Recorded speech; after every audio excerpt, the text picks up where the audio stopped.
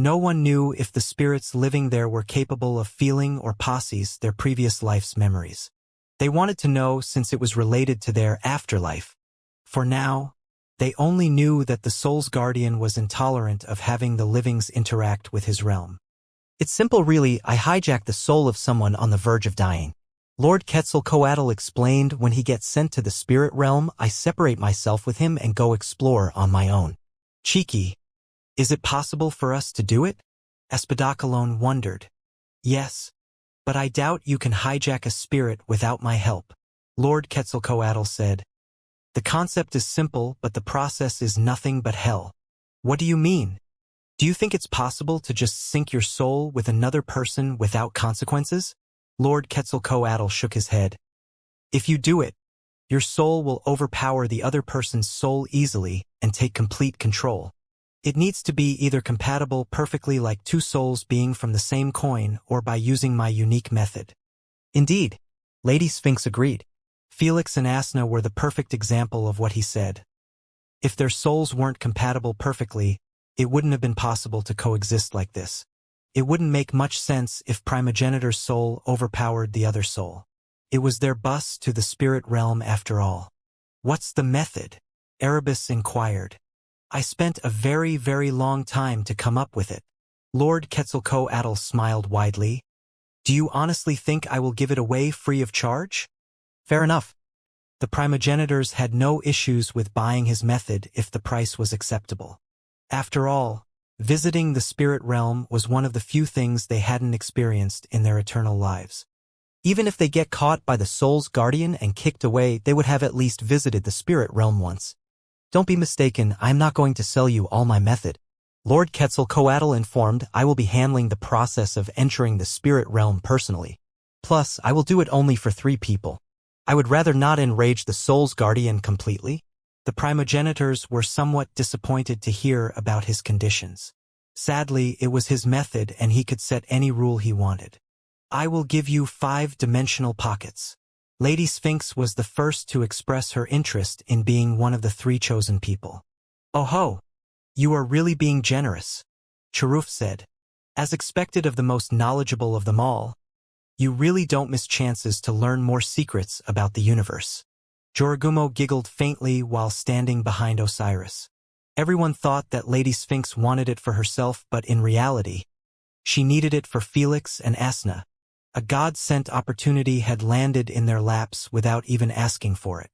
An opportunity to enter the spirit realm and hopefully contact the soul's guardian. There was no way Lady Sphinx would not do her very best to get it. I am willing to place 5 divine treasures from my secret vault. A 6-meter giant with 3 fingers and a single big circular eye offered. Handsome Cyclope is bringing out the big guns. Kumiho teased. Oh, come on now. Cyclope scratched his bald scalp with a faint blush. When even Lord Osiris and Lord Quetzalcoatl decided to participate in the gathering, there was no way the metal primogenitor would miss it. Unlike the other primogenitors, he was somewhat shy around women, making him a fun target for Kumiho and Siren to tease. 5 divine treasures. My pick right? Lord Quetzalcoatl inquired. Of course. Cyclope nodded. Deal. Lord Quetzalcoatl accepted his offer without hesitation. TSK, using his secret vault is cheating. Charuf huffed with an envious tone. The other primogenitors knew that they would have taken Cyclope's offer in a heartbeat too. Cyclope's treasury was filled with limited edition of divine treasures. Since he had retired from making any more divine treasures, they became somewhat of collectibles and hard currency to most primogenitors. 2 spots left. Lord Quetzalcoatl smiled, you better impress me. 2 ancient instruments, 5 pocket dimensions, and 2 divine treasures. Lady Sphinx increased her offer. Before Lord Quetzalcoatl could consider it, another offer was proposed by a 3-meter silver-scaled worm. How about permanent access to my private network of wormholes? He had 1 long thin antenna and a giant closed-shut mouth. Interesting offer, Brother Dune. Lord Quetzalcoatl murmured, I do need a quicker method for my constant travel. Unlike most primogenitors, Lord Quetzalcoatl was very adventurous. He was always seeking new things and secrets to enjoy his life to the fullest. So, using Lord Dune's private network of wormholes would truly turn out to be far more beneficial to him in daily basis. Especially when Lord Dune's private network was spread out through many unreachable corners in the universe. Additionally, it was closed shut for everyone but him.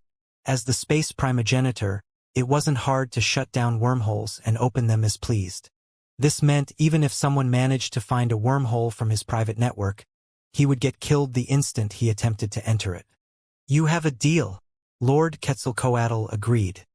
Fuck, think of something quick. Thor started getting agitated. He knew that he would never forgive himself if they missed this opportunity and they didn't find another one in the far future. Lady Sphinx thought the same. How about 5 monoliths? She offered with tightened fists. Although she tried to keep her composure, everyone could see that she was hurting deeply on the inside from making such an offer. Sphinx. Jormungandr and Thor were both left stunned by her gesture. It was known fact that Lady Sphinx treated her collection of monoliths even better than her descendants. Trading away 5 was the same as trading 5 of her children. It was just brutal. She really wants it badly. Saurus snickered. Let's make it hell for her to get it then. Mananangle, Saurus, and Wendigo had no idea if Lady Sphinx wanted to enter the spirit realm due to her curiosity or for another reason. But whatever it was, they weren't planning on letting her get it that easily. So, they began pooling their resources together and making counter-offer after the other.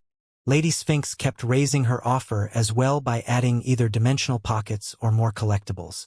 Some primogenitors decided to jump in the fun and made it even worse for Lady Sphinx. Especially when Lord Quetzalcoatl was too picky with what he wanted. The monoliths had piqued Lord Osiris's interest, but Lord Quetzalcoatl couldn't care less about their secret. After a few minutes of back and forth, Lord Quetzalcoatl finally couldn't handle the messy atmosphere risen because of him. Okay, that's enough. I believe we need an alternative to solve this. Lord Quetzalcoatl silenced everyone by simply raising his hand. What do you suggest then? Saurus asked in a carefree manner, ready to jack the price immediately. Thoughtful, Lord Quetzalcoatl tapped his finger on the table while looking around him. Soon, he glanced outside the window and saw the many lines of champions, who were still waiting patiently for the ceremony to start. Hee. Got it. Lord Quetzalcoatl grinned faintly and proposed, how about we make it one of the prizes in this event? You being serious? Joragumo exclaimed. Dead serious. Lord Quetzalcoatl smiled. I hope it will spice things up for your little champions. Primogenitors needed to place prizes to motivate the champions. But his prize was going to cause a bloodbath to arise since every primogenitor would want to have it. To make it more fair, it's better for it to be the first prize of the individual game, Lord Quetzalcoatl suggested. No one had any qualms with his decision. In team-based games, it would be somewhat difficult to judge who earned the prize. This would be problematic since some teams were mixed. Felix, the stakes have risen. Lady Sphinx immediately contacted Felix. Huh? What do you mean? Felix replied. Life Primogenitor has joined the gathering and brought with him a prize that is essential to you and Asna. Lady Sphinx shared with a serious tone. It is a chance to enter the spirit realm. Are you serious? For real. The moment they heard so, both Asna and Felix had their eyes widened to the limit in shock. Just a few months ago, they were discussing Asna's freedom and how difficult it would be to enter the spirit realm. Now, they were given the perfect opportunity to go for it. What do I need to do? Felix's expression turned cold all of a sudden, making him emit a murderous aura. Scary. Weber shivered after he sensed it. When it came to Asna's freedom, Felix would do anything to make it happen. You simply have to win the upcoming individual game, Lady Sphinx informed. All right. Felix cracked his knuckles in readiness. He was never more motivated than this in his life to win a game. Felix, you don't have to try so hard. I already told you that I am still indecisive if I want separate. Shut it. Felix cut off Asna before she could finish. Then, he suggested, let's secure the opportunity first. Then we can discuss if you want to pay a visit to the Soul's Guardian or not. Okay. Asna could only nod with a bittersweet smile. She could see that Felix was fully devoted to win this game and nothing she said was going to change it. Meanwhile, a small chatter broke within teams after the news was delivered to them. Only the participants in the individual game had been notified.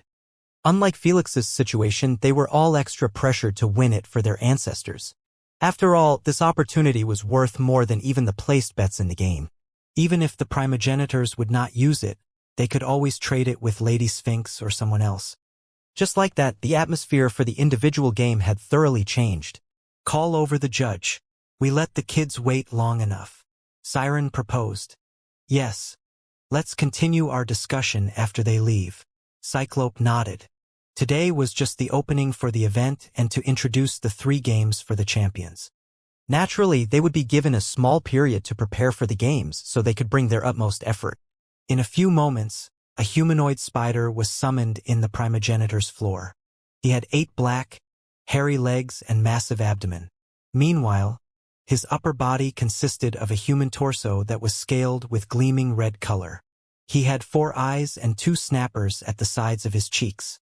Mikey, take it away as always. Jorogumo ordered with a faint smile. Will do, Ancestral Mother. Mike bowed his head as he responded respectfully. He didn't dare to even glance at any of the other primogenitors, knowing that he was way out of his place. Soon, he teleported in front of the players, making them all quieten down and focus on him. I am Michael and I will be your judge for all 3 games. Michael informed composedly while holding his hands behind his back. Without nonsense, he waved his hand and created 3 gigantic holographic wheels. Then he spanned the wheel for the individual game to find out its format. Although the games were customized, they were still picked from a wheel to make it more fair for everyone. If they were pre-picked, some primogenitors might take advantage of it to harvest most of the treasures from their peers. Ting, ting, ting. Congratulations on picking the puzzle format. The needle ended up stopping on the puzzle format to the dissatisfaction of many champions. Especially the dragons.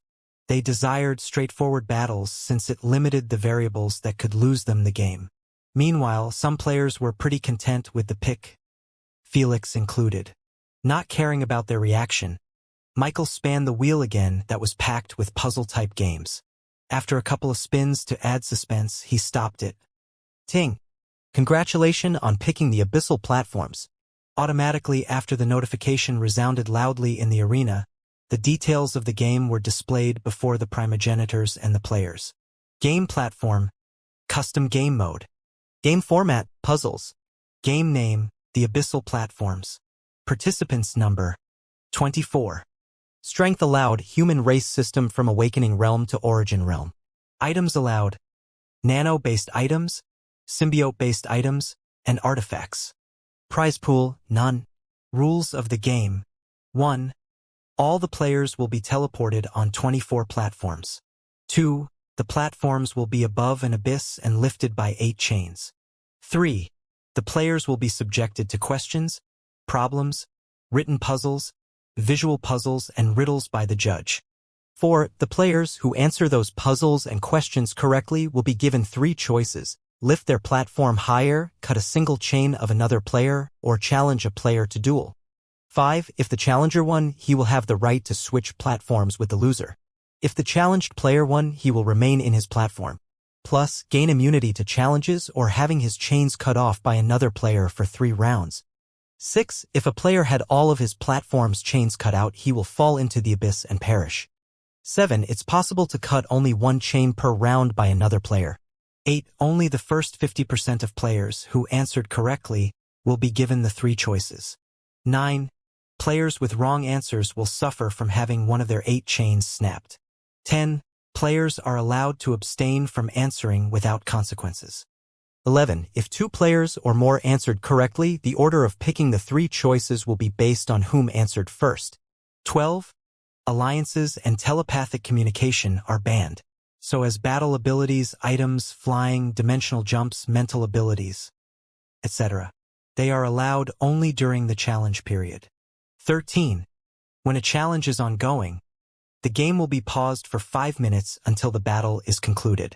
If it isn't concluded in 5 minutes, the most passive player will be deemed as the loser. 14. Players are allowed to challenge everyone, even the players who answered correctly. 15. 24 golden crowns will be placed high above each platform. The first player to wear a crown will be declared as the winner. For more information, please open your SG profile interface. Good luck to all champions. The majority of the champions couldn't help but frown at the details of the game, not loving its complexity one bit. The rules had made it crystal clear that knowledgeable and intelligent players would have it much easier in the game compared to the rest. After all, if they managed to answer the questions or puzzles faster than the others, they would always be a step ahead. Thankfully, they were given the right to either sabotage or challenge other players for their platform. So, even the most intelligent player of them all might still mess up an answer and have his situation taken advantage of by the rest. No one was safe and no one was doomed to fall into the abyss. I love it. Lord Quetzalcoatl clapped his hands. It's not bad. Siren smiled. It will test both the player's intelligence and battle prowess. Crap. This game is just too perfect for that little shit. Saurus cringed at the sight of Lady Sphinx smirking faintly. God knows how much knowledge she taught him. Wendigo wasn't pleased either. It looks like you were fairly confident in your champion, Sphinxy. Lord Quetzalcoatl teased. I have taught him a couple of things. Lady Sphinx replied causally, making the other primogenitors a little nervous. Lady Sphinx was knowledge junkie. As her student, he was bound to be taught strictly. Unbeknownst to them, Felix had spent at least 2 years in confinement, reading every book thrown at him by Lady Sphinx. With his perfect memory and enhanced cognitive reasoning, he managed to read and memorize a ridiculous number of books. Felix might not show it, but he owned a library in his mind filled with knowledge that was simply waiting to be tapped in. Listen to me well. Saurus had contacted all 6 champions of his faction and ordered, I want you to unite your efforts to snap all of that little shit's chains as fast as possible. Do as he says. Mananangle supported. Only after you manage to make him fall into the abyss can you focus on winning the game. Wendigo stressed. We will not disappoint you, their champions assured them confidently. You better hope not, Saurus threatened. He knew that it would be tough to deal with Thor and Jormungandr if they lost against them again. Especially when they had 6 champions. The worst part? If they lost, it would be in front of the majority of their peers. They really didn't want to lose face in front of them. Meanwhile, Michael had just finished spinning the other 2 wheels, showing the teams the games picked for them. Felix merely glanced and ignored them for now, putting his entire focus on his upcoming individual game. The individual game will be hosted in 3 days. The 3 versus 3 game will start in 7 days. Lastly, the 5 versus 5 game will commence in 10 days. Michael informed calmly. No one reacted differently to his announcement. They were already familiar with the rules of the event.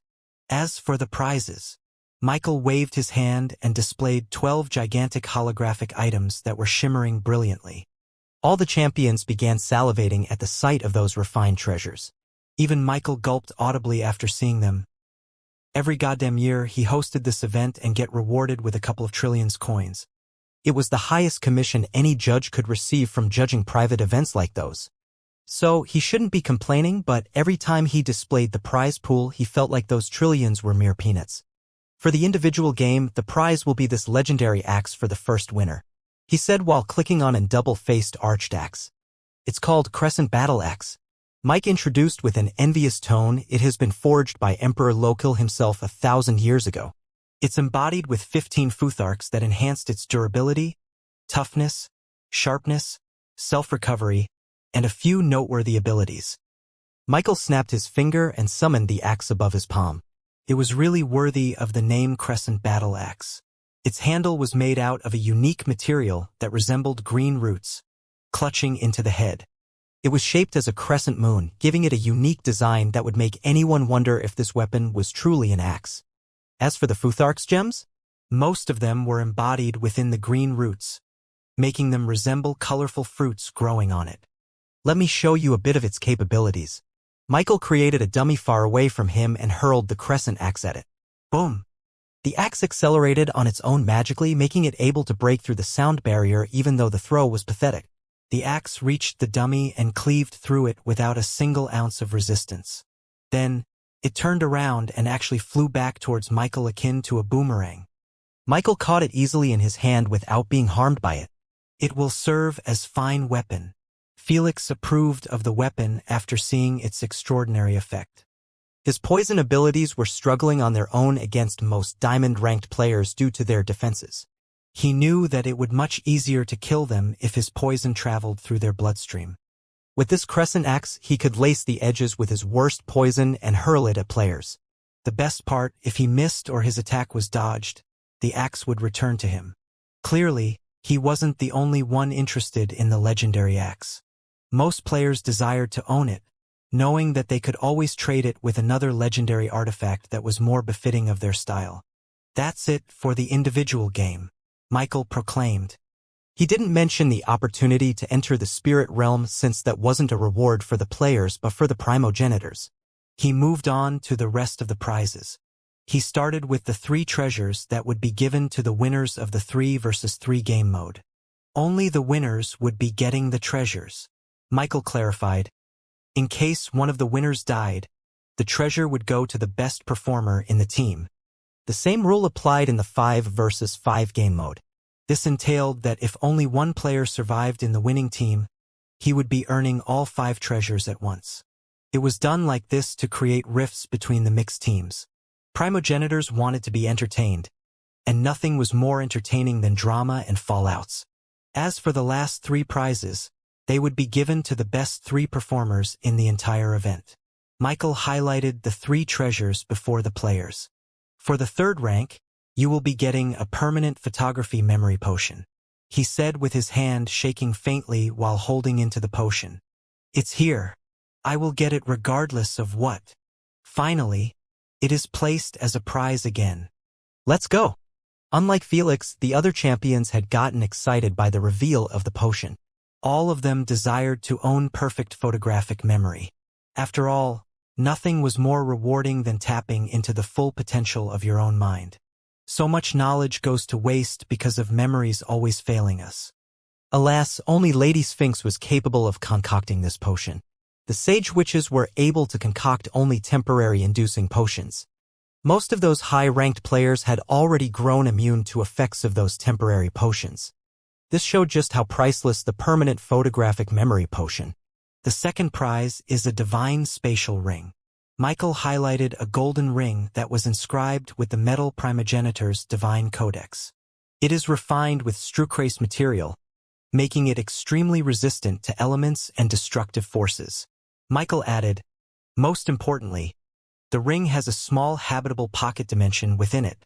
The moment the champions heard so, they were left utterly dumbfounded.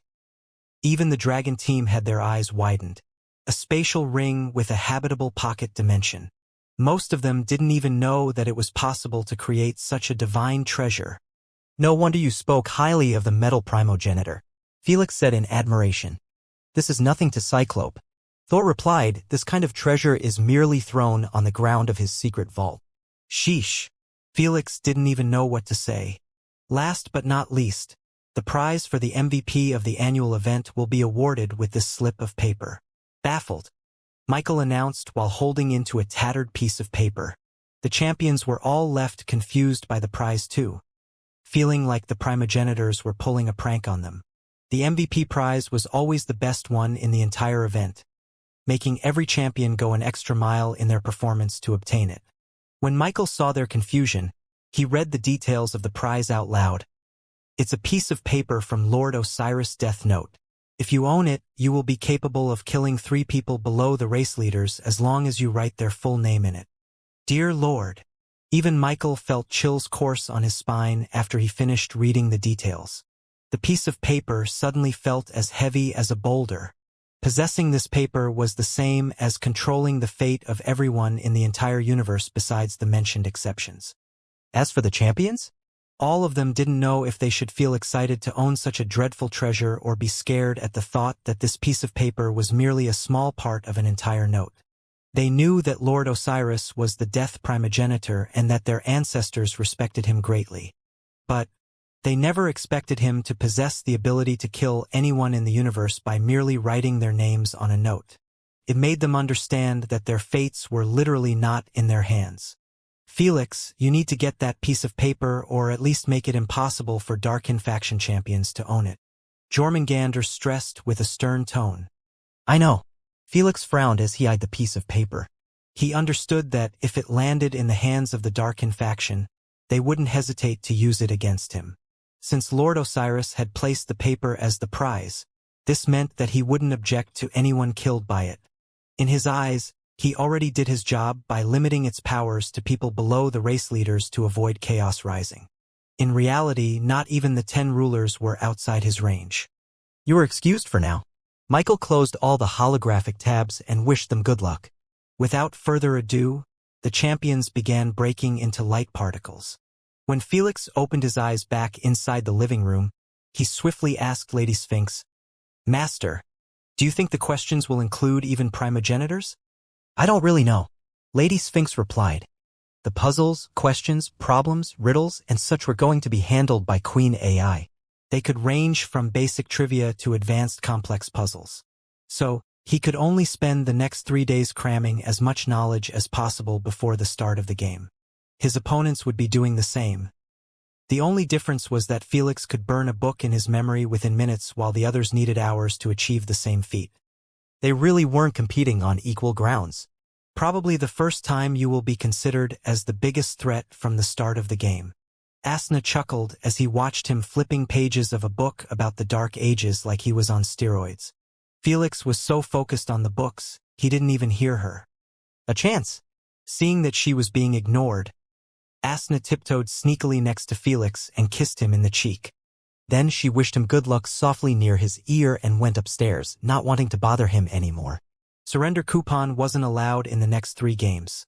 So Felix needed to be at his peak performance to avoid getting killed. 3 days later, the champions participating in the abyssal platforms were summoned on the arena field. Meanwhile, the rest of the champions could be seen sitting in the stands. It wasn't just the ones participating in the event but most of the champions belonging to each primogenitor. Since some primogenitors owed hundreds of champions that were spread out in gold rank and above, the stands didn't seem too empty. Speaking about the primogenitors, they could be seen sitting in single armchairs that were facing the arena. They were all gathered in a single place to facilitate their discussion. Naturally, the 4 attending elemental lords were given the best seats. Ladies and gentlemen, welcome to the annual primogenitors gathering. Michael appeared out of nowhere, wearing a new flamboyant red suit and a hat. The champions in the stand welcomed him with a thunderous applause that lasted a few seconds. Then they began cheering for their brothers and sisters. This is a bit weird. Felix was used to hearing his name being chanted by his fans at the start of every game. Now, not a single person was cheering for him besides Weber. "You got this, Captain," Weber shouted out loud happily, merging his voice with the others. "I hope he gets killed." Slagwing wished with a sinister look, knowing that if Felix died, his girlfriend would be returned to the main team. Unbeknownst to him, Barbieclaw had already accepted Felix as her captain and was cheering for him silently. So, he was really simping for nothing. "You guys have 5 minutes to ask questions about the game." The moment the spectators quietened down, Michael went straight to business, knowing that the primogenitors disliked wasting time on such useless fanfare. "How many rounds will it take us to reach your platform in the game?" a male Astrian asked calmly while glancing at Felix. 15 rounds if you answered everything correctly and lifted yourself in every time." This was the most ideal situation. But in reality, everyone knew that it would take more than this. "Thank you." The Astrian nodded and then eyed his partners in crime. "Let's make sure that he never reaches even the 8th round," he said coldly. "My thoughts exactly, Sir Sunblight." A scrawny, hunched, goblin-like creature crackled in a sinister manner while eyeing Felix. His skin was wrinkly and black while his mouth was packed with tens of tiny razor-sharp teeth. With his pitch-black smoky eyes, he truly resembled an evil creature emerging from an abyss. This was a gremlin, one of the few races that inherited Wendigos' darkness, elemental manipulation, and abilities. They weren't well liked in the Alliance as a race due to being too mischievous and dangerously violent. As expected, they have formed an unofficial alliance against me. Felix couldn't miss such a glaring interest in him by those 6 champions. Being targeted by 6 players in this game mode should scare anyone since they would be able to cut off their platform's chain in every round. However, Felix wasn't even fazed by their intimidating looks. He already created a counterplan that would make them regret even targeting him. A few minutes later, the questist and answer segment was concluded. Let's begin. Michael smiled faintly as he snapped his finger, teleporting everyone into the game world. Immediately after Felix opened his eyes, he found himself standing above a wide metallic platform. It was gripped by 8 thick chains from the edges and sides. There was no guardrail around the platform to protect the players from falling into the abyss. This meant if they weren't careful, they might fall off after a few chains get cut off from the platform. Will you look at this? Felix looked around him and couldn't help but smile coldly after seeing he was placed next to a golden-haired, elegant vampire. You won't be laughing shortly, peasant, the vampire proclaimed in a dignified manner. We will see about that. Everyone, eyes here please. Soon, Michael appeared before everyone. He was hovering in the air while in front of a towering white screen. The questions, puzzles, visual puzzles, riddles, and even visual problems. All of them will be displayed in the screen behind me. Michael explained carefully. The moment a question appears or such, you will be given 10 seconds to answer it. Michael snapped his finger and soon everyone had a personal holographic board to write their answers on. Naturally, the champions couldn't see each other's boards unlike the viewers and Michael. As per the rules, the first to wear a crown will be declared as the winner. Michael concluded. Felix and the rest lifted their heads after hearing so. They ended up seeing 24 glimmering tiny stars. They are really quite far. Felix had to zoom a little to finally see the crowns in their glory. Are you ready? Michael eyed them sternly. The instant he noticed that all the champions had their eyes focused on the white screen, he turned it on. Instead of showing a question or a puzzle abruptly, they were given a 10 seconds countdown. The first round is the most important one. Felix took a deep breath while narrowing his eyes at the countdown. Electrical sparks started to flicker in his hair and eyes. Abilities were banned but not mutations. CZLZ.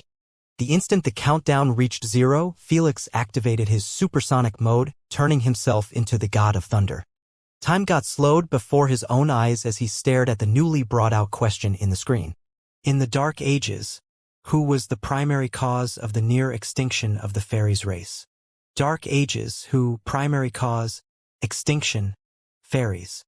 Felix analyzed the question in less than 10 milliseconds before typing the answer with a lightning-quick fingers. The moment he double-pressed on the answer to lock it down, he closed off his lightning absorbers. 0.02 second. Not bad. Felix smirked faintly while fixing his electrocuted hair.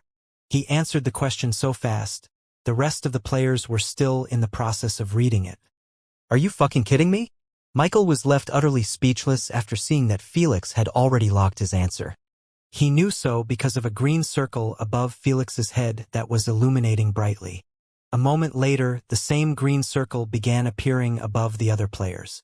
Just as it seemed like everyone was going to blaze through the question easily, 3 red circles suddenly popped out. Those 3 players weren't given time to even feel horrified at their shitty answers before the first round had been concluded in less than 4 seconds. 15 players had answered correctly while the rest had abstained from answering after realizing that it was already too late. It was the smartest decision to make. If they answered correctly, they would be given nothing. If they were wrong, they would be punished by having one chain getting snapped. Let's see those answers. Michael eyed Felix weirdly while displaying everyone's answers on the big screen and their timers. 1. Landlord answer. The Dust Harvester, King Beshka. /timer. 0.02 second. 2. Amber answer. The Dust Harvester, King Beshka. /timer. 0.1 second. 3. Star Follower answer. The Dust Harvester, King Beshka. /timer. 0.2 second. 4. Darkun answer. Fairies Rituals. /timer. 0.4 second. 5. Sunblight answer. The Dust Harvester, King Beshka. /timer. 0.5 second. 9. Shade Chaser answer. The Dust Harvester, King Beshka. /timer. 1 second. 24. Skyshine abstained. When everyone saw Felix's horrific response time, their jaws were dropped to the ground. Is this for real? How can he be so fast? How is it possible to analyze such a trick question in less than 20 milliseconds? Majority of the players were forced to read the question twice after realizing that the trick involved in its phrasing. If it was read with a simple glimpse, everyone's eyes will pick up the major keywords and answer based on them. In this case, they were Dark Ages, primary cause, extinction, fairies race. However, the players who did so had ended up writing fairies rituals as the primary cause. That's because they were lured by the main keywords into believing that the question wanted the primary cause, not the person most responsible over the fairies' near extinction. He was King Beshka, nicknamed as the Dust Harvester for a single reason: he captured and enslaved tens of millions of fairies throughout the universe. He worked them to death by selling their rituals continuously and without care to the fairies' extinguishable lifespan in the process. He was the primary reason why fairies were left with one surviving pocket dimension. In this era, mentioning his name in the Loftus Kingdom was a punishable taboo. If those three players had paid attention to the interrogative pronoun who in the question, they would have answered correctly too. Such a tricky question was answered by Felix in less than 0.02 seconds. How could the other champions even brag about their response time when such a giant chasm stood between them and Felix? How cheeky, Lady Sphinx! Kumiho's eyelids twitched. You must have taken great care of him with multiple intelligence-enhancing potions. The primogenitors weren't that dim to believe that Felix's supernatural cognitive reasoning was all natural. Is there a problem with me taking care of my student? Lady Sphinx smiled faintly while crossing her legs. Of course not. Kumiho and the rest could only keep their grievance inside, knowing complaining about it would merely make them look petty in front of the four elemental lords. Speed is important, but still make sure that your answer is 100% correct before locking it. Otherwise, Michael snapped his finger with a stern expression. Cluck, cluck, cluck. The players with wrong answers had one of their chains getting cut abruptly by Michael. Their platforms shook a little and stopped without an issue. However, the three players still gulped a mouthful in fear at the thought that only 7 chains separated them from death. Landlord, it's your turn. Michael extended his hand at the screen, that was now showing the 3 choices, and asked, "Will you lift yourself? Cut a chain of another player? Or challenge someone?" The players didn't feel too fearful from Felix since they believed that only lifting himself up was the obvious choice. Cutting another player's chain was dumb when everyone was on the same line. The same applied to challenging another player. However, Felix grinned sinisterly as he turned around to the elegant vampire next to him. When the vampire saw Felix's expression, his heart skipped a beat, feeling like something terrible was about to happen. "Let's start with you, shall we?" Felix cracked his knuckles as he announced, "I challenge Shade Chaser." Everyone was startled by his decision to fight at such an early stage. In their eyes, it was the dumbest choice to make. Unbeknownst to them, Felix was playing a different game against the Darkin faction champions. Little shit, he is really planning to hunt our champions one by one. Saurus struck the side of the armchair with a livid expression. Wendigo and Mananangle also realized Felix's counterplan against their champions teaming up to cut all of his chains. "Don't be too agitated," Wendigo said. "Our champions might be weaker than Radiant players, but they are still at peak tier diamond rank." "Indeed." Mananangle sneered. "This time he will not be able to ambush my champion." Mananangle was still but hurt by the embarrassing way Blood Coral had died. "Are you certain?" Michael asked for confirmation from Felix. "Never been." Felix smirked after seeing the stunned look on Shade Chaser's face. The moment he confirmed it, Michael teleported both of them back to the spacious wide arena under the live viewership of the spectators. "The game will be paused for 5 minutes. Michael appeared above the arena and said, "The winner must be decided before then." Felix and Shade Chaser nodded their heads in understanding. "Begin." "Landlord, you made the biggest mistake in your life." Shade Chaser narrowed his eyes dangerously while starting the morphing process. His body was separated in half while 2 gigantic creepy bony black wings emerged from his hunched back. His fangs turned longer until they reached his chin while his fingernails became dreadful crescent claws. His elegance was nowhere to be seen as he floated gently above the ground with his messy hair hiding his bloodish red eyes. "Catch me if you can." Shade Chaser smiled creepily as he stared at Felix. The instant Felix blinked his eyes, Shade Chaser had disappeared from his side of the arena. Whoosh! Out of nowhere, a dreadful claw streaked past Felix's face narrowly. It was so fast, only a mirage was captured by the camera. Poof! Before Shade Chaser could wind up another assault again, he was forced to hold his breath and retreat away from Felix. How could he stand near him when he was surrounded by a cloud of potent corruption inducement? Tisk, silly attempt to keep me away. Shade Chaser clicked his tongue in irritation while creating a skin-tight armor made out of his blood. I need to kill him before he jumps within the void realm. He was this proactive in his assaults due to this reason. So, he held his breath again and flew towards Felix at a supersonic speed. He knew that he was still there due to his blood detection ability. It allowed him to see even a tiny drop of blood through 20 meters thick wall. Alas, he made a grave error in being this rush without considering all options. The instant he entered the poisonous pitch-black cloud, he sensed a distortion in space just a mere meter away from him. Fuck me! Horrified, Shade Chaser tried to change his flight direction abruptly. Because of his acceleration, it was proven to be extremely difficult to make a sudden 90 degrees switch. Yet he actually managed to pull it off thanks to his immense flexibility after ditching away his lower body. Nice try, fucker, I am like a hummingbird. Alas, before Shade Chaser could celebrate his successful evasion of Felix's trap, he sensed the same space distortion again, only this time it was merely a few centimeters away from his face. Motherfuck!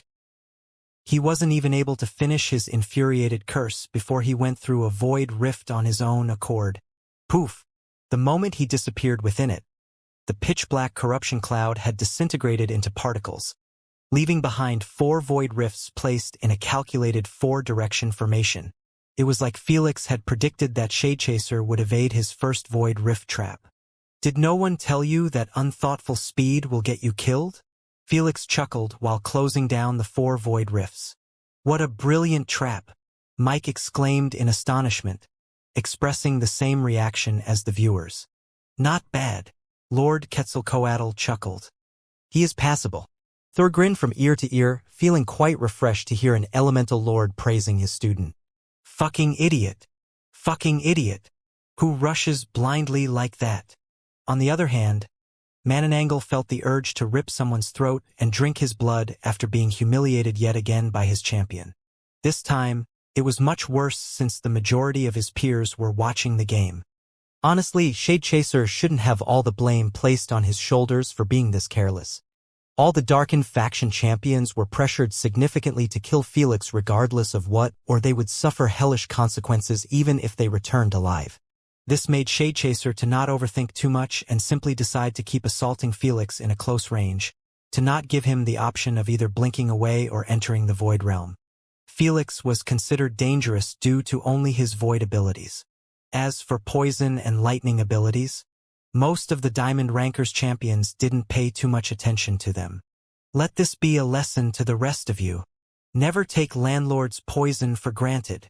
Mike commentated passionately while pointing his finger at the players, who were watching the game from the giant screen. The Astrian Sunblight and the rest of the Darkin faction champions all had ugly expressions while staring at Felix's faint smirk in the screen. The fact that Shade Chaser had died in such a retarded manner was already embarrassing enough for their faction. But the fact that he died without forcing Felix to drop a sweat made them angrier. After all, Felix was still at his peak form and he clearly was planning to hunt them down one by one. Listen up, I will be focusing on exhausting his stored electricity to damper his response timer. Sunblight shouted out loud from his platform. He was loud enough. Everyone heard him. He didn't care as long as his message was delivered to his faction members. I will be doing the same. Me too. Count me in. The rest of the faction members all shouted back. Alliances were banned so as telepathic communication, but it didn't mean that they couldn't express their thoughts. They were banned from talking only during the answering window. Good luck, hee. The other champions cheered them on with mocking smiles. They were beyond happy about the ongoing war between Felix and the Darkin faction champions. After all, whether Felix won or lost, he would be wasting his stored electricity that powered his abnormal quick thinking. Thud. In a few moments, Felix was sent back to the abyss above Shade Chaser's platform. The second in line. What will you do? Michael returned after Felix and quickly carried on with the game. Lift my platform. Ambereye replied gently. The platform began to rise above the rest, leaving everyone at least 5 meters below her. Star Follower made the same decision. Since Darkoon has answered wrongly, the next turn will be passed to Sunblight. Michael announced while displaying the ranking in the screen. I want to cut a chain from Landlord's platform. Sunblight decided without an ounce of hesitation. Seeing that he was certain, Michael could only comply with his choice. Cluck. A chain got snapped immediately from Felix's platform. Yet still, Felix didn't even flinch or seemed fazed by it. You are next, he simply said causally while eyeing Sunblight. Bring it on. Sunblight snickered. Next. Michael ignored their bickering and continued taking decisions from the other players. Obviously, all of them had joined Ambereye's height. Although Felix was the first to answer, he was still left below with the losers and Sunblight. The second round is starting now, Michael declared. Everyone squinted at the countdown in the screen while wishing in their minds to end up with a question within their range of knowledge. Unfortunately, the moment the countdown reached 0, everyone was left speechless by the problem before them. You got to be kidding me. Felix canceled his supersonic mode and chose to abstain from answering instantly. Abstain. Abstain. Abstain. Fortunately for him, not a single player bothered to even try to solve the problem besides Ambereye. Who could blame them? The problem was mathematical. To worsen it, it was advanced algebra. Find x plus y if 5x plus 8y equals 67 and 2xy equals 31. When the round ended, Ambereye's answer turned out to be correct, helping her put a reasonable distance from the rest. I guess we're moving to the third round. Michael coughed, feeling a second-hand embarrassment from the players' inability to solve high school-level algebra. He didn't dare making fun of them since he also was helpless when it came to math. Seriously, Felix. Meanwhile, Lady Sphinx wasn't able to even comment after seeing Felix abstaining with the others. She never mentioned basic physics and math before Felix, believing that he must have learned them in high school. She truly felt ashamed to be called his master when he didn't even know math and physics. Just wait, you little thief. Lady Sphinx squinted at Felix. I won't be called your master if you didn't learn those 2 subjects in a month. Felix focused on the countdown for the third question, not realizing the unenviable situation he landed in. The instant the countdown reached 0, a visual puzzle had manifested on the screen. It was 2 identical pictures of a busy plaza in some city. That's what everyone believed before they read the question above the pictures. Mark the 10 differences in those 2 pictures.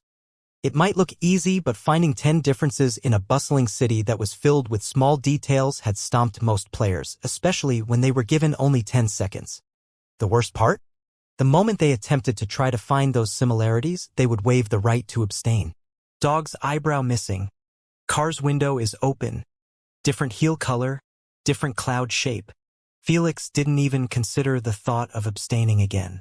His eyes were traveling from a corner of a picture to the other at a supersonic speed. Meanwhile, his brain was scanning the 2 pictures repeatedly until differences started to become visible. One more. Seconds went by and was left with just 1 difference. He kept scanning the pictures composedly, not losing his calm one bit. He knew that a mere moment of agitation would be enough to evaporate his concentration. Thankfully, he kept his calm as he had found the last difference the moment 7 seconds went by. A small crack to a car's front light. He sighed in relief after he locked all of his answers. With his truth vision and supersonic mode, Felix could be considered as a god in solving visual puzzles like those. As expected, the rest of the players either finished in the last second or failed. This time, the majority had failed to find all 10 differences in 10 seconds. There was simply not enough time and too many details to watch for. 1. Landlord timer.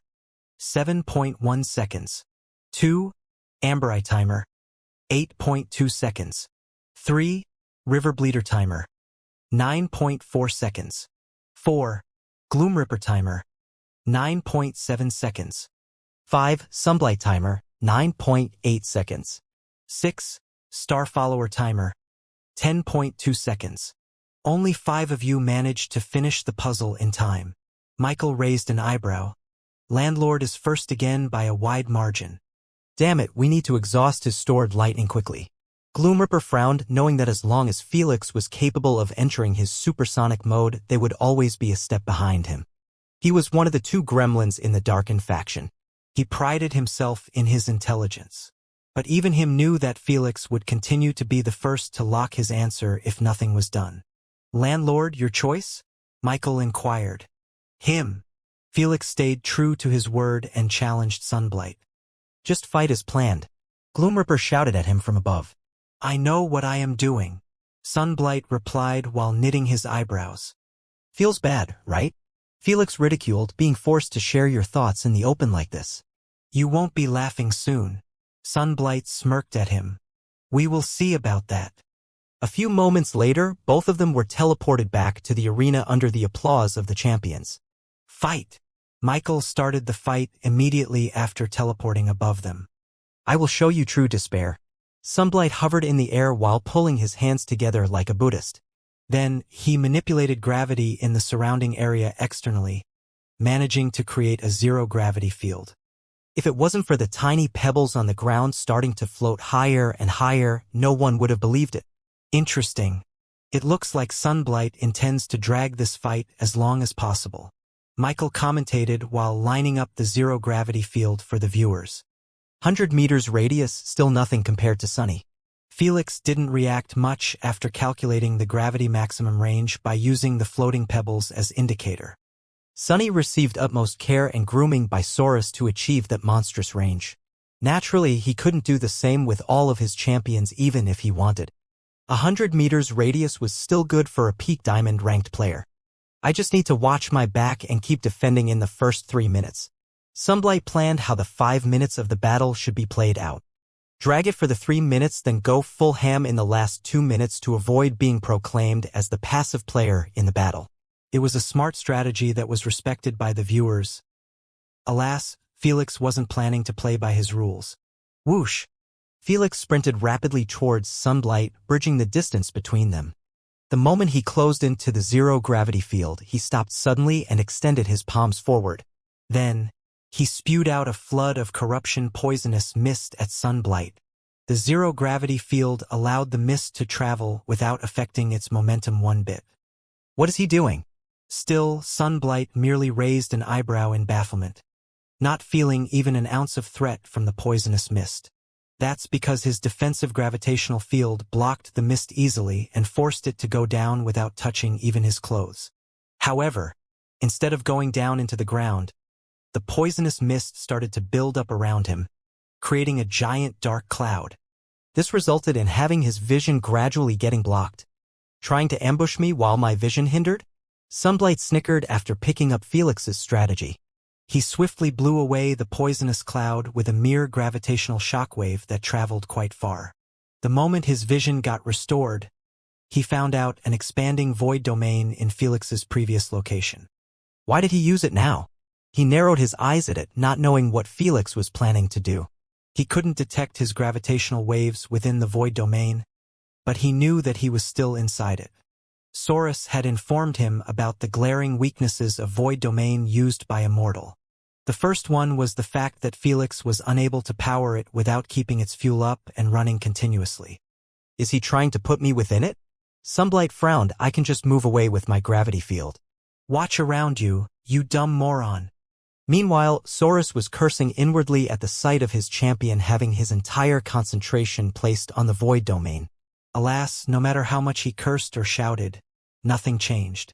The ability was simply too fearsome. It left unshakable trauma in all the players, who seen Exodial's fate after being touched by the domain. Whoosh! Abruptly, the void domain stopped expanding at once and actually started to shrink gradually. This resulted in space to fluctuate like crazy since it was trying to repair itself after being devoured by the domain. Is he changing his mind? Huh? Just as he believed that Felix might have flopped his plan, Sunblight's attention got allured by a small fluctuation in space happening right above him. The moment he lifted his head, his pupils reflected a pencil-thin purplish beam appearing suddenly in front of his forehead. PSH. He couldn't even comprehend what it was before the pencil-thin beam pierced through his gravitational field, armored artifact, and then forehead like they were made out of cottons. How? Sunblight managed to utter a single word before his brain was fully consumed by the void energy. Soon, the rest of his body followed, leaving behind not even his wings. 2 down, for more to go, Felix said causally while removing his symbiote suit. It's over, just like that? Michael commentated speechlessly as he watched Felix getting teleported back to his new platform. No wonder you have taken a liking to him, Lord Cows. Lord Quetzalcoatl praised. He is quite a schemer. Lord Cows made a grunt of acknowledgement. You think too highly of him, Lord Quetzalcoatl. Thor jumped in with a petty chuckle. His opponents are simply too foolish to fall into his traps every time. Motherfuckers. Saurus tightened his fists in anger, trying his best to not snap in front of everyone. Nothing was more pathetic than showing such a reaction because of a champion's death. I knew it. Wendigo frowned. His elemental tank must have been increased significantly. It's Lady Sphinx again. Saurus cursed. That bitch is starting to get in my nerves. They knew that it should be impossible for Felix to create a small void domain and abandon it without being completely spent. Yet, he managed to blink and also fire a void beam at the same time. Thankfully for Felix, the void beam's thickness and strength depended on its fuel instead of being a fixed ability. Against Sunblight, a pencil-thin beam was more than enough to deal with him. Congratulations on another win. Michael nodded at Felix after seeing that he had been teleported to Sunblight's platform. Thanks. Felix smiled as he looked at Gloomripper and the remaining 3 Darkin faction members. All of them felt they were being stared at by the Grim Reaper. Their previous confidence had already cracked with the death of Shadechaser. Yeah? It was about to be completely shattered. How could it be not? They knew that the difference in strength between them and the other 2 wasn't that wide. Whether they went on offense or defense made it hard for them to see a way out to win against Felix. Don't let him get in your head. Gloomripper eased his agitated heart by taking a deep breath. He is exposing his strategies one by one. I just need to lie low and hope that he challenges the others before me to learn more about his trump cards. Because of this decision, Gloomripper had chosen to lift his platform instead of cutting a chain again from Felix's platform. The other 3 didn't even answer correctly to be given the choice. Hee. Their plan is falling apart. Asna chuckled while eating melon seeds next to Mistress Candace. Well, the moment Felix started challenging them one by one, their plan to make him fall into the abyss was doomed to fail. After all, every time he won a challenge, he was given the right to change the platform. What's the point of cutting off his chains when he was continuously hopping from platform to another? The only way to stop him was by actually defeating him in the fight. Unfortunately, none of the champions sent by the Darkin faction members seemed adequate to handle Felix. In the upcoming 2 rounds, Felix had managed to come on top again. This resulted in him challenging the second vampire and Astrian back-to-back. The fight was somewhat harder than the previous ones since his strategies were running thin. After all, only utter retards would fall against the same strategy that was used merely a few minutes ago. Still, he managed to eliminate them both before Saurus and Mananangle's numbed expressions. They didn't even know how to feel anymore after having all of their champions being the first to be kicked off from the game. It honestly felt like they were being bullied by Felix. Bastards. Why do you look like you have given up on hope? Wendigo chided them immediately. My champions are still in the game. Nothing can kill that cockroach. Saurus sighed heavily. Just leave it to my champions. Wendigo snickered. He avoided challenging my champions for a reason. I'm aware that your champions are pain in the ass to deal with, but he is much worse. Mananangle shook his head. We will see about that. Meanwhile, the game had already reached the 6th round. The platform's placement began to get a little hectic. Majority of the platforms were still hanging at the bottom. Felix was part of them due to not focusing on lifting his platform at all. Yet, Felix wasn't too worried about it. He simply kept concentrating on the screen, waiting for the countdown to end. Immediately after it reached 0, the screen displayed a long riddle before the players. What can bring back the dead? Make you cry, make you laugh, make you young. Is born in an instant, yet lasts a lifetime. The moment Felix analyzed the riddle a few times, he already deducted a couple of answers. By process of elimination, he ended up with the most likely answer from the batch. Memories, Felix assured himself while locking his answer. The last phrase was a clean giveaway to the answer being memories. They could be created in a moment yet remain remembered for eternity. It turned out to be quite an easy riddle for everyone as none of them had answered wrongly. 1. Amber Eye Timer, 2.1 seconds. 2. Landlord Timer, 2.6 seconds. 3. Gloom Ripper Timer, 2.9 seconds. 4. River Bleeder Timer, 2.9 seconds. 6. Star Follower Timer, 3.1 seconds. When Michael displayed the results, everyone raised an eyebrow in surprise after seeing that Felix wasn't first. Didn't he use his mutation? Gloomripper wondered while peeking at Felix from above. He guessed correct. The moment Felix noticed that it was a riddle, he didn't bother to enter supersonic mode and waste his stored lightning. He was fairly confident in his capabilities to solve riddles. The fact that he still came second after not even using his supersonic mode just proved it. High Elf's intellect is really on another level. Felix knitted his eyebrows as he stared at Amber Eye's platform that was tens of meters away from him. Felix already knew that the nature primogenitor Yggdrasil had brought with her a single champion to join the festivities in a polite manner. Felix was honestly glad that she didn't bring more high elves with her. Amber Eye alone was going to be giving him a headache in this game. Felix knew that her intelligence should be equal to him even though he had drunk 5 potions to enhance it. High elves weren't part of the top 10 races for no reason. They were the only race that could be considered as balanced perfectly in the universe. Their intelligence wasn't as good as the metal race, but it was up there. Their strength wasn't as strong as the dragons or heavenly turtles, but they could give them a run for their money. Amber Eye, your move, Michael requested. Up. Amber Eye replied softly while pointing her finger upward. She had a golden shimmering hair that was long enough it was about to touch her ankle. She was as fair as an albino woman, making her ocean blue eyes appear even more breathtaking. Yet, the unique characteristic were still her long pointy ears that were protruding a little from her hair. Her gentle and peaceful expression made it seem like she didn't fit here at all. When everyone looked at her, it was hard not to imagine her sitting in a flower field under a tree while surrounded by small animals. The viewers might let themselves be fooled by her breezy gentleness, but Felix and the rest of the players knew that underestimating her would result in a quick and gruesome death. Landlord, challenging again? Michael asked. Naturally. Felix smiled faintly. I have yet to finish cleaning those insects. Your pick. Felix lifted his head and pointed his finger at Gloomripper's platform. Me? Gloomripper frowned. Does he think I am easier to deal than Darkoon? He really believed that Felix would leave him last since he was a better fighter than Darkoon. It wasn't hard to figure out who's stronger and weaker when both of their highlights were in the open.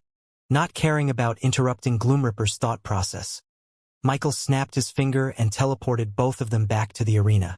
Why me? Gloomripper asked while squinting his eyes at Felix.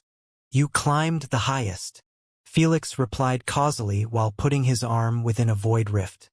Compared to Darkoon, his platform was indeed way higher. In fact, he was separated from Amber Eye by mere 10 meters. Does that mean he isn't planning to challenge Darkoon at all? Gloomripper deducted. His conclusion was correct. Felix felt that it would too much of a hassle to kill even Darkoon when he had already demonstrated that they weren't his match. This entailed that as long as he managed to kill Gloomripper, he wouldn't need to worry about Darkoon in the next couple of rounds. Felix didn't want to place too much effort on those 6 losers when Amber Eye and a couple more threatening players were vying for the win. He is actually underestimating me, Gloomripper sneered inwardly. It's been a long time since I have been treated like this. Allow me set you straight. Gloomripper's eyes suddenly turned completely dark while he placed his palms on the ground. Soon after, a pool of darkness began spreading on the arena floor. It appeared like a living creature devouring the ground instead of a shadow being cast on it. See you shortly. Gloomripper crackled evilly while being pulled within the darkness beneath him. Although he disappeared completely, the darkness pool continued to spread out in every direction. 50 meters, 100 meters, 1,000 meters, 3,000 meters. It didn't stop even when half of the map had been captured by it. As expected of gremlins, Michael commentated. They will not fight unless they set up the perfect stage for their abilities. Meanwhile, Felix merely moved to the edges of the arena and kept refueling his void energy. His eyes never left the approaching pool of darkness. When he saw that it was about to reach him, he blinked above the arena. Then, he kept levitating by standing about a small void rift. It will rise soon, Felix thought while gazing at the darkness pool finally devouring the entire arena floor. As he said, the darkness pool around the edges began to rise in the air, creating dark walls. Then they climbed higher and higher while curving inwardly. Before long, they connected in the center of the arena.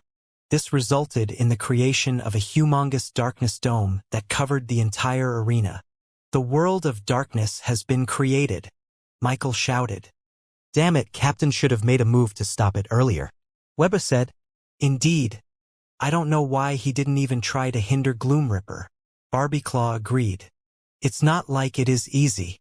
Rotspawn shook his head. Gremlins can't be hit while they are within their darkness. The only way to harm them is by affecting the darkness they were hiding in. We know, but moving earlier is much better than moving now. Barbieclaw retorted, how can he fight him now while the entire arena has been engulfed in darkness? He is not a dragon, you know? He can't just nuke the entire arena and destroy the world of darkness with it. All of their confusions and inquiries were shared by the rest of the viewers. Everyone knew that dealing with gremlins in the darkness was a pure nightmare. Firstly, they couldn't be detected by any ability at all. This meant that Gloomripper was completely invisible within the world of darkness. Secondly, they could move freely in all directions and at an unprecedented speed, making them seem like they were teleporting. Thirdly, they could control the darkness externally to attack their enemies any way they liked. Since it was impossible to see anything within the world of darkness, how could anyone avoid those attacks? He needs to use his void domain and place it in the center, Asna suggested with a mouth full of popcorn. That's the smartest plan to deal with this situation. Mistress Candace agreed while pouring Asna a cup of wine. Though, he might end up being considered as the passive one by the queen. Asna frowned. Most likely. Felix couldn't do anything if he created a large void domain.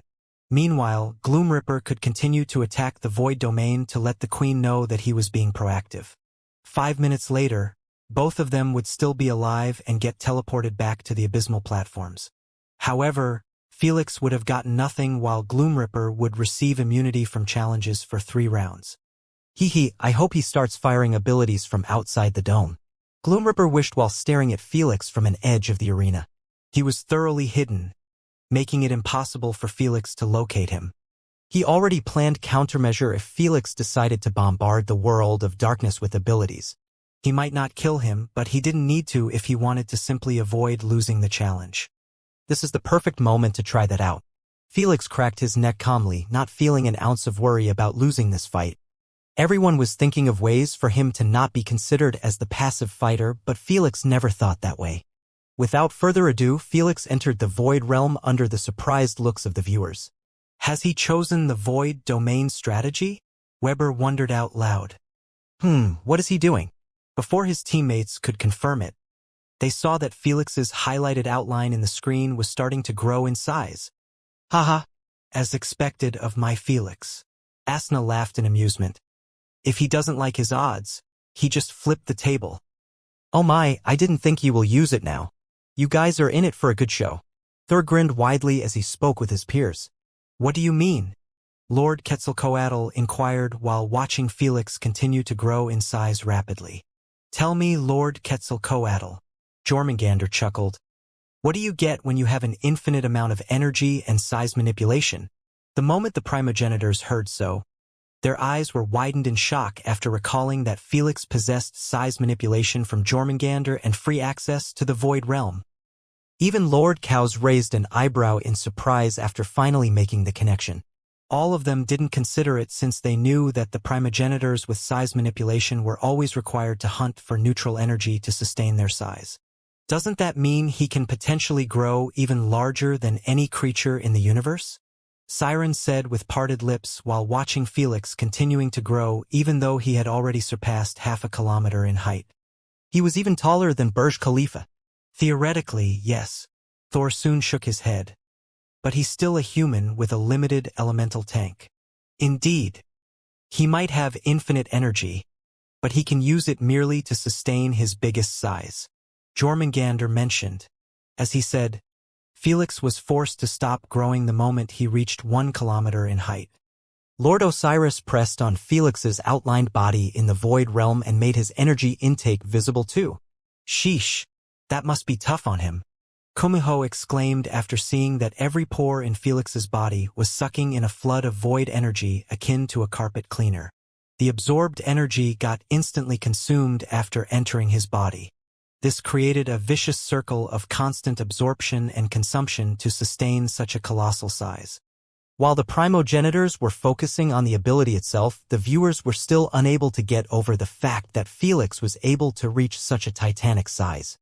He was so large he would make dragons and heavenly turtles resemble ants if placed next to his feet. How is this even possible? Michael murmured with a look of utter disbelief. Alas, he wasn't given even a second to regain his composure as Felix finally decided to make his move. He tapped into his untouched void energy within his tank and opened a gigantic void rift right above the world of darkness. Huh? The hell? Why the void rift so big? The instant Gloomripper saw it, he was left confused. Unlike the viewers, he had absolutely no idea about what was transpiring in the void realm. In his mind, he believed that Felix was waiting for him to let down his guard before opening a void domain or something. Alas, he could never fathom the extent of Felix's capabilities and thought process. What the fuck KKIS that? So, when he saw a ginormous fist emerging from the void rift, his heart almost jumped out of his throat. Before he could even comprehend the horrifying reality before him, the fist penetrated his darkness dome and punched the arena's floor. Boom! The force within that punch was so heavy and powerful. The arena's tough floor stood absolutely no chance against it. The floor blew up into fragments and got hurled out akin to bullets by the shockwave of the blast. Thud, thud, thud. The invisible barrier around the arena was bombarded by the fragments nonstop. The champions in the stand all guarded themselves reflexively, too horrified by the punch to even remember the existence of the barrier. In a few moments, they finally came to their senses and eyed the massive cloud of dust with stunned looks. The arena was wholly covered by the dust, making it impossible for them to see the aftermath. What did I just witness? Michael murmured with a dazed expression. Seeing that the dust cloud was hindering his vision, he quickly got rid of it by a mere wave. Dear Lord! Holy shit! How can he still be considered as a human? The players and the viewers were thoroughly stupefied by the dreadful sight before them. The spacious wide arena that was stretching for at least 6 kilometers was nowhere to be seen. What was left in its place was a deep bowl-shaped crater and millions of destroyed fragments at the edges of it. Yet no one focused on either of those things. Their disbelieving eyes were affixed on a print of a colossal fist. It was printed right in the center of the crater and was as deep as a well. If this image was shown to any random person, he wouldn't hesitate to believe that this was the doing of a god's fury. Not a human. The aftermath really sucks. Felix mumbled in pain while stepping out from a newly created void rift. He looked around him and couldn't help but smile faintly at the destruction he had caused. It was painful to grow up to such a colossal size and return to normal in less than a minute, but it was worth it. I guess that idiot is dead. Felix stretched his arms while getting teleported back to the abyssal platforms. How could Gloomripper survive when even the arena got absolutely eradicated? Since Felix had won the fight, he was transported straight above Gloomripper's platform. When he opened his eyes, he found out that Amber Eye and the rest of the forefront players were gazing at him closely. Hello there. Felix greeted causally, sorry for taking too long to join the party. I had to get rid of some garbage first. You missed nothing, Amber Eye replied with a gentle, breathtaking smile. At least you made it quick. Respectable. A dark red scaled dragon smirked while gazing at Felix from above. Welcome. A navy blue space worm with 3 short antennas nodded at Felix as a greeting. All of them treated Felix with respect after his latest series of challenges. If he was still being underestimated after wiping the floor with 5 champions in a row, something would be seriously wrong with those people. especially when he literally had just grown to the size of a titan and blew the arena into oblivion. Good, he is ignoring me. Meanwhile, Darkoon was sighing in relief at sight of Felix not acknowledging his existence. Before Felix challenged Gloomripper, he still had hope that he could take Felix down inside his world of darkness. But after seeing Gloomripper's fate, his confidence was utterly shattered. Now he was just glad that Felix wasn't planning on continuing his hunt. Useless fuckers. Everyone is so fucking useless. Livid, Wendigo cursed inwardly after seeing Darkoon's reaction. He knew that Darkoon had given up on dealing with Felix. The worst part? He actually felt glad that Felix had spared him. It wasn't because he cared for Darkoon. He just didn't want to have his champions getting kicked out at the start of the game like Mananangle and Saurus. Welcome to the club. Saurus sighed hopelessly, feeling thoroughly sapped out with having his hopes getting crushed time after time. We can still win in team formats. Mananangle said our champions are radiant players and he will need to face 3 or even 5 of them simultaneously. Just stop. Saurus waved his hand. I am done with putting my faith in those morons. I will be happy if they just fucking win a game against him. They were always enforcing their champions to hunt down Felix and kill him no matter what. But those series of failures had really put a dumper on their hopes to get it done. Now, Saurus merely wanted a win against Felix so he wouldn't feel like crap when dealing with Thor and Jormungandr. Back in the abysmal platforms, the players had been just exposed to the next question. It was related to the civil racial war between the Ionians and Exonians. Who was responsible over intensifying the conflict to the point it turned into a full-blown-up civil war? Felix read the question twice while knitting his eyebrows. Based on the historian books that he had been reading, the answer was elementary. Logically, it should be Canfis Khan. But it's just too easy. Felix could see that a few players had already locked their answers the moment they read the question. He knew that most of them must have written Canfis Khan, but he couldn't confirm it. Players weren't allowed to see the red or green circles above each other's heads. Star Follower hasn't locked in his answer yet. Felix pondered while glancing at the space worm to his right. He must be thinking the same as I. I recall reading that Canfis Khan was merely the final spark that started the whole civil war. But the true instigator was his son Kanan Khan. Felix closed his eyes as he recalled. The history books that Felix read focused more on Canfis Khan's story. As for what his son did, not many of them covered it in details like someone was actively trying to hide it. Felix believed that it must be the Ionians' doings, who were trying to rewrite their history after winning the Civil War. Who could blame them? What Kanan Khan did could never be tolerated by anyone. He kidnapped the third princess of the Exonian Empire and raped her for years until she was impregnated with 2 sons. If it wasn't for their sons inheriting both the qualities of an Ionian and an Exonian, he would have never been found out. At that era, interracial marriages were banned between the Ionians and Exonians. When the Exonian emperor found out eventually, he threatened to start a war if his daughter and her 2 sons weren't returned. If this were his sole request, it would have been taken care of easily. However, he asked for Kanan Khan to be sent as a prisoner to receive his punishment. Unfortunately, Canfis Khan loved his son dearly. There was no way he would give him away to be tortured for decades and even centuries. Instead of refusing the conditions outright, Canfis Khan decided to make the first move in the war. His reasoning? The Exonians had planned to kidnap his son. At that time, the news about their negotiation wasn't made public, making it easier for Canfis Khan to strike by using a mere lie. After the Ionians won the Civil War, the history books focused entirely on what Canfis Khan did and ignored the rapist bastard Kanan Khan. History books were always written by the winners. The fact that this happened before the SG Alliance era made it easier to manipulate the history. Fuck it, let's lock Kanan Khan. Felix finally decided to trust his guts. More than 50% of the players had already locked in their answers. He knew that taking more time to think would merely cause him to end up getting nothing even if he answered correctly. And pencils down, Michael joked after seeing that the timer had reached 0. His joke didn't work that well when everyone had already answered in the first 5 seconds. Let's see your results. Michael grinned. I bet you will be surprised. 1. The maker answer, Canfis Khan. /timer, 0.5 second.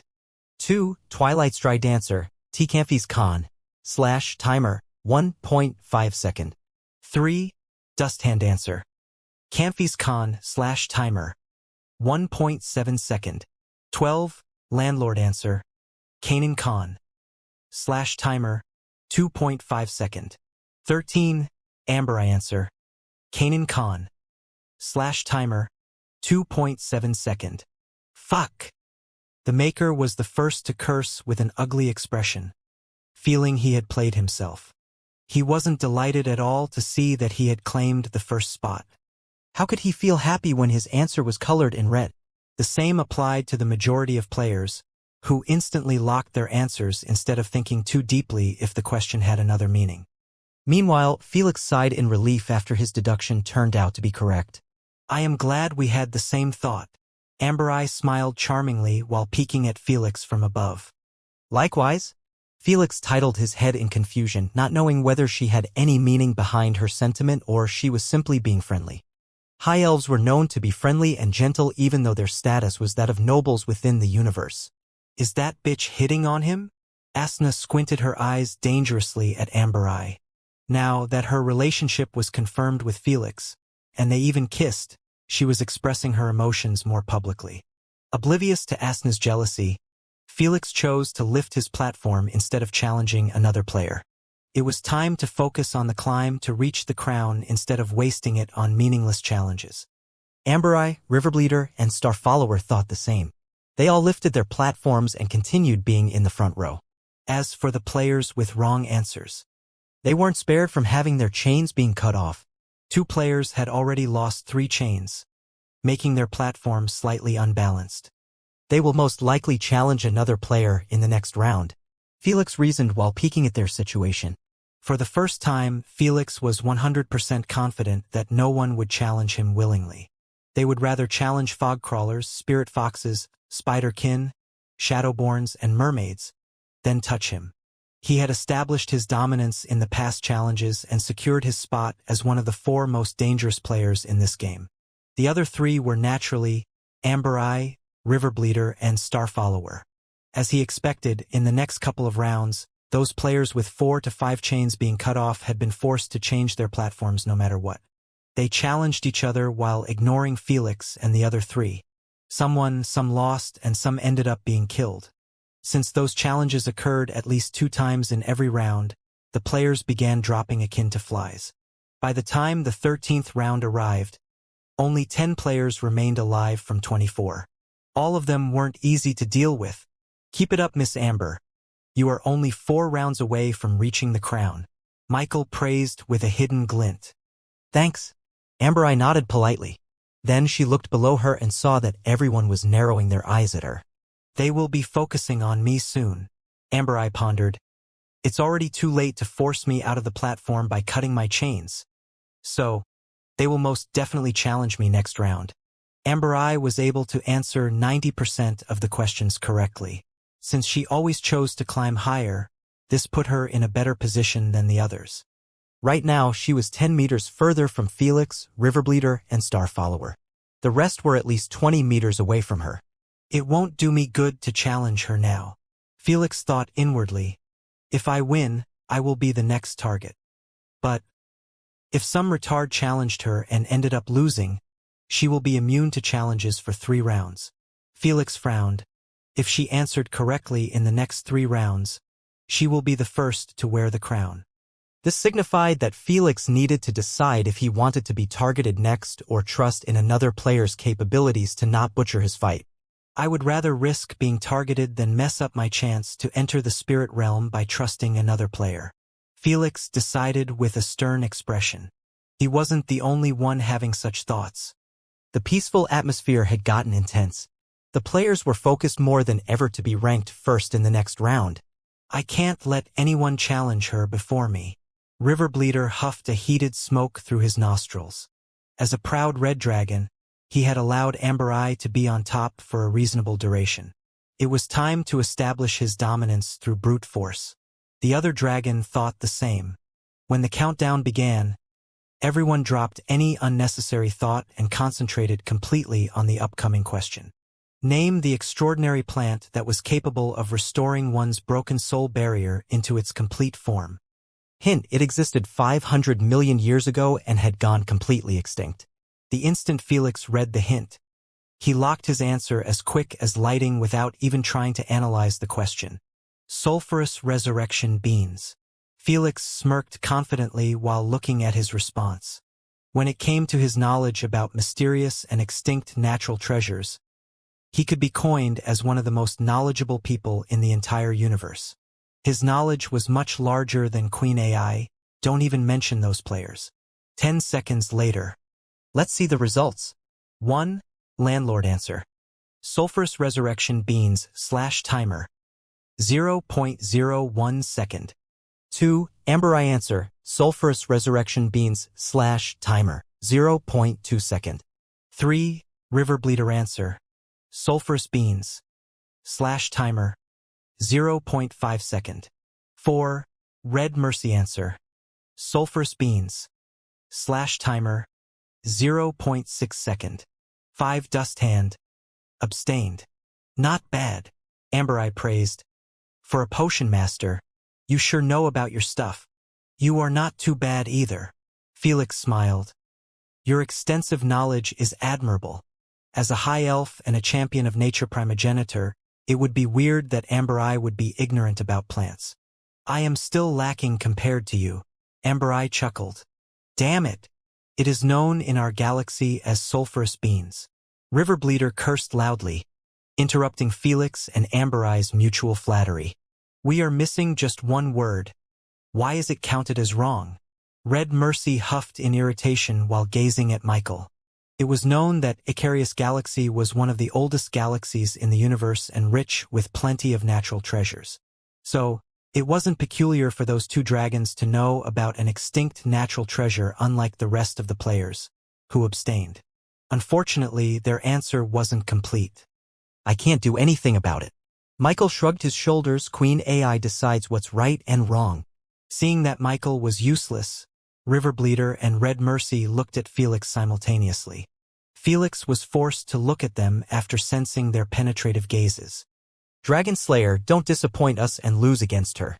Riverbleeder eyed Felix sternly. You are the first to kill a brother of ours, so if you are going down, it should be at our hands. What he said. Red Mercy emphasized it. No one was dumb here. Even Michael knew that Felix was going to be challenging Amber Eye now since he might not be given the same opportunity next round. This meant that all players were literally counting on him to win his challenge. If he won, he could be challenged, giving them another opportunity to switch platforms. You guys are quite funny. Felix chuckled at thought that his opponents were cheering him on. He lifted his head and smiled at Amber Eye. Are you ready? I hope we can learn from each other. Amber Eye bowed her head slightly at Felix, not feeling annoyed at all that he was about to challenge her. Likewise, after they got teleported to the arena, neither Felix nor Amber Eye made a move. How would you like to continue our fight? Amber Eye asked from afar, to the death or accepting defeat? High elves were known for being semi-pacifists. If there was no need to fight to death, they would always attempt to force out a surrender from their opponents or show mercy. They only kill if there was no other choice. Sporadically, their merciful acts end up getting them screwed over. Still, they refused to change their habits. That's why even though high elves were extremely terrifying and strong, they rarely participate in SG platform. Why bother asking? You won't kill me either ways. Felix chuckled while stretching his shoulder. Maybe. Amber Eye giggled while covering her mouth. Motherfuckers. Stop flirting with each other and fight already. Irritated, Asna threw a bucket of popcorn at the holographic stream, not liking what she was seeing at all. Felix wasn't really flirting because he was enchanted by Amber's beauty and gentle charm. He was simply waiting for her to make the first move because he knew absolutely nothing about her. She never participated in a game before, making it hard for Felix to dig any information about her capabilities. The worst part? He couldn't find any other news related to her either. She was like a ghost that appeared out of nowhere and took part in this event as Yggdrasil's only champion. Because he knew nothing about her, Felix's vigilance was raised to the limit. He would rather overestimate her capabilities than underestimate them and end up getting killed without knowing how it happened. You are not going to make the first move? Amber asked. Ladies first, Felix offered shamelessly. You are such a gentleman. Amber smiled while beaming a weirdly shaped thin wooden rod. A runic wand. Felix thought inwardly. This was the first time ever for Felix to see a spell-casting wand held by a real magician. Elves refer to their cultivation system as magic unlike the rest even though they use the same elements, energies, and laws as them. But it did make sense to separate their system from the rest. It was quite unique. While werewolves, vampires, spider-kin, and other races own either limited elemental manipulation or inherited bloodline abilities, elves were able to harness the mysterious powers of runes without needing talismans or scrolls. They only required to own a runic wand, peak elemental affinity to an element, runic familiarity, and then learn the spells that could be created by using those runes. In other words, Talism race were capable of inscribing runes into talismans. No one but them could harness the powers of those talismans. Sage race were capable of inscribing abilities on scrolls and they could be sold and used by anyone. Lastly, the elves were capable of inscribing abilities in air by using their runic wands.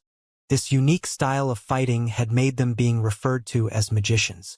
Amber held the wooden wand in her hand and pointed it at the ground. Then, she murmured softly with a peculiar-sounding language, "Wings of wind." Runic sentences began illuminating with gray light on the wooden stick. In less than a split second, a small circular hex with the same peculiar runic sentences appeared at the tip of the wooden stick. Whoosh!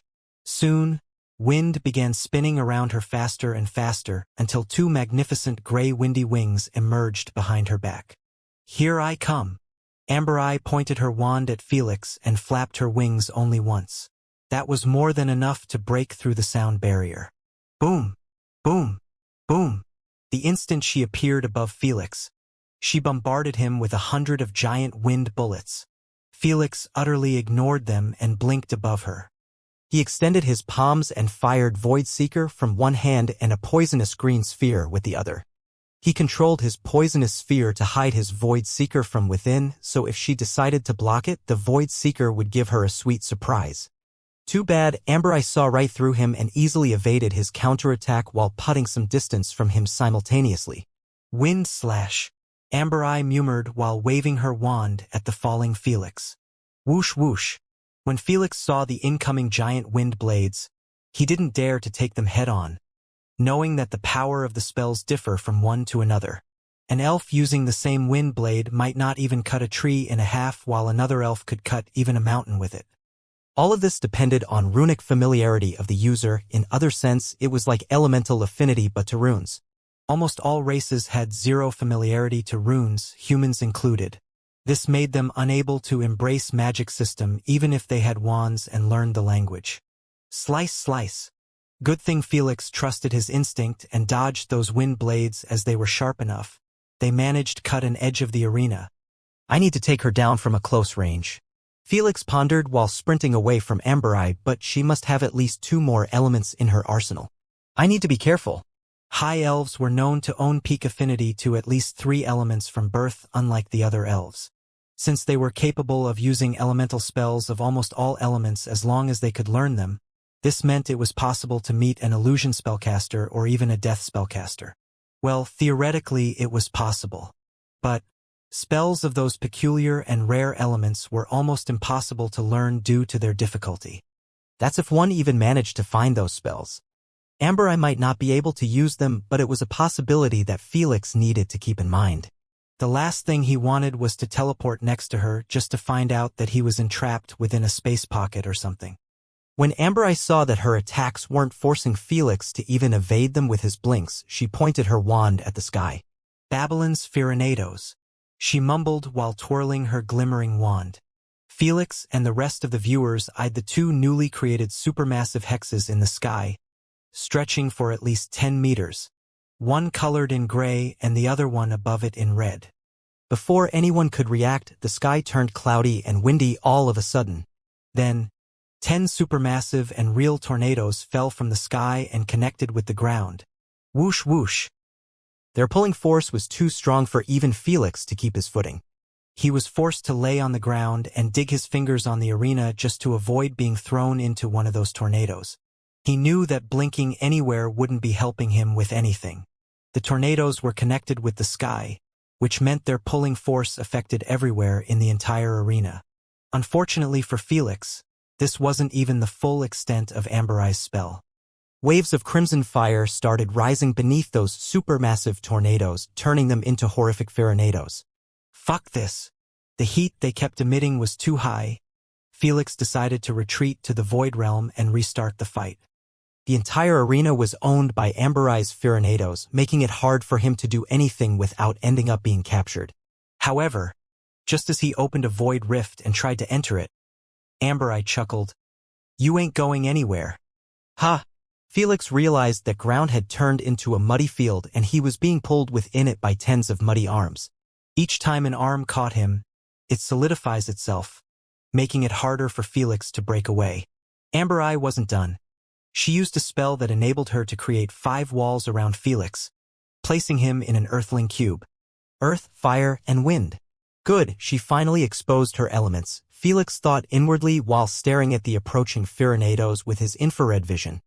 Now I can fight for real? Felix never made a move without a plan.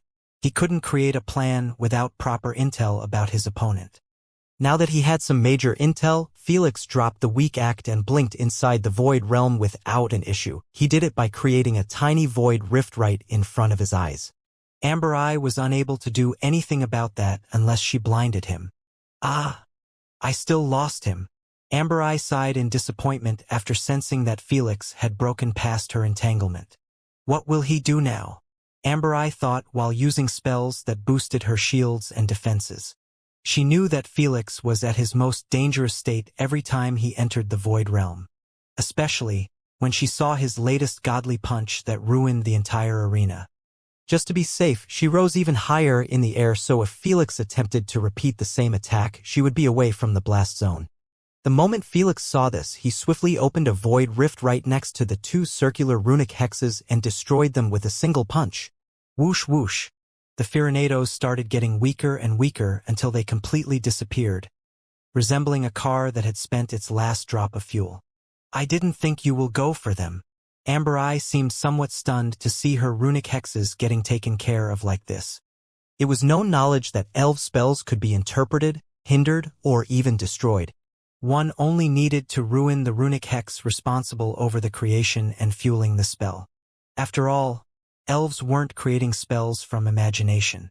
The runic hexes were using neutral energy in the environment to create the desired spell and power it. The same concept applied to talismans and scrolls.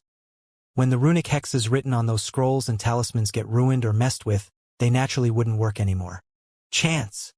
When Felix saw Amber Eye momentary daze, he didn't hesitate to take advantage of it. He opened a void rift behind her and fired off his void seekers at her back. Before they even reached her, Felix exited the void realm and blinked in front of her while tightening his fist. Boom! His fist connected with her stomach, resulting in her getting launched akin to a cannonball into the ground. Not letting her take a break, Felix blinked next to her again and elbowed her in the face, hurling her the opposite direction. Phew phew phew. In such a merciless manner, Felix kept launching Amber Eye from one direction to another akin to a ping-pong table ball. He didn't hold back at all, even though she was always nice to him. That's it, Felix. Asna was more than happy to see his merciless beatdown. Lady Yggdrasil, I know you don't fancy those events, but you could have brought someone worthy. Wendigo complained with an irritated expression. Since their champions were trash and couldn't get the job done, they thought that at least Amber Eye was going to make it somewhat difficult for Felix. Alas, the scene before him was enough to extinguish any hope he had about this fight. Indeed. Sora scoffed. She is a triple elementalist spellcaster and knew about all of that brat's abilities and strategies. She might not defeat him, but she could have at least given us a good fight. I have no idea who gave you the right to complain about her champion when your champions got thrashed at the very start. Thor ridiculed. Mind your fucking business. Sora snapped at him. You should consider abiding by it first. Thor sneered. Your whining is making the game less pleasing to spectate. Yo? Just as Saurus wanted to curse back, Lord Osiris placed a finger on his lips without a single spoken word. "Excuse my manners." Saurus apologized immediately and settled down, not daring to offend Lord Osiris. While they were bickering between each other, Lady Yggdrasil remained as calm as a tree. She had a faint, gentle smile etched on her wooden face as she stared at Amber Eye. Even though she was in a humanoid form to attend this meeting, she was still made out of brownish old wood. She wore a beautiful traditional dress designed from yellow wheat and flowers. It matched well with her unique hairstyle that resembled a green afro due being made out of pretty leaves and fruits. She didn't seem too worried about Amber Eye being beaten black and blue by Felix. When she saw Amber Eye coughing out a mouthful of blood, she couldn't help but chuckle. "You really love playing too much." Bomb! With one final kick that resulted in Amber Eye getting smashed into the ground, Felix blinked 10 meters above her. "I didn't think you will be tough enough to handle strikes," Felix complimented as he watched Amber Eye coughing out a large amount of blood. He knew that high elves were gifted with great physique from birth. It only gets better when they bath in their life essence fountain. "You really didn't hold back your punches," Amber Eye said while wiping the blood from her lips. Not planning to answer, Felix activated his void beam while aiming it directly at her. "Admit defeat or get executed," he threatened coldly. "I am glad you gave me the option." Amber Eye smiled gently while eyeing him with her soul-capturing ocean blue eyes. "Now, I know how to continue with our fight." Amber Eye giggled like she wasn't at Felix's mercy. When Felix saw her abnormal reaction, he knew that something wasn't right with her. So he stopped being merciful and fired the void beam at the center of her forehead. The distance was so close between them, no one doubted that Amber Eye would be executed instantly, Felix included. Alas, the moment the void beam crossed half the distance, it suddenly froze midair. Literally, everyone was left stunned at the sight of the beam refusing to move a single inch forward. Felix was more shocked than all of them because he knew that his beam wasn't the only thing frozen, but himself too. It was a fun fight. Amber Eye stood up calmly while dusting her torn-apart dress. She pointed a new wooden wand at herself and said softly, "Rewind." Under the stunned eyes of the viewers, players, and even primogenitors, her wounds and messy appearance disappeared in a few moments. If they looked closely, they could see that the bruises were disappearing from outward into inward like they were being retracted. Even her dress started to repair itself, appearing like it was growing fabric out of nothingness. A moment later, it appeared brand new, making Amber Eye look like she never took part in this fight. Time element. Felix murmured inwardly in utter disbelief, not able to even speak out loud since he was completely frozen in time. "You must have figured it out by now."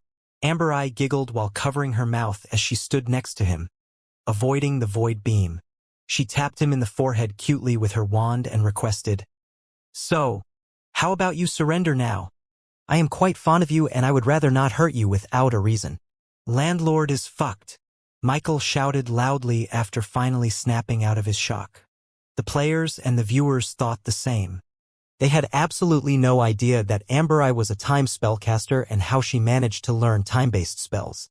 Nevertheless, they knew that Felix was never going to eliminate Amber Eye, regardless of what he did. It was simply impossible. "Ha ha! I apologize, Lady Yggdrasil, for my previous ill words." Saurus immediately burst out in elated laughter. Same. Wendigo grinned widely. "I have never thought that you will bring such a fine champion. She is truly a gifted one," Lord Quetzalcoatl complimented. "I believe only 3 individuals throughout the history of the universe have managed to master a few time spells." The primogenitors were truly somewhat awed by Amber Eye's mastery of time spells. It was one of the hardest elements to understand its complex runic spells and control them. The level of intelligence and runic familiarity required were truly off the chart. In layman words, Amber Eye was a 1 in a trillion prodigy. "She still needs a lot to learn." Lady Yggdrasil shook her head. "She mastered only 3 time spells even with my help." Those spells are all she needed to conquer anyone. Saurus grinned as he watched Amber poking Felix with her wand, trying to get him to surrender. "Ability to stop time, rewind it, and slow it. Those three basic abilities were the pillars to put anyone into despair. How could she be hit if she could stop abilities from touching her by stopping time? How could she get hurt or exhausted when she could simply rewind time to where she was in peak form? How could one escape from her when she could slow time around them? The instant Felix figured out that she was a time spellcaster as well, he knew that beating her was out of the question. Hell, his previous beatdown could have never happened if she wanted to avoid it. I can't lose this game. I can't afford to lose this game. Although Felix understood that he could not defeat her, he refused to surrender. This wasn't any normal game that he could simply admit defeat and try again next time. This game was his sole opportunity to obtain a method to enter the spirit realm. An opportunity that might never appear again in his lifetime. Although he was frozen in time and couldn't even blink, Felix's eyes showcased a burning desire to continue fighting no matter what. Why won't you admit defeat? It's just a weapon and a chance to see the spirit realm. Amber Eye saw his unwavering resolve and felt back to the corner to do something she really despised. She placed her wand next to Felix's void eye while creating a small fire dagger. Everyone knew Felix would be executed instantly if he kept pushing Amber Eye's mercy. Last chance, please do the right thing. Amber smiled bitterly. I am doing it. Felix replied inwardly, knowing that she couldn't hear him. Do forgive me for this. In the end, Amber Eye steeled her courage and tried to fire off the dagger into Felix's forehead. Likewise. However, just as the dagger was about to touch Felix's forehead, a pitch-black wall emerged from his skin and devoured the dagger instantly. Crap! Realizing what it was, Amber Eye swiftly backed off from Felix with a shocking speed, appearing like she had just teleported. Good thing she reacted fast enough. Otherwise, she would have been devoured by the emerging void domain just like her fire dagger. How is this possible? Michael exclaimed while staring at the small void domain. It was big enough, it engulfed just Felix, acting as the perfect shield. Michael truly didn't expect for the void domain to overpower the time lockdown. He believed that regardless of what ability Felix tried to use, they would be frozen the instant they leave his body. How could something move when even time itself was stopped? Good thing he realized it. Lord Dune commentated indifferently. TSK, so irritating. She could have killed him quickly before he figured out that his void domain can free him. Saurus wasn't pleased one bit by Amber Eye's softness. If she was as merciless as his champions, they would have executed Felix during his momentary shock. What he didn't count for was the fact that Felix also gave Amber Eye the choice to admit defeat instead of attempting to execute her instantly. She allowed herself to be beaten up by Felix to figure out whether he would kill her without mercy or not. When she was shown mercy, she simply returned the favor. Unfortunately for her, Felix managed to quickly find out that his void domain was capable of devouring even time. If it was capable of devouring space, gravity, and every single element in that zone, then time wouldn't be an exception. Still, he will end up losing. Wendigo smirked. He merely survived being killed. True.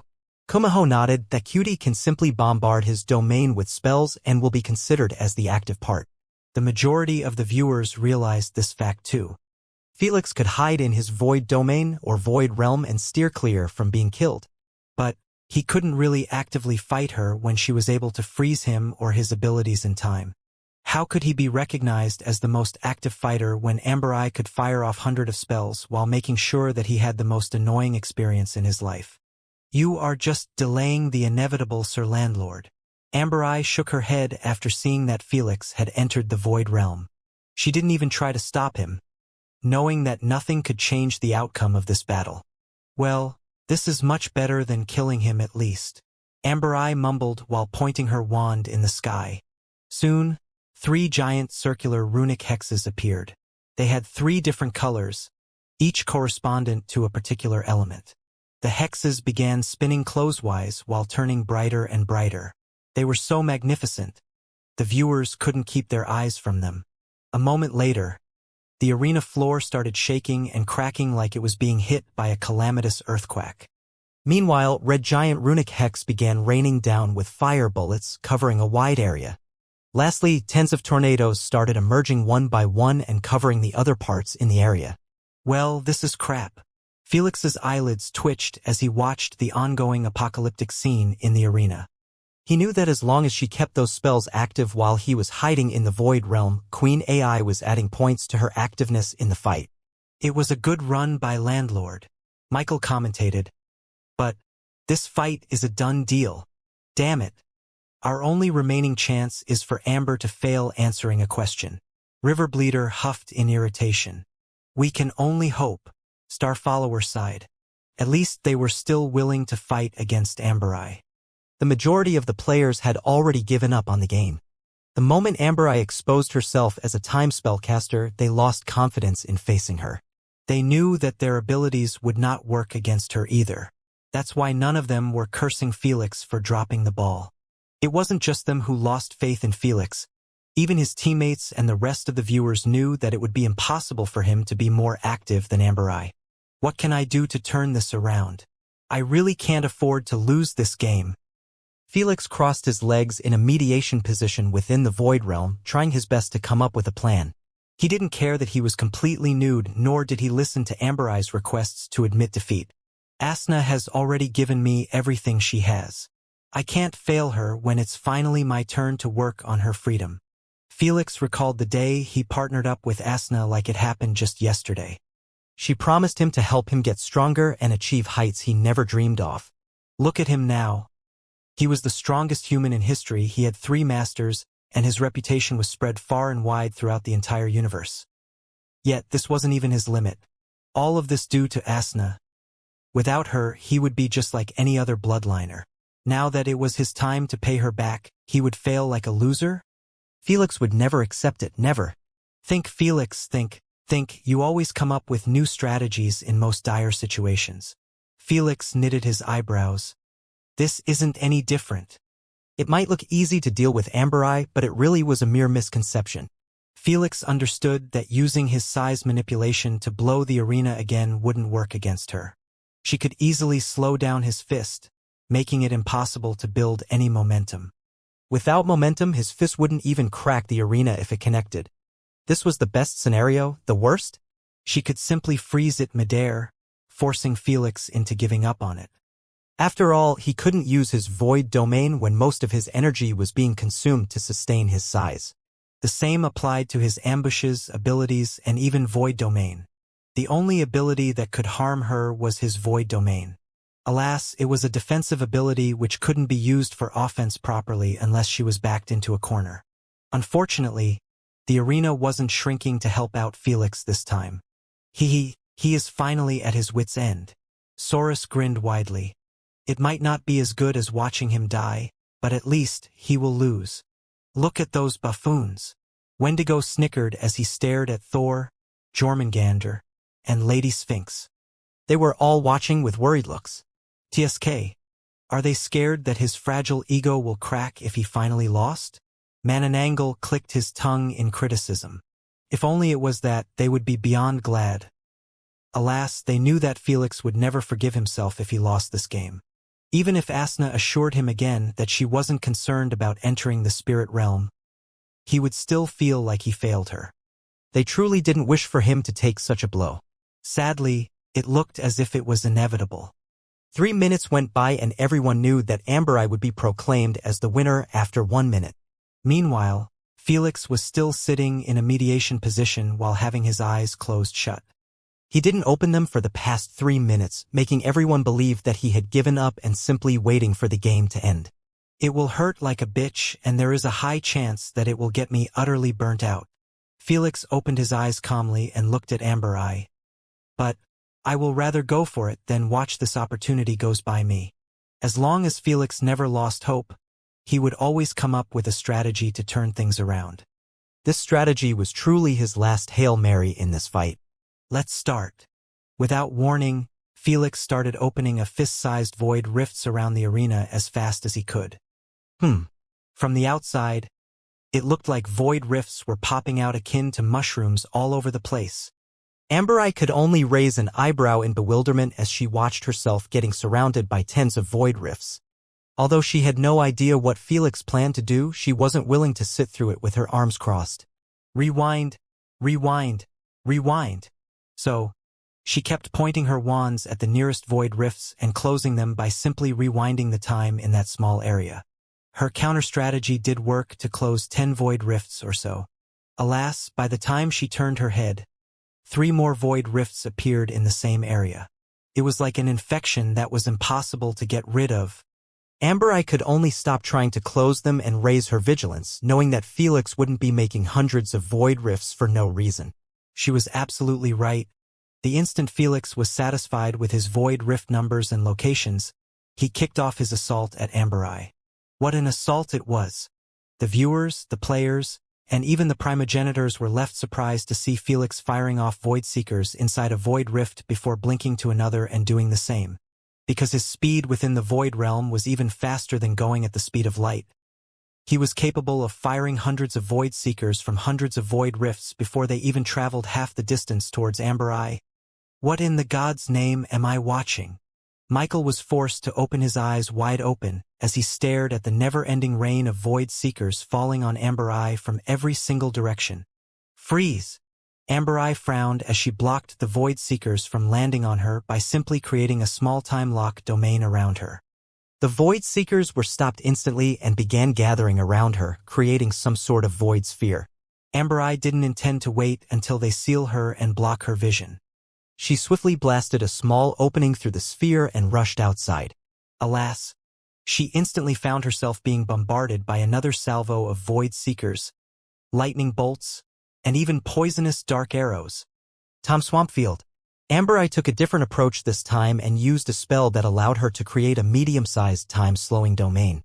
It was much bigger than freezing time domain since the spell was less complex. When the abilities entered it, they were all slowed significantly, appearing like they were going through an invisible muddy field. Even the lightning bolts were affected heavily by it, making them unable to hit Amber Eye in time. Landlord is truly terrifying to think of something like this, Michael praised before shaking his head. Too bad. Amber Eye will never be touched by anything as long as she used her time spells. When the players saw that Amber Eye remained unharmed even under a salvo of hundreds of abilities fired simultaneously, they were completely mortified. If even this wasn't enough to harm her, what else could be done by them? Such pathetic last-ditch attempt. Sora scoffed, can't he save everyone time and just give up? You are truly an idiotic loser if you can't see his true aim. Lady Sphinx insulted back with a faint smile. Usually, she would leave it to Thor and Jormungandr to deal with him, but she finally couldn't handle hearing his constant cursing at Felix. How? Shut it already, don't make a fool of yourself. Mananangle tightened his fists in fury as he berated Saurus telepathically. When he even got cursed by Mananangle, Saurus knew that he was missing something. So, instead of continuing his tirade, he returned to watching the fight. When he saw that Felix's never-ending salvo didn't stop for even a split second regardless of their abysmal results, his shoulders couldn't help but stiffen. He finally realized Felix's true aim with this strategy and why Mananangle sounded so pissed off. Motherfucker is trying to win by being the most active. Motherfucker is trying to win by being the most active. That's right. Felix already knew that his abilities wouldn't harm Amber Eye at all, but he didn't care. He aspired to win the game by simply overwhelming her with tens of thousands of abilities in the last minute. Because she would be forced to go completely on defense, she would be considered as the passive part in this fight. If we have taken the total numbers of abilities fired into consideration, Felix would easily sweep over everything that she used in the past 4 minutes. He only needed to sustain the same activeness for 1 minute. Felix! Asna bit her lips in worry, knowing that it wasn't easy on Felix's body to be this hyperactive. Everyone was unable to see Felix's condition due to his light surpassing speed, but if he stopped for a second and returned to the real world, they would be utterly horrified at the sight of his body being completely red. That's due to his heart's beating 500 times a minute, making his blood boil. Yet, Felix didn't even care about it. He kept his focus entirely on one thing. Faster, faster, faster, faster. He repeated in his mind while non-stop blinking from a void rift to another. He mostly kept using just his void seekers since he could refuel his tank simultaneously. When Michael displayed his energy intake, everyone sucked a cold, deep breath at the sight of cloud of void energy covering Felix, akin to a meteor's tail. No wonder he is firing so many. Red Mercy said. Don't tell me he is planning to sustain the same firepower for over a minute? Riverbleed raised an eyebrow in surprise. Is he trying to win with being the most active? When even Riverbleeder managed to reach this conclusion, there was no way Amber Eye wouldn't have realized it by now. Unfortunately, Felix's never-ending bombardment was too pressuring. She wasn't given even a second to think of a solution to switch things around. As long as he keeps attacking me from the Void Realm, I can't do anything. Still, Amber Eye figured out that even if she was given a breather to think things through, she knew that nothing could be done. Felix's strategy was simply too perfect if he just wanted to win the game with being the most active. 40 seconds, 30 seconds, 20 seconds, 10 seconds. How is he still going strong? Amber Eye was truly shocked by Felix's persistence. She believed that he would have tapped out 30 seconds ago, giving her time to attempt and regain momentum over the fight. Alas, the fight was left with mere 5 seconds in its lifespan and Felix was still spamming abilities like his life depended on it. 3, 2, 1. Michael shouted excitedly. It's over. The fight is over. He didn't even need to shout it out loud as the moment the countdown reached 0. The Queen erased all abilities in the arena and returned it to its peak state. Whoosh! Meanwhile, Felix got kicked out of the Void Realm against his will. Thankfully, Queen knew better and teleported him back to the arena while wearing his default clothes. How is he even alive? Why? Asna couldn't help but cover mouth in anguish after seeing heated smoke coming out of Felix's skin. He was sitting on his knees with his head lowered and arms dangling at the sides with no strength left in them. The smoke might be hindering the viewer's vision, but everyone managed to see the condition of his skin. It wasn't pretty at all. It was crimson red like he was being cooked inside an oven. Since no winner has been decided in the allowed duration of the fight, I hereby declare Landlord as the winner due to being the most active player. Queen AI wasn't concerned with Felix's condition as she announced monotonously. Neat. The moment Felix heard the announcement, he smiled in triumph while having his eyes closed shut.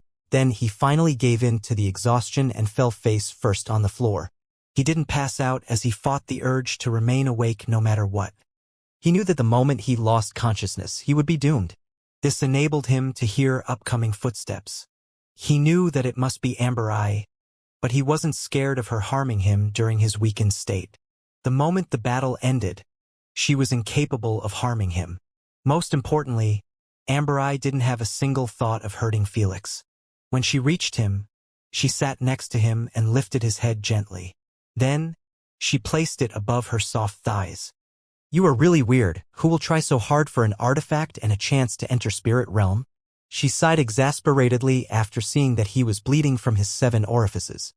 She didn't even need to touch his cheeks or forehead to check his temperature. She already knew that it was almost close to boiling degree.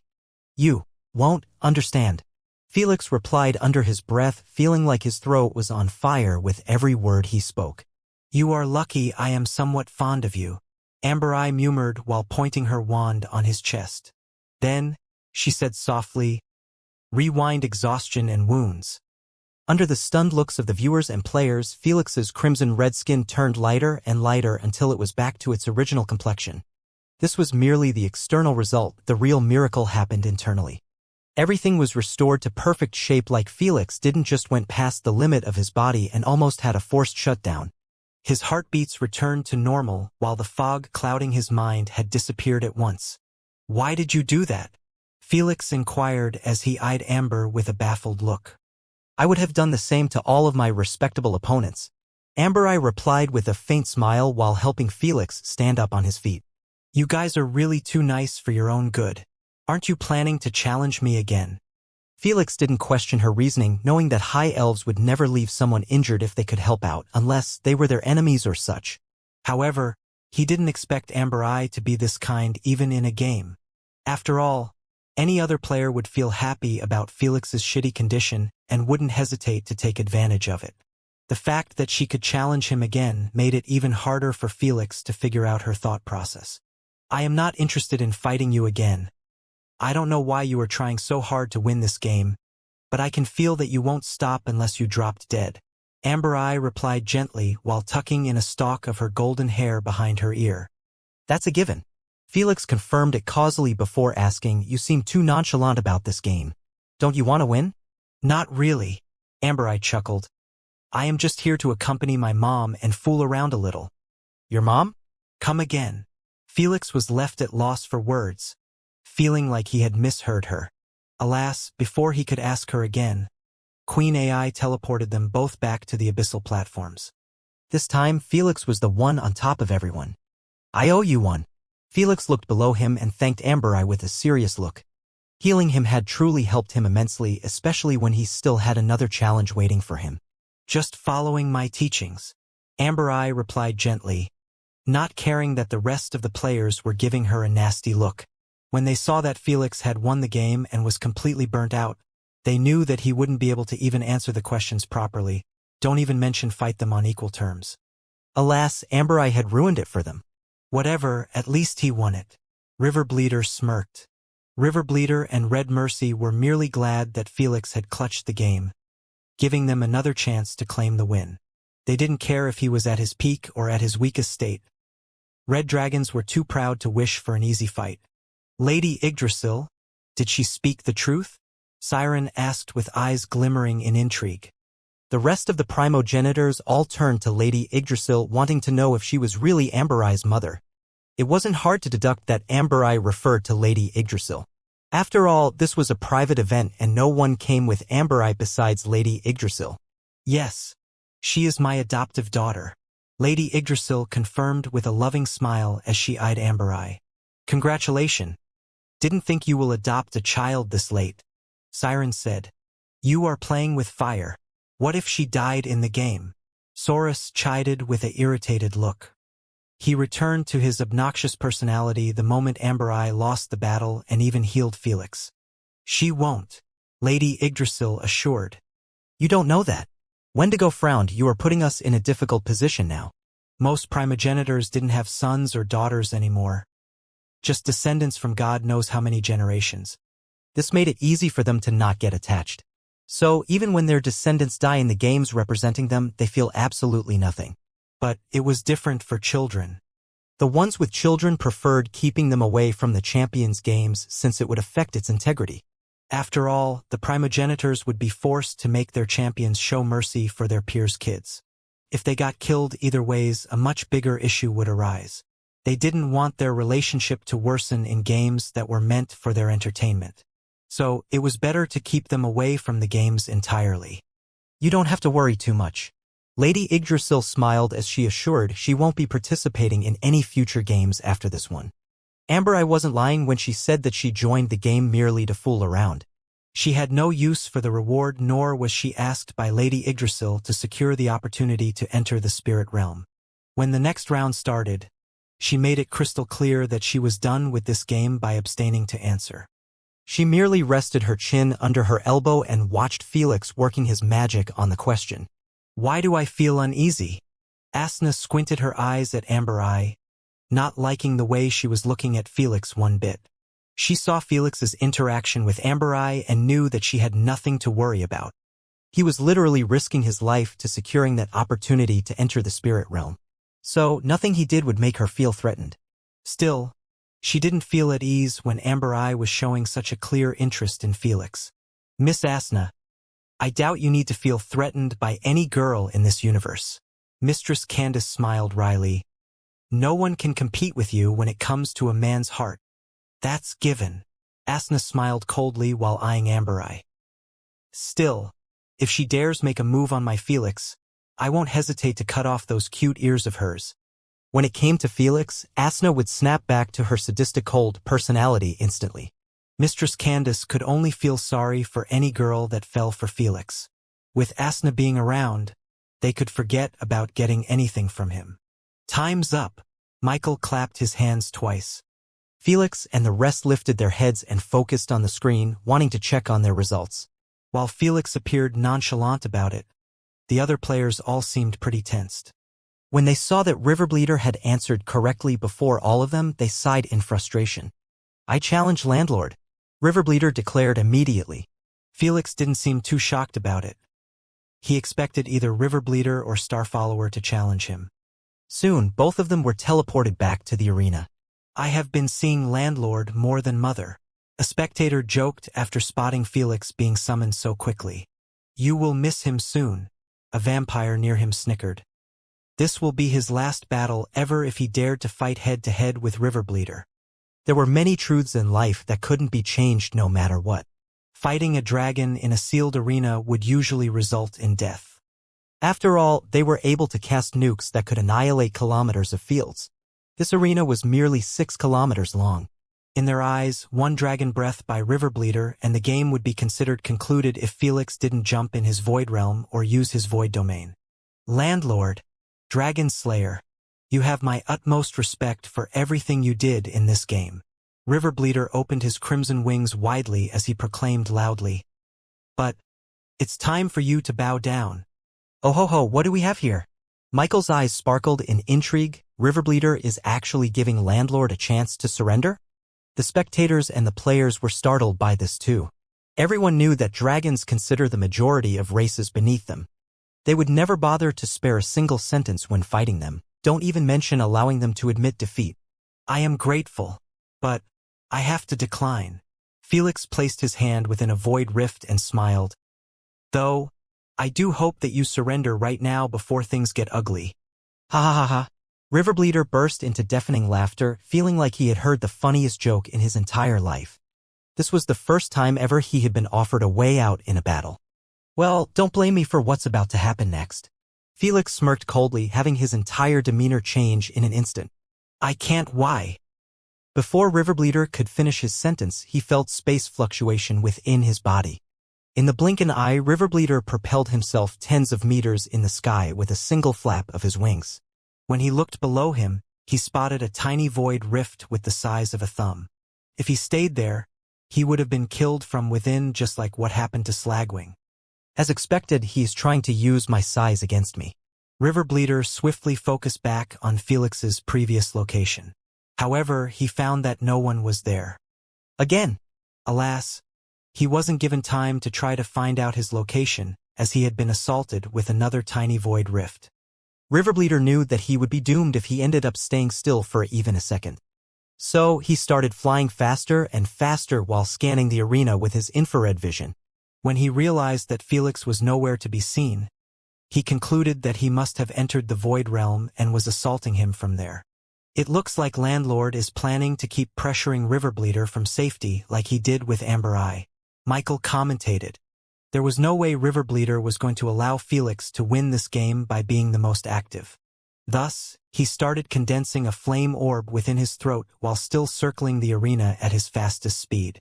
The void rifts could be seen popping out many meters behind him, making the viewers believe that Felix was being overwhelmed by Riverbleeder's speed. Landlord need to figure out a different strategy as fast as possible. Michael shouted as he pinpointed the camera on Riverbleeder's burning throat. Unfortunately, it didn't take even a few seconds before Riverbleeder started his firing sequence. He opened his jaw wide open and aimed it at the arena floor while still flying at a supernatural speed. Then he launched the dark red flame orb and pulled off higher into the sky, wanting to escape from the explosion range. It's time.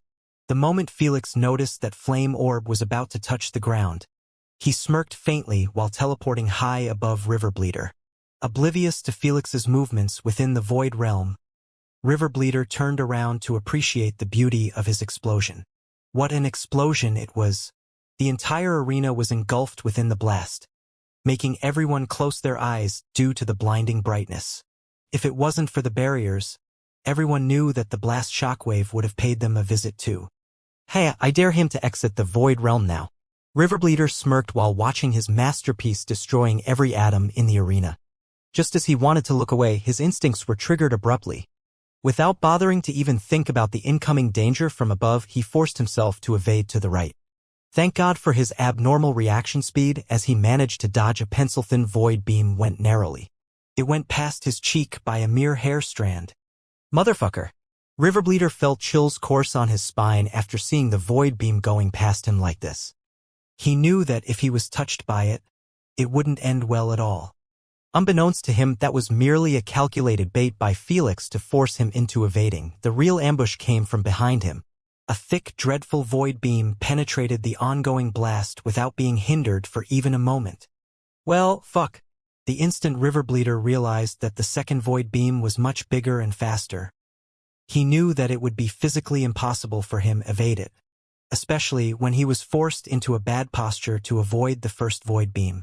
So, he tucked in his wings and took cover behind them, trusting that his wings and reflective scales would help him survive the void beam.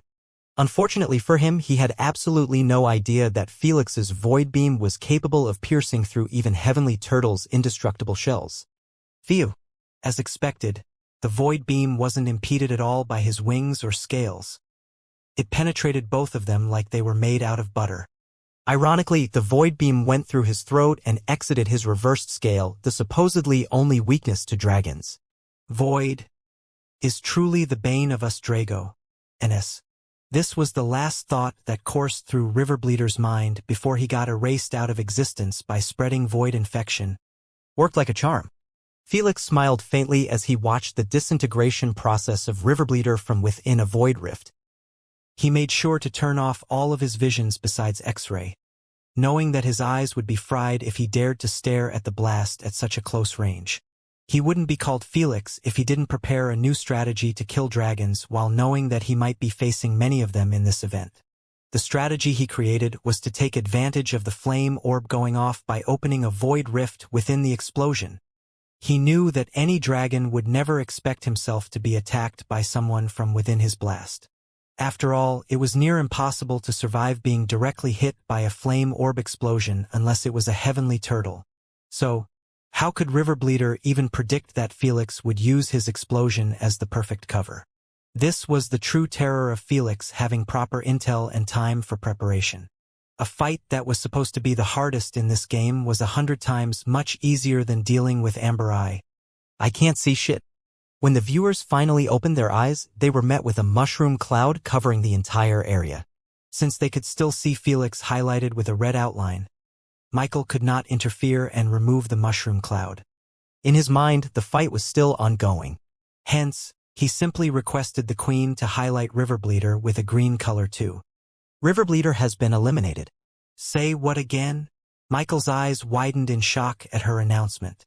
Knowing that Queen AI had no reason to play jokes made him even more unnerved about the situation. How the hell did he die? Michael swiftly removed the mushroom cloud. When he saw that Riverbleeder was nowhere to be seen, he couldn't help but gulp a mouthful in terror. Did Landlord kill him amidst the explosion? This thought coursed through the viewers' minds after realizing that Riverbleeder had suddenly disappeared. When Felix got teleported back to the abyssal platforms automatically, they were left even more confused about the current development. The fuck is going on? I closed my eyes for a mere second. Did Riverbleeder get caught in his explosion or what? This is too freakish. It's a goddamn dragon for God's sake. How can he suddenly die so fast? Replay. Replay. Neither the viewers nor the champions took the news easy. They could accept Exodial's death under Felix's hands since he was forced by the environment into touching the void domain. But Riverbleeder? No matter how they spin it in their minds, they simply couldn't see a way for Felix to kill Riverbleeder unless he messed up big time. Thank God for the existence of replays. When Michael replayed the fight, he made sure to remove the explosion to not hinder their vision again. This allowed everyone to see how Felix opened 2 void rifts between Riverbleeder. He fired a thin void beam from the rift above and instantly teleported to the void rift below while Riverbleeder was still in a dodging animation. Then he fired a more deadly void beam, forcing him into a defensive posture. As seen before, it merely delayed Riverbleeder's inevitable death by a mere millisecond. When the replay ended, the players below Felix could only stare at him akin to looking at a nightmarish monster. He is really too cunning. I love it. Amber Eye's heart skipped a beat as she stared at Felix's wide back. She was impressed greatly by his swift and cunning assassination of a dragon, especially when she knew that it would be impossible for her to achieve the same feat, no matter how she tried. Her time spells were overpowered all right, but it didn't allow her to one-shot a freaking dragon. Dear Lord. He actually killed him more cleanly than Exodial. Barbieclaw's sentiment was shared by the rest of the shell-shocked viewers. Landlord proves once and for all to every single doubter. Michael brought the mic near his lips and shouted excitedly, that he is undoubtedly the real dragon slayer. Ruer. While the viewers didn't know how to accept such information, the few dragons in the stands all unfolded their magnificent giant wings and roared into the sky. They are actually cheering for him. They are fucking crazy. Holy. I have never seen dragons cheering for even each other. How enviable. The fucker will be treated like a king when he enters Icarius Galaxy. The champions lost it when they saw the immense respect shown to Felix by those proud beings. Throughout the history of the platform, no player had ever made a dragon cheer for him willingly. This had just established Felix's position within the dragon's hearts. The more he slayed, the more respected he becomes. Congratulations, Finksy, your little champion really pulled through for you. Lord Quetzalcoatl chuckled. He isn't so bad. Joragumo licked her lips seductively. I am starting to see why the three of you are teaching him together. TSK, they keep relying on one kid to carry wrinkly asses always. Saurus clicked his tongue in irritation. It's quite shameful if you asked me. Is that a sore loser I am hearing? Thor asked with a confused look, appearing like he was trying his best to locate Saurus.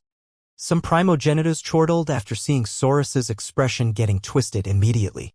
They loved seeing him losing his shit every time he gets cursed by Thor. Back in the game, Felix was separated from the crown by a mere 5 meters. Because he had eliminated his challenger, the remaining players could only wish that he would fail to answer 3 times in a row. Alas, such a miracle wasn't going to happen anytime soon. To make matters worse, the next round had a jigsaw puzzle, one of Felix's favorite games since young.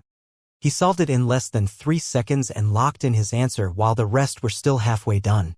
The moment Felix locked in his answer, he relaxed his tensed shoulders at last.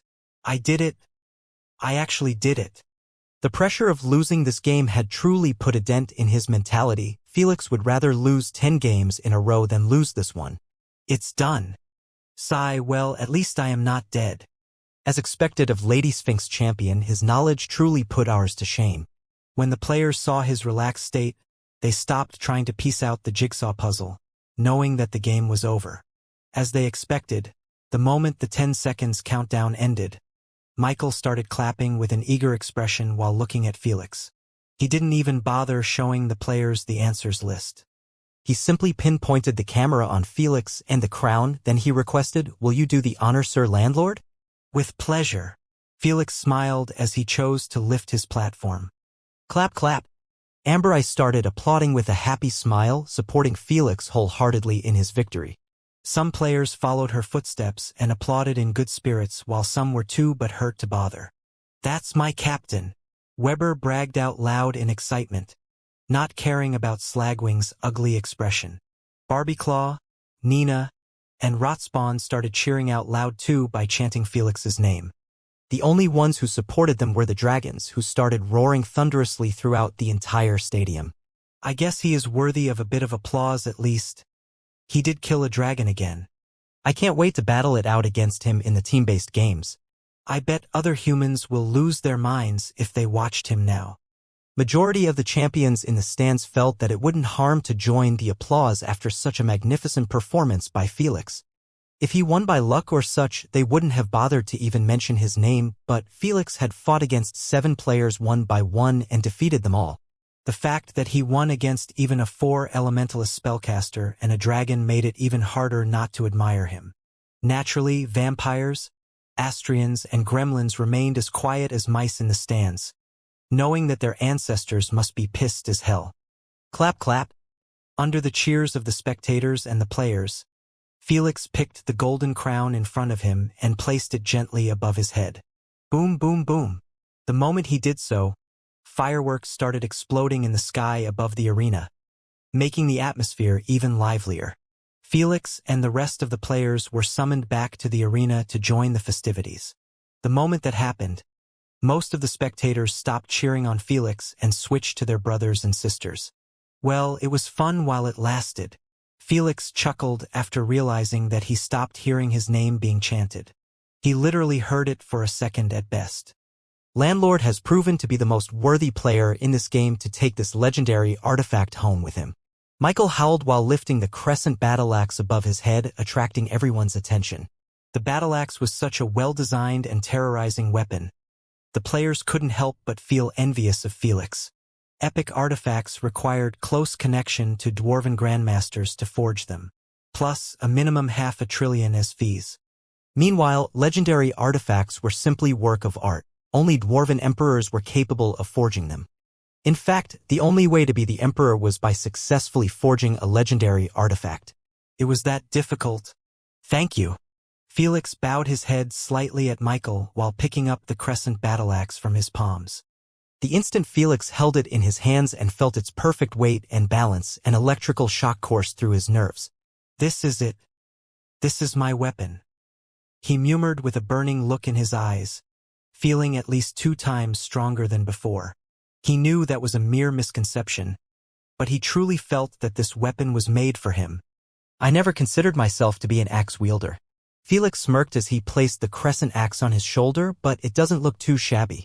Just as Felix wanted to leave the arena to test the battle-axe and prepare for his next game, he felt a soft poke on his shoulder. When he turned around, he noticed Amber Eye smiling gently. You aren't thinking of leaving without saying goodbye, are you? My bad. Felix coughed. I totally forgot that you aren't participating in the upcoming 2 games. No worries. Amber Eye drew closer to him and whispered in his ears softly, I have emailed you my contact ID. Call me if you are visiting the Fandel. I will give you a tour of the capital. Will do. Felix nodded before adding with a serious tone. Don't hesitate to ask for anything from me. I meant it when I said I owe you. Okay. Amber Eye would be lying if she said that she wasn't disappointed by Felix's lackluster reaction. She might not like to boast about it, but she knew that her beauty was unmatched even in the 9 elvish realms. Her gentle and peaceful personality would make any man fall over heels for her. I will be going now. Felix patted her in the shoulder with an easygoing smile and said, It was truly a pleasure to meet you, and I hope we can learn from each other if we crossed paths again. Until next time. Without further ado, Felix teleported back to his house. Why do I sense that he is treating me as a man? Can't he pick my interest in him? Amber Eye's lips twitched while touching her shoulder. This was the first time she felt not an ounce of lust from a man confronting her. She had to admit that it left a bad taste in her mouth. How intriguing! Amber Eye giggled. This just makes me want him more and more. Selfie, come meet your elders. They want to take a look at you. Lady Yggdrasil suddenly informed. On my way, mother. When she opened her eyes, she found herself amidst tens of primogenitors. Some were clearly interested in her like Siren, while some couldn't care less like Saurus. Did you have fun? Lady Yggdrasil patted her in the head gently. It wasn't so bad. Selfie blushed a little after Felix's face surfaced in her mind. Poor thing. Thor sighed sympathetically after seeing her reaction. As a love expert and a historic playboy, he easily figured out that she was falling for Felix. Asna will eat her alive if she approached Felix. Jormungandr smiled wryly. Sigh, more drama. Lady Sphinx rubbed her eyebrows. If only I can lock him in a room until he memorizes all of my knowledge. Thor and Jormungandr didn't even want to comment back at her insane wish. This is Selfie Press Rona Yggdrasil. Lady Yggdrasil introduced with a loving expression. She is the current heiress to the 9 elvish realms and my precious little daughter. Good evening, elders. Selfie bowed elegantly while lifting her dress, giving off noble royal vibes. Oh ho ho, we have a future queen amidst us. Lord Quetzalcoatl chuckled playfully. If Felix knew that he had elbowed the future queen of the elvish 9 realms in the nose, he honestly would feel like he had committed a grave sin. That's because the queen of elvish 9 realms was at the same rank as the elder dragon, Queen Allura, Emperor Lokil, and the rest of the 10 rulers. Right now, Felix wasn't thinking about Selfie at all. How could he when Asna was hugging him tightly in the living room? What has gotten into you? Felix wondered while enjoying her hug. AAA. Can't I be happy about your win? Asna said in annoyance, not wanting to admit that she felt threatened a bit by Amber Eye's moves on Felix. Well, I'm not complaining. Felix murmured with a faint grin while lowering his hand below her waist slowly. Just as he was about to touch her ample and perky buttocks, Asna slapped his hand away. Too soon. Felix coughed and returned his hands on her waist again. Though he did look a bit disappointed. When Asna saw that look on his face, she didn't like it one bit, especially when she saw how far Felix was willing to go for her in the game. So, she steeled her courage and held both of Felix's hands. Then, she placed them on her peachy buttocks and let him do as he wanted. "Don't say anything." Asna glared at him with reddened cheeks after seeing his lips parting in surprise. Knowing that Asna was still too shy, Felix kept his mouth shut and enjoyed the sensation of her divine and perfect rear. Although he was feeling it through her pajamas, Felix felt like his hands were melting within 2 marshmallows. He experienced countless girls in his 2 lifetimes, but not once did he get this turned on by a mere touch. How will it feel skin to skin? The devil started to whisper in Felix's ears, alluring him into putting his hands within Asna's pants. When it came to Asna, Felix always lacked a bit of control. So he went for it. The instant Asna felt his warm fingers trying to slide through her pajamas, she immediately pushed him away and bolted upstairs while cursing in embarrassment. "You pervy bastard. Worth the shot." Felix chuckled while eyeing his palms, feeling like he had just touched a treasure. Just as he took a step forward, Felix looked down and saw that his little junior was ready for action. "Settle down, it's false alarm." Felix smacked him causally and started to undress while heading to the bathroom. Half an hour later, Felix, Asna, and the 3 masters had gathered in his consciousness space to discuss the spirit realm ticket in detail. "Did Lord Quetzalcoatl agree to take me and Asna instead of you, Master?" Felix asked. "We have yet to tell him about you and Asna," Lady Sphinx informed. "Although you won the ticket in a fair manner and I paid the price for it, he mig." "Wait, you paid for it?" Asna interrupted with a confused look. "Of course she did, and she paid at least 12 treasures," Thor confessed.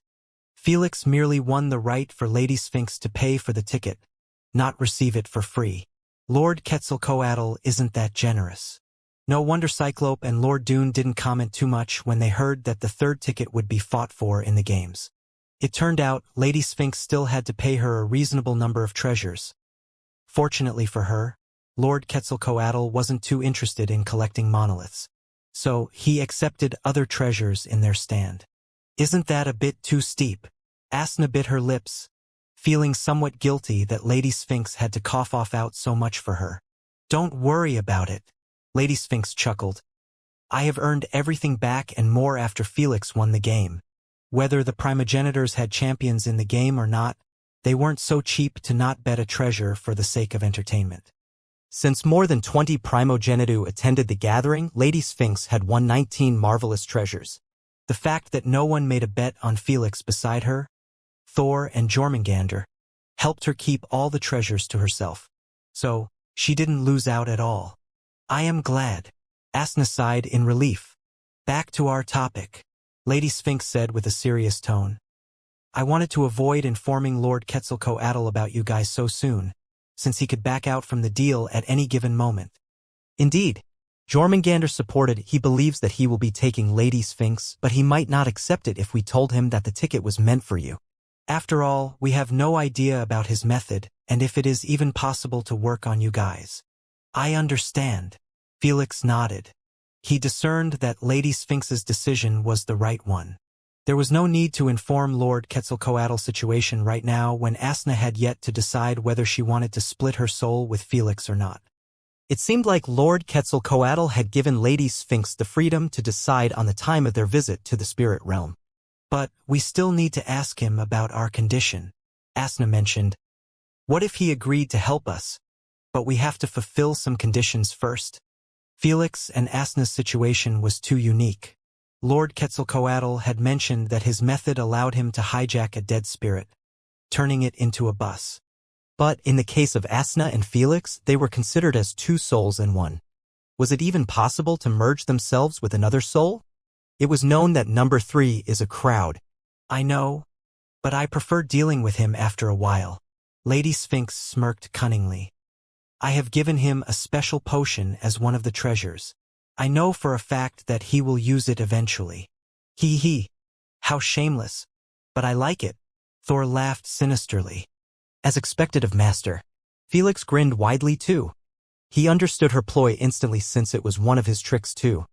When Lord Quetzalcoatl drank the potion, he would not be able to decline them even if it would take more work to help them out. After all, he couldn't return Lady Sphinx's potion. There was no way he could make one or find it to give it back with the rest of the treasures. After Felix got the information he wanted about the Spirit Realm ticket, he ditched the gathering to start preparing for the next game. Since he knew that artifacts were allowed in the games, he started training with his crescent battle axe. Look at this beauty. Felix placed the axe on his lap and caressed it gently, not helping himself but admire its dignified appearance. Nimmo got jealous and jumped on Felix's lap too. He showed him his belly and gave him a puppy look, clearly asking for patting as well. You know I can't say no to that look. Felix chuckled as he scratched Nimmo's belly, making him squirm around in happiness. After feeding Nemo his daily dose of love, Felix picked him and placed him next to his playhouse. Nemo went to wrestle with a couple of pets over toys, thoroughly ignoring Felix. Felix knew that he couldn't be there always for Nemo when his schedule was always busy. So he created company for him in his UVR's room. As for his growth, it was slow, but there was progress. After dealing with that little troublemaker, Felix returned to his training room and requested, "Queen, please place a couple of dummies in here." A moment later, the area around Felix was packed with static dummies. Felix lifted the crescent battle axe with one hand and placed it on his shoulder. Then, he eyed the furthest dummy from him and hurled the axe as hard as he could. Boom! By the time Felix blinked, the battle axe had already cleaved the dummy from a 5 kilometer away and was returning to him at the same speed, not losing its momentum at all. Albeit it was a bit terrifying for Felix to see the axe splitting the wind on its returning trajectory. He still extended his arm and caught it by the handle. Truly amazing, Felix praised in admiration. The crescent battle axe was designed to always get caught by the handle when reaching the thrower. The fact that it was able to cleave someone from 5 kilometers and return in less than 2 seconds was honestly too good to be true. Let's lace it now. Felix grinned faintly as he placed his finger next to the sharp blade. Black gooey liquid exited his finger as he run it across the entire blade. Then, he requested the queen to create another dummy a bit further than the previous one. Instead of throwing the axe immediately, Felix decided to use one of the active abilities engraved on the futharks. The battle axe was embedded with 12 futharks. Some of them were engraved with passive abilities that gets activated automatically during use. Such acceleration futhark that helped the battle axe at least triple its speed in its travel. Or toughness futharks that made sure that the battle axe wouldn't break easily. The boomerang effect was also based on a passive futhark. As for the active ones, there were just 3 futharks. Felix had already read them after he was given the full details about the battle axe by the queen. Let's test out the targeting futhark first. Felix requested the queen to activate it. Just like nano suits, Queen AI was needed to activate the futharks since no one was able to control them directly like dwarves. It's on. After hearing her confirmation, Felix aimed the crescent battle axe at the furthest dummy and murmured, "Lock on him." It's done. It didn't take even a moment before Queen AI assured him that the target had been locked. Felix knew that she wasn't bullshitting him since he could see that the futhark responsible for the ability was shimmering brightly. Soon, he turned around and aimed at the ceiling of his training room.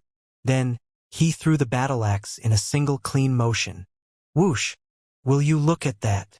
Felix grinned at the sight of the battle axe suddenly curving from its direction and making a long wide half circle before reaching the targeted dummy and decapitating his head. The poison wasn't even needed when the axe's sharpness was off the charts. The best part? It continued traveling on its journey in a circular path until it was caught by Felix's hand. Not bad at all. The more Felix used the battle axe, the more it grew on him. It was simply too perfect for his battle style, if we didn't include void abilities. Felix knew that he wouldn't be relying on void abilities forever. So, the faster he mastered poison and lightning, the quicker he would get accustomed to a permanent and defined fighting style. The fact that the battle axe could be used as a ranged weapon as well as in melee made it possible for Felix to be flexible in his fights. Felix spent the next 8 hours doing nothing but playing with his battle axe, appearing like a kid who wouldn't get enough of a new fun toy. In those 8 hours, Felix had created many new strategies that wouldn't have been possible without the battle axe's uniqueness. Felix was most definitely going to be using them in the upcoming 3 versus 3 tournament if an opportunity presented itself. 3 days later, Felix had been summoned to the arena with the rest of the chosen champions, who would be representing their ancestors.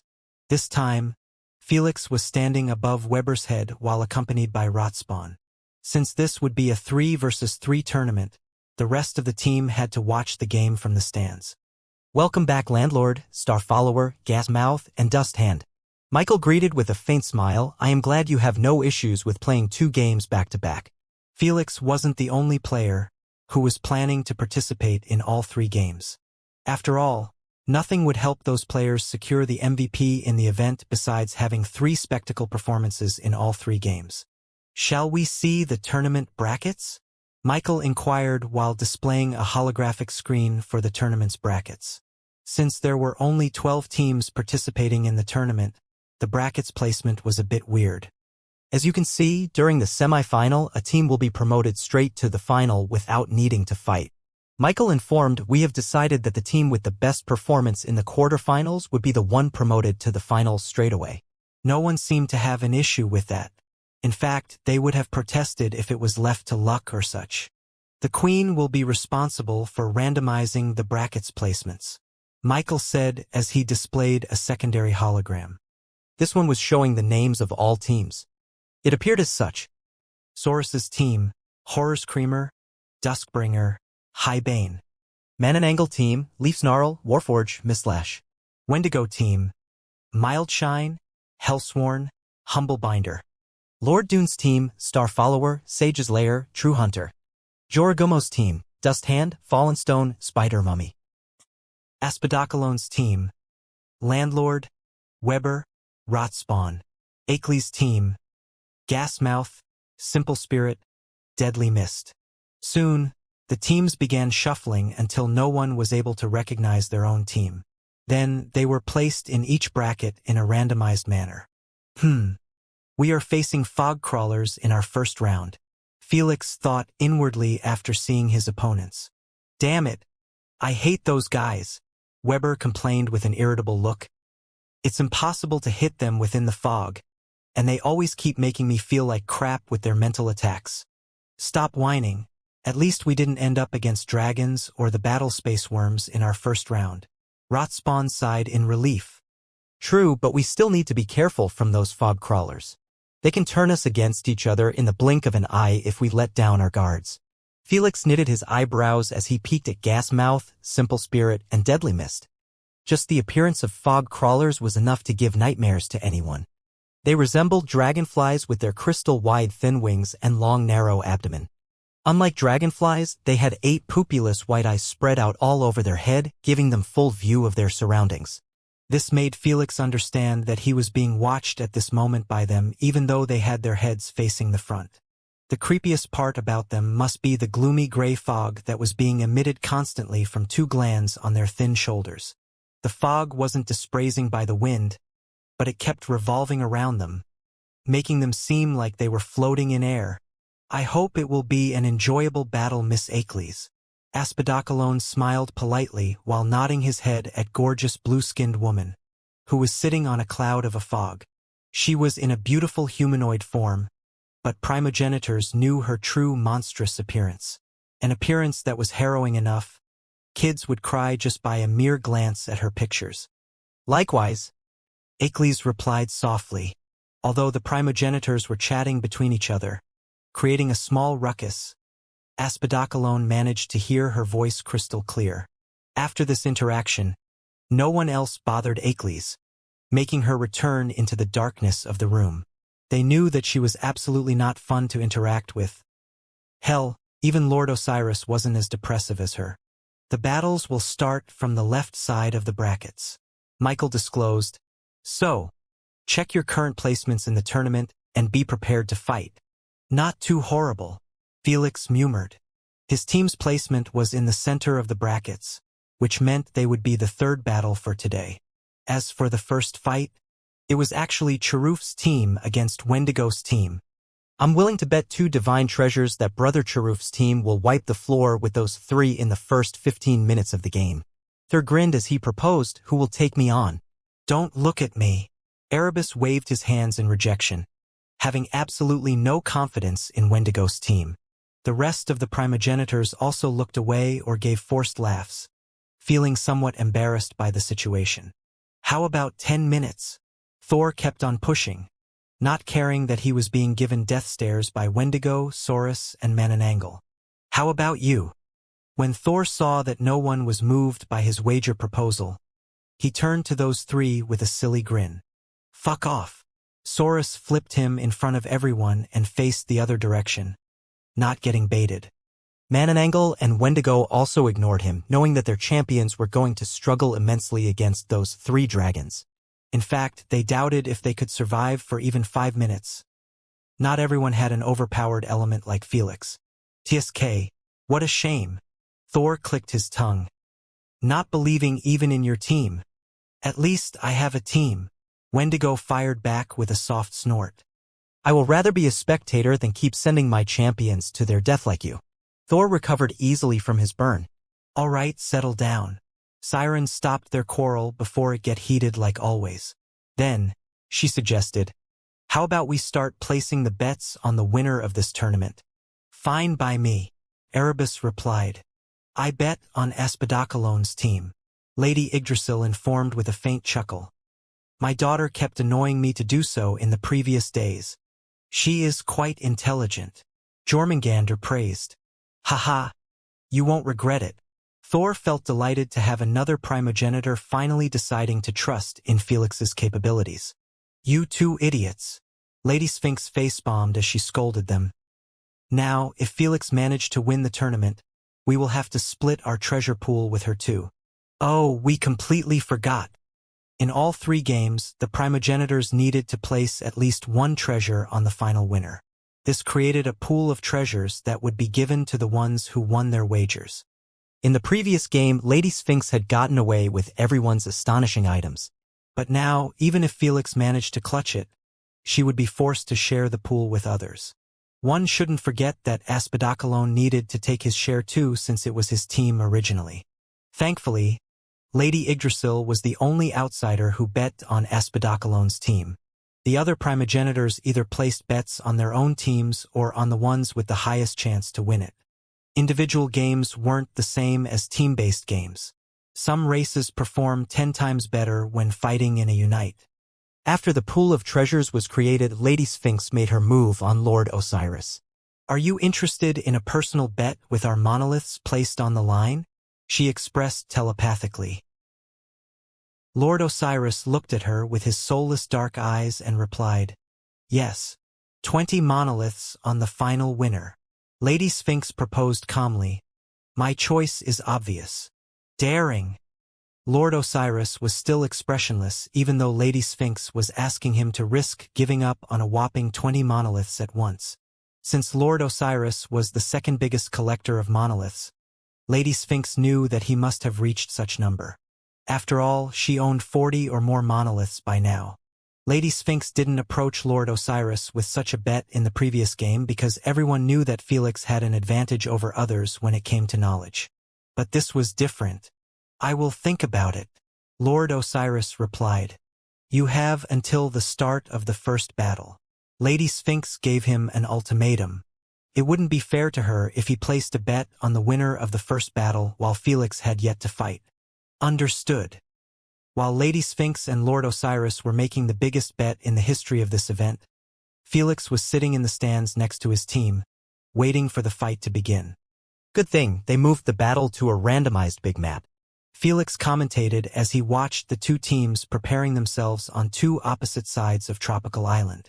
The island was significantly bigger than the arena, making it harder for the dragons to obliterate everyone with a single nuke. In addition, it offered more freedom to the players to fight as they desired instead of being confined in a small arena, especially when it was a team battle. After seeing that both teams were more than ready, Michael started the countdown above the tropical island, making sure that both teams were able to see it. The instant the countdown reached 0, the 3 dragons took off in the air and flew at their fastest speed towards Wendigo's team. Spread out, Hellsworn yelled out loud while speeding away on top of a cloud made out of blood. The gremlin Mildshine had cast a small pool of darkness on the ground and hid within it. Then, he swayed through the jungle until he wasn't seen anymore. As for Humble Binder, He flew in the air towards the approaching 3 dragons. although their chances to win this fight are slim, but they aren't completely obsolete. Michael tried to hype up Wendigo's team. Radiant players are capable of controlling their elements from hundreds of meters. If used correctly, they might win this fight. Somehow, cough. The spectators weren't fools to believe in his crap. They knew that Wendigo's team was going to lose. The only thing they weren't certain about was how long it was going to be. I believe the fight will last more than 15 minutes. Upon hearing a familiar voice behind him, Felix turned around and spotted Amber Eye smiling gently. You must be tripping. Felix shook his head casually. It will last no more than 10 minutes if they don't actively avoid the fight. Wanna bet? Amber Eye offered playfully while trying to sit next to him. Alas, Weber glared at her with a cold expression. Buzz off. My head is not a chair. Weber might be cheerful and chippy, but it didn't mean that he allowed anyone to walk all over him. He was still a proud Radiant champion and a heavenly turtle. He allowed only Felix to sit on his head since he was his captain and respected him a big deal. You heard him. Felix shrugged his shoulders, clearly not planning to request Weber to allow Selfie to sit next to him. Permission had to be given by Weber, and Felix had no interest in abusing his captain's authority to please Selfie. It's okay. I will stay like this. Selfie's lips twitched, feeling somewhat embarrassed by the current situation. Upon seeing that she was uncomfortable, Felix didn't want to be too much of an asshole to her. After all, she healed him back to his peak form when she could have easily taken advantage of his situation. I will be back later. Felix patted Weber's head and stood up. Then, he teleported to an empty area away from everyone. He gestured with his hand for Selfie to join him. Selfie didn't know if she should feel happy that he had freed his time for her or vexed for even feeling like that in the first place. After all, she was the heiress of the Elvish 9 realms. When it came to authority and respect, she was below only the current Elvish queen. Get hold of yourself, act upon your status, lest he start treating you as his bro, Selfie thought inwardly while shaking away those emotions away. As an high elf and a master of runes, her observation skills were quite uncanny. So, she easily noticed that Felix absolutely had no interest in her romantically whatsoever. With a bit of digging in the network during the past 3 days, she found out about Asna, his alleged girlfriend. Only after seeing Asna's perfection did she understand why Felix was always unreactive to her irresistible charm. Still, she was clearly not planning to give up on him even when her competition was simply way out of anyone's league in terms of beauty. So, do you want to bet? Selfie suggested again with a pretty smile after sitting next to him. What do I get if I win? Felix inquired with a curious expression. Anything you want, Selfie replied shyly. Sweet. How about some life essence? Felix's eyes brightened up. Can you hook me up with a bottle?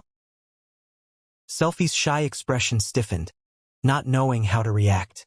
She literally gave him a free pass to her body, and the first thought that popped in his mind was the life essence. Am I a block of wood in his eyes? Selfie felt emotionally scarred. She knew that her beauty was unworthy to be mentioned next to Asna, but she still had some confidence about her personality. She was kind, sweet, gentle, soft, and would make any man seek to protect her at all cost. So, can you hook me up with a bottle?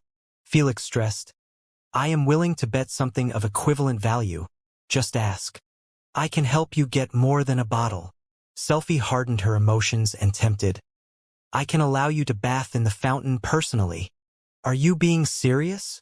Felix's expression became stern all of a sudden. Dead serious. Selfie smiled charmingly as she thought, if I besought my mom, she will most definitely allow it. How? I thought that other races aren't allowed to even look at the life essence fountain. Felix titled his head in confusion. Did the rules change or something? Felix knew that asking for a bottle was already too much since only royalty were allowed regular access to the life essence fountain. As for other high elves, they could bathe only once in their lifetime in the fountain. At least they had it better than other elves in the rest of the elvish realms. They were given only a small bottle to drink in their lifetime. There was no point in mentioning humans, werewolves, vampires, and other outsiders. Life essence was a mere fantasy to them. You don't have to bother yourself with my method. If you win our bet, I will make sure that you bathe in our fountain regardless of what. Selfie promised with a confident tone. Although Felix still had some skeptical at her ability to deliver such an unimaginable task, he decided to take a leap of faith and trust her. What do you want from me? Felix coughed. I doubt I have something that can match your bet. If it was just a bottle of life essence, Felix could trade it with a unique rank 4 potion concocted by him personally. The recipe belonged to Lady Sphinx and wasn't available in the market, which meant the potion could be used even as a collectible. But now, he knew that it would be almost impossible to match her bet. Bathing in the life essence for even 30 minutes was enough to increase one's lifespan by at least 100,000 years. This was merely a byproduct. The real effect was providing a significant boost to everything that could be enhanced. This meant Felix could benefit from having a tremendous enhancement to his physical strength, elemental capacity, mental capacity, affinities to elements, soul, and even his spiritual pressure. It was like an upgraded version of replacement enhancements that all bloodliners go through in their path. If Felix could obtain such an all-round boost before undergoing his next replacement, it would be huge for his future. So he really hoped that Selfie wouldn't ask for the stars and reject the wager with him. I don't want much. Selfie tucked a stalk behind her ear shyly as she murmured. If I win, you will take me to dinner. Her voice faded at the end, making it hard for Felix to pick up what she said. Can you repeat it a bit louder? Felix requested while leaning closer to her face. Selfie's cute long ears reddened at how close he was, but she didn't push him away. Instead, she steeled her guts and whispered in his ear, I want a dinner date with you. Felix was left at loss for words, not expecting her wish at all. When he pulled back a little and saw how she behaved, the way she talked, and her excessive friendliness, he finally realized what this was all about. You got to be shitting me. Felix's eyes widened as he stared at her blushed cheeks. Did she really fall for me, or am I tripping? Felix prided himself in not being dense around women, but he truly thought that Selfie was simply being friendly with him. Hell, he didn't even know her real name. Did I hear a dinner date? Asna suddenly creeped up in Felix's mind, sending chills coursing on his spine at the thought of her listening to them from the beginning. Asna was watching the game peacefully from the UVR until she noticed Felix sitting next to Selfie in the stand. Without hesitation, she logged out and started eavesdropping on their conversation from the consciousness space. When she saw how Felix was disinterested in Selfie and cared only about gaining strength like some musclehead, she felt secure again and decided to return to the UVR. Alas, Selfie just had to be ballsy and request a date from Felix in case she won the bet. Nothing is going on here. No need to explain. Asna said, I trust that you will never wrong me. Felix sighed in relief after hearing so. He really didn't expect Asna to be this mature. He knew that she was still a bit crazy in the head. I have no problem with taking you to dinner. Before Selfie could rejoice at his acceptance, Felix had to crush her hopes completely. But it can't be a date. I have a girlfriend and would rather avoid hurting or fooling either of you. Felix wasn't kidding around. Life Essence Bath was truly an opportunity that couldn't be gotten by normal means. Yet, he would give up on it in a heartbeat if it was going to start troubles with Asna or Selfie. He was committed 100% to his relationship with Asna, and he wasn't interested in fooling around with other girls. She was all he needs. Selfie was a good girl and absolutely didn't deserve to have her emotions played by him for the sake of getting stronger. I see. Selfie smiled wryly as she apologized. I am truly sorry if I made you uncomfortable. I have been taught from young that only courageous ones gets what they deserve in life. So I made a move on you even though I knew about the rumors about your girlfriend. I am actually quite flattered. Felix scratched his nose. Being approached by an intelligent beauty like you doesn't happen regularly in my life. You think I am pretty? Selfie's ears reddened again after hearing him compliment her for the first time. How about I invite you to dinner with my girlfriend? I believe you girls will hit it off immediately. Felix proposed in a heartbeat after seeing her reaction, not wanting to give her any false hope. Hey! I have never agreed to this. Asna complained. So you are fine with me dinning with her alone? Shut up, I will be there. How predictable. Fuck off. Hee hee. Felix chuckled in his mind at his interaction with Asna. No other girl could replace Asna when it came to personality, even though it wasn't perfect. He loved that imperfection about her the most. I would love to hang with you guys. Selfie agreed to his proposal. Cool. Let's set a date after the event ends.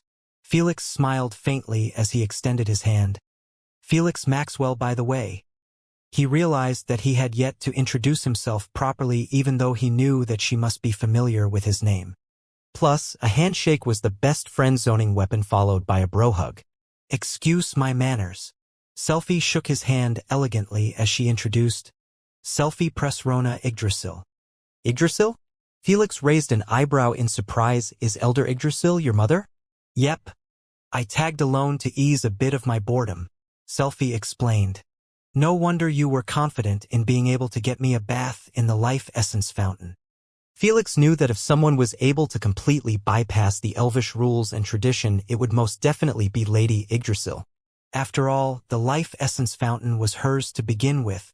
Boom, boom, boom. Just as Selfie was about to reply, 3 thunderous explosions occurred simultaneously on the island. Are you still interested in our bet? Felix smirked faintly after seeing that Hellspawn had been caught in one of those explosions, turning him into ash instantly. You were trying to cheat me. Selfie pouted. She ought to feel this way since her date with Felix had been scrubbed and turned into a friendly dinner with Asna. Plus, one of Wendigo's team members had been eliminated in the first 5 minutes of the game. How about we change the bet terms then? Felix still hadn't given up on getting that bath. He knew that he could simply make a request and Selfie might actually help him out free of charge. But that was too shameless, even for him. It would be the same as taking advantage of someone crushing over you.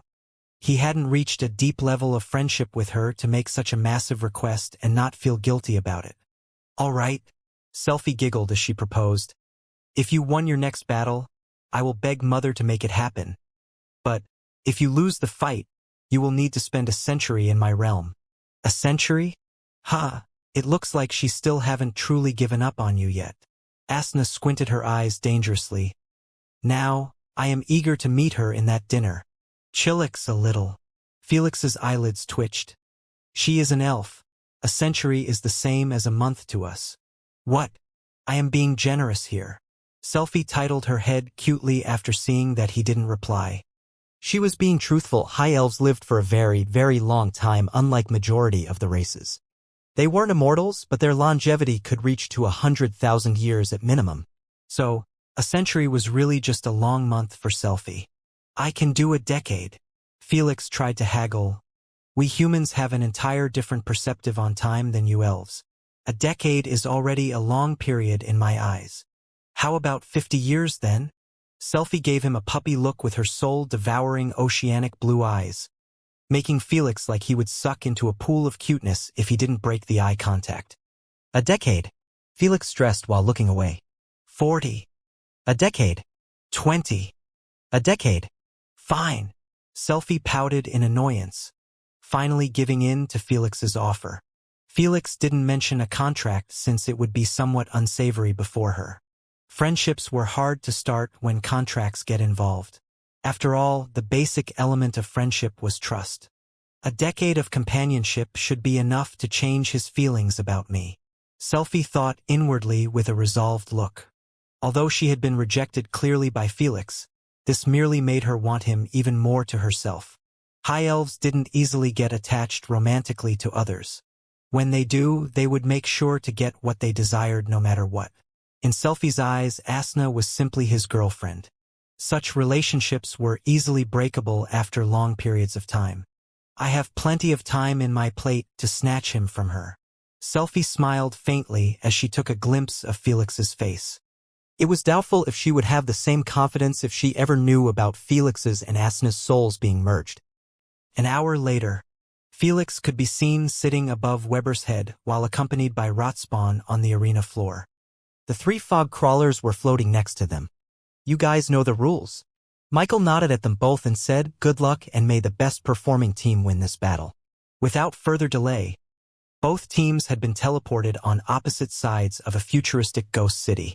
There were many unique design skyscrapers and hover vehicles parked on the sides of the roads. Thankfully, the roads were wide enough for Weber and Rotspawn, allowing to move freely without breaking into buildings. Brace yourselves, it's about to get even creepier, Felix said while zooming on a magnificent towering cloud of fog approaching them slowly. Fog crawlers are truly fast workers, Michael commented as he pinpointed at the camera at the three dragonfly-like creatures. They might be small compared to heavenly turtles, but they were still pumping a never-ending flood of fog from their shoulder blades. While the fog was being spewed, they controlled it to spread out in the front, knowing that the fight would most likely be held in the center of the city.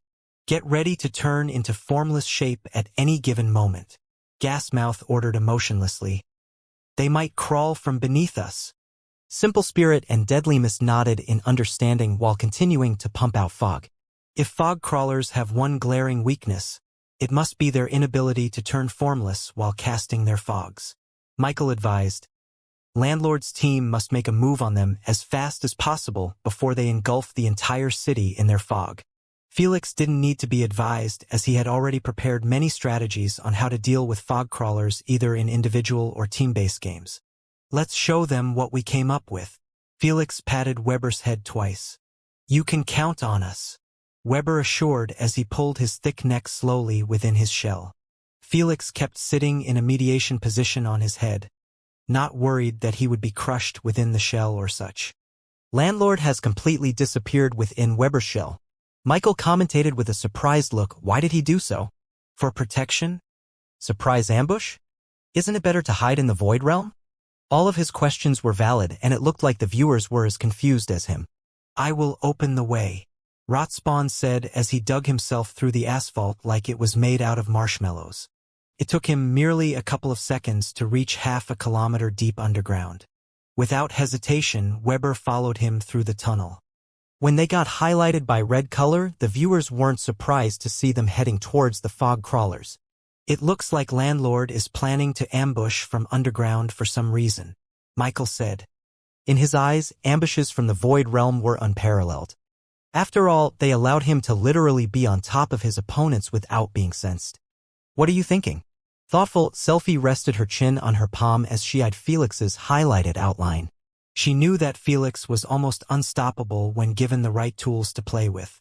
Having two heavenly turtles at his disposal was the same as giving wings to a tiger. Am I bad to wish that he loses? Selfie curled her lips. I'm such a klutz. I should have proposed another bet that isn't related to him. She wanted him to win and be happy, but at the same time, she didn't want to lose her bet. Whatever. Whether he wins or loses, he will need to come to my realm. Selfie smiled. He will most likely stay a few years if I requested. One could only wish that she would retain the same desire and confidence in wooing Felix after she meet Asna face to face. They finally arrived below them. Selfie snapped out of her daydreaming after hearing Michael's exclamation. Oh ho, I see. When she looked at screen, she quickly concluded why Felix decided to remain with his teammates. Since the fog crawlers are as silent as ghosts and doesn't need to walk on the ground, there is no way those two will be able to locate them without Felix. She reasoned. She was absolutely right. Felix was guiding Weber and Rotspawn by using his infrared vision. It wouldn't have been possible if he did so from the Void Realm since his AP bracelet will be destroyed. When that happened, he would not be able to send messages by using the Queen even though they were in the UVR. Games followed strict realistic standards. The only thing allowed was recovering the AP bracelet if destroyed since most players couldn't operate effectively without it. We are right below them, you may begin, Felix ordered as he squinted at the three fog crawlers. Don't screw up this time, Weber, Rotspawn warned. Our synergy needs to be perfect or else it will be for naught. I got this. Weber nodded with a serious expression. I believe in you guys. Felix waved his hand and jumped outside Weber's shell. Then he entered the Void Realm and traveled to the surface of the city. He made a quick calculation in his mind and then picked a unique position above the fog crawlers. Under the intrigued eyes of the viewers, Felix extended his palm forward and created a small-sized void domain that surrounded him alone. He kept it affixed in this size and waited patiently for his teammates to follow up with the plan. Rumble, rumble. Here we go. Without warning, towering thick walls rose from the ground in a wide circle around the fog crawlers. When need to exit it now, Gasmouth shouted an order after seeing that the walls were curving inward, trying to connect with each other to lock them within a dome. The walls are too far. We won't make it in time. The other two agreed with his idea and acted upon it immediately. The circle diameter had reached 1 kilometer more or so, making it almost impossible for the fog crawlers to cross over them before they get connected. Brilliant! Rotspawn and Weber are working on each half of the dome. Michael shouted in excitement as he placed the camera on those two. As he mentioned, Rotspawn and Weber were teaming up for the creation of this magnificent and gigantic dome. It would have been absolutely impossible for them to create one this big and fast all alone. Let's fly out of here, Simple Spirit suggested while looking up. Because the walls were too far from each other, it would take a bit more time to connect and enclose on the fog crawlers. Gasmouth and Deadly Mist acted immediately upon Simple Spirit's idea. Naturally, they weren't flying with their wings. They knew that it would be risky to keep themselves exposed during an ambush. So they turned into their ghost state and controlled their fog to fly them outside the dome. Unfortunately for them, Felix was waiting exactly for this reaction. The moment he saw them getting close to him, Felix opened a void rift in their path and exited it quickly while still inside his void domain. Immediately after he exited it, the void rift collapsed on itself. Felix ignored it and created a small one to put his palm in it and continue to fuel his void domain. This time, he went all out, getting his domain to expand to 100 meters as quickly as possible. Retreat! Gasmouth shivered after seeing that his fog kept disappearing through the void domain.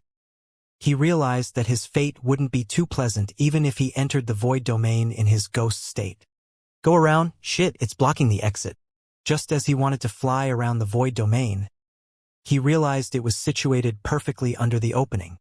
To make matters even worse for them, the walls had never stopped curving towards the center for even a second. In the end, the fog crawlers were forced to seek other methods of leaving the dome besides this one. Thud! After the dome was finally closed shut, utter darkness befell within it. Fortunately for the viewers, the street lamps went on automatically, gracing them with a bit of light. Alas, because of the fog spreading within the dome continuously, those light poles didn't provide much help. This made Michael highlight all the players with different colors. It looks like they have been trapped successfully. Selphie wondered, but what's the point? The dome is 1 kilometer wide and tall. It will be truly difficult to kill them within such a large space.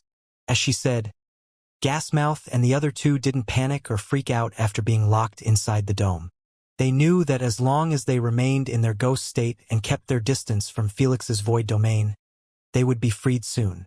After all, Rotspawn and Weber could not keep such a towering dome erected forever. What did you find in the sewers? Is there a way out? Gasmouth inquired. No, the dome is connected with the ground completely. Deadly Mist shook his head. It's like we are inside a jar. Okay, don't bother with escaping, Gasmouth ordered. Let's take advantage of the situation and fill the entire dome with FO. Rumble, rumble.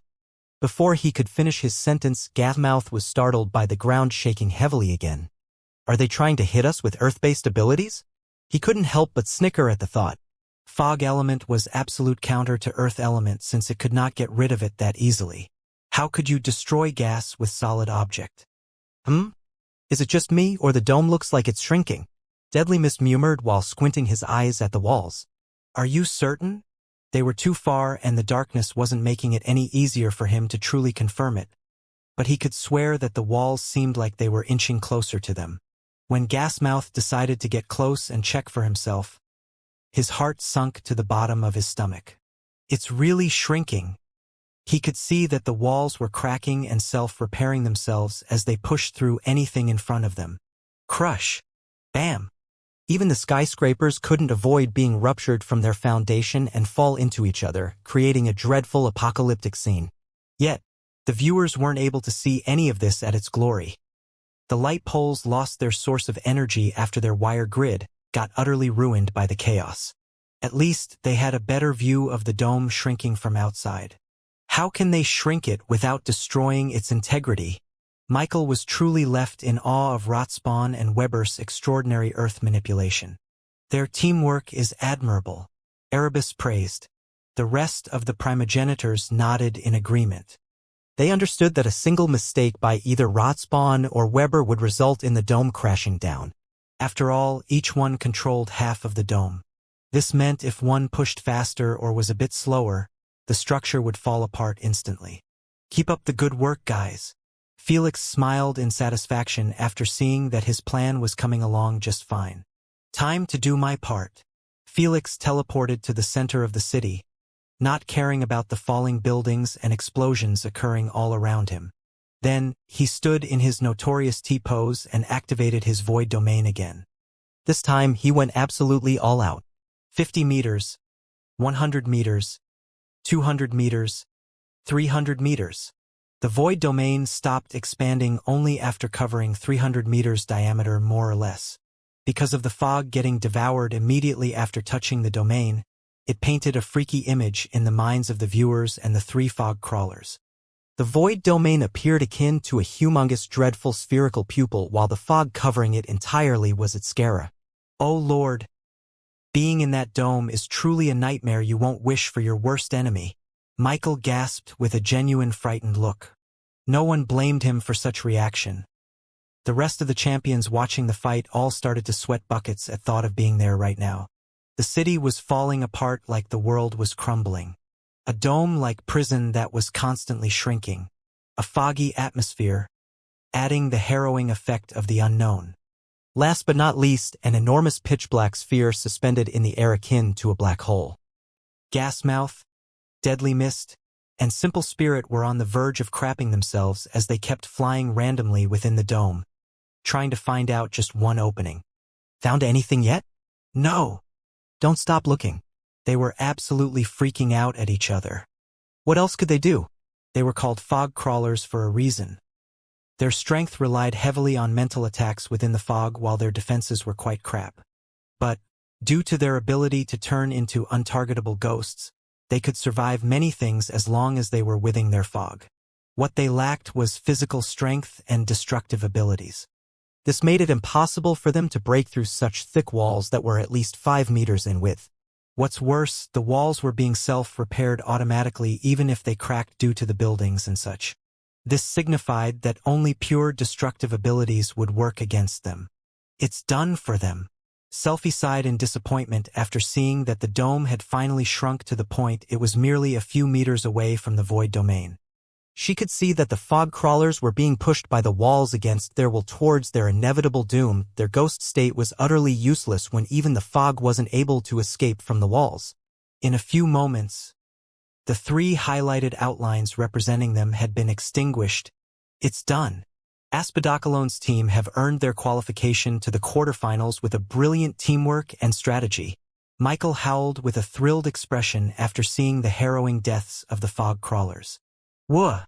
All heavenly turtles in the stands extended their necks and cheered as loud as they could. A win for their ancestor meant a win for them too. Meanwhile, Felix, Weber, and Rotspawn had been teleported back to the arena shortly after. Michael didn't hesitate to blink next to Felix and interview him about his strategy. Landlord, it looks like you have trained fairly well with your team to master such a remarkable tactic. The credit goes to Weber and Rotspawn. You should interview them. Felix chuckled. I did nothing but T-pose for a few minutes. Haha, it might seem that way, but I do believe that it was your tactic, right? Michael was still adamant at interviewing Felix. Ask Weber, he actually named it. Felix pushed the mic away from his face and teleported back to the stands immediately after Michael looked at Weber. Tisk, squirmy prick. Michael cursed under his breath before returning to his eager persona while interviewing Weber. What did you name your tactic?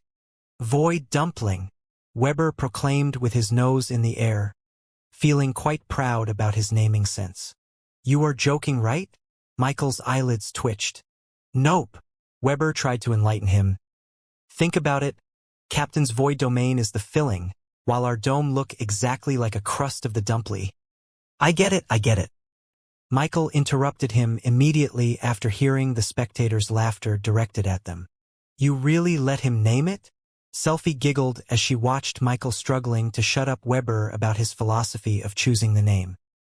He asked, and I never cared about naming any of my tactics. Felix shrugged his shoulders while sitting in a relaxed posture. How generous of you, Selfie said while sizing up Felix's posture. You seem tensed. Do you want a quick shoulder massage? She offered while tempting him with her beautiful long thin fingers. You won't get enough of it. A shoulders massage?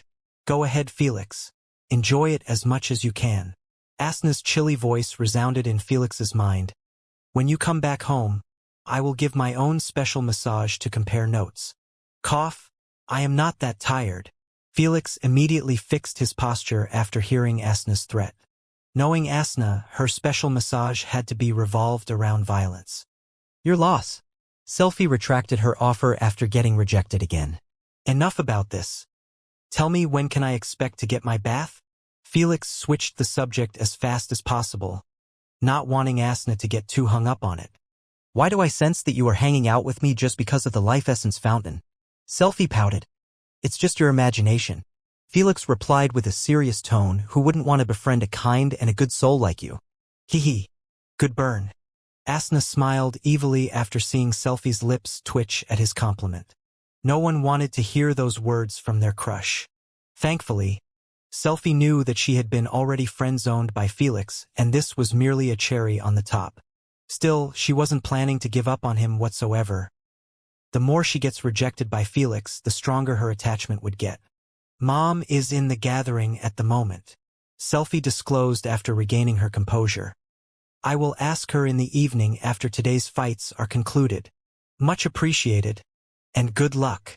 Felix knew that it wasn't conclusive yet if Lady Yggdrasil would agree to have a human bathe in her sacred water.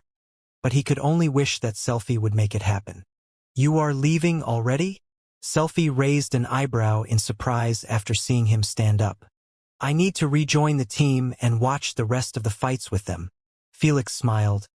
I am the captain after all. Okay. Selfie stood up too and gave him a quick friendly hug. See you in the evening. See you. After he left, Selfie found no reason to remain in the stands anymore. As for Felix, he started to analyze the upcoming fight between Kumiho's team and Siren's team. Who do you think will win, Captain? Weber asked as he eyed the 6 beauties on the arena waiting to be teleported. Most likely the mermaids. Felix answered.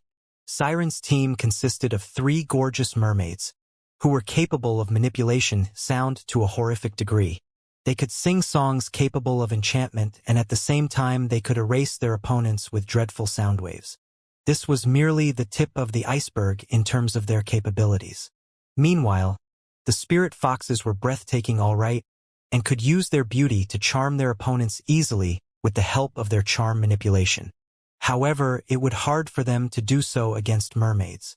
Firstly, mermaids enjoy owning noteworthy mental defense. Secondly, Siren's team was made entirely of females, making them more inclined to be interested in the opposite sex. This would make it harder for the spirit foxes to pull a fast one on them. As Felix expected, Kumiho's team had ended up losing the fight because of those heavy disadvantages. Later that evening, good evening, Mother.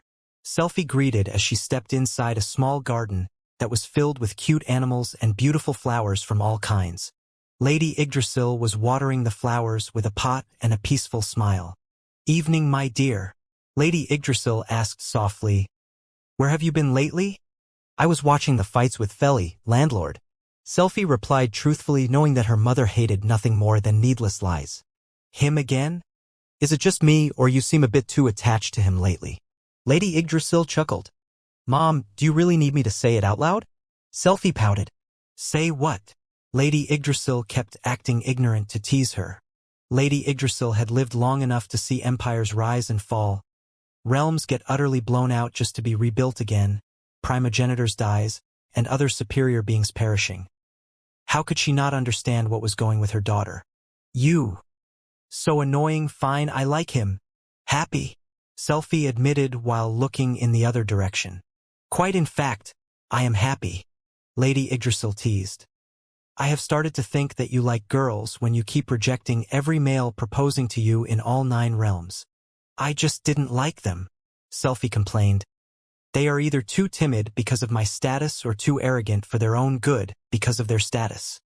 What's different about that kid? Lady Yggdrasil asked. I'm aware that he is looked highly upon by his masters due to his growth potential, but what about his character? Although the nobles of the 9 realms aren't to your satisfaction, but they are at least loyal, Lady Yggdrasil added. When it came loyalty, elves were unmatched. The moment they chose a cause or partner, they would stay loyal to it until the day they die.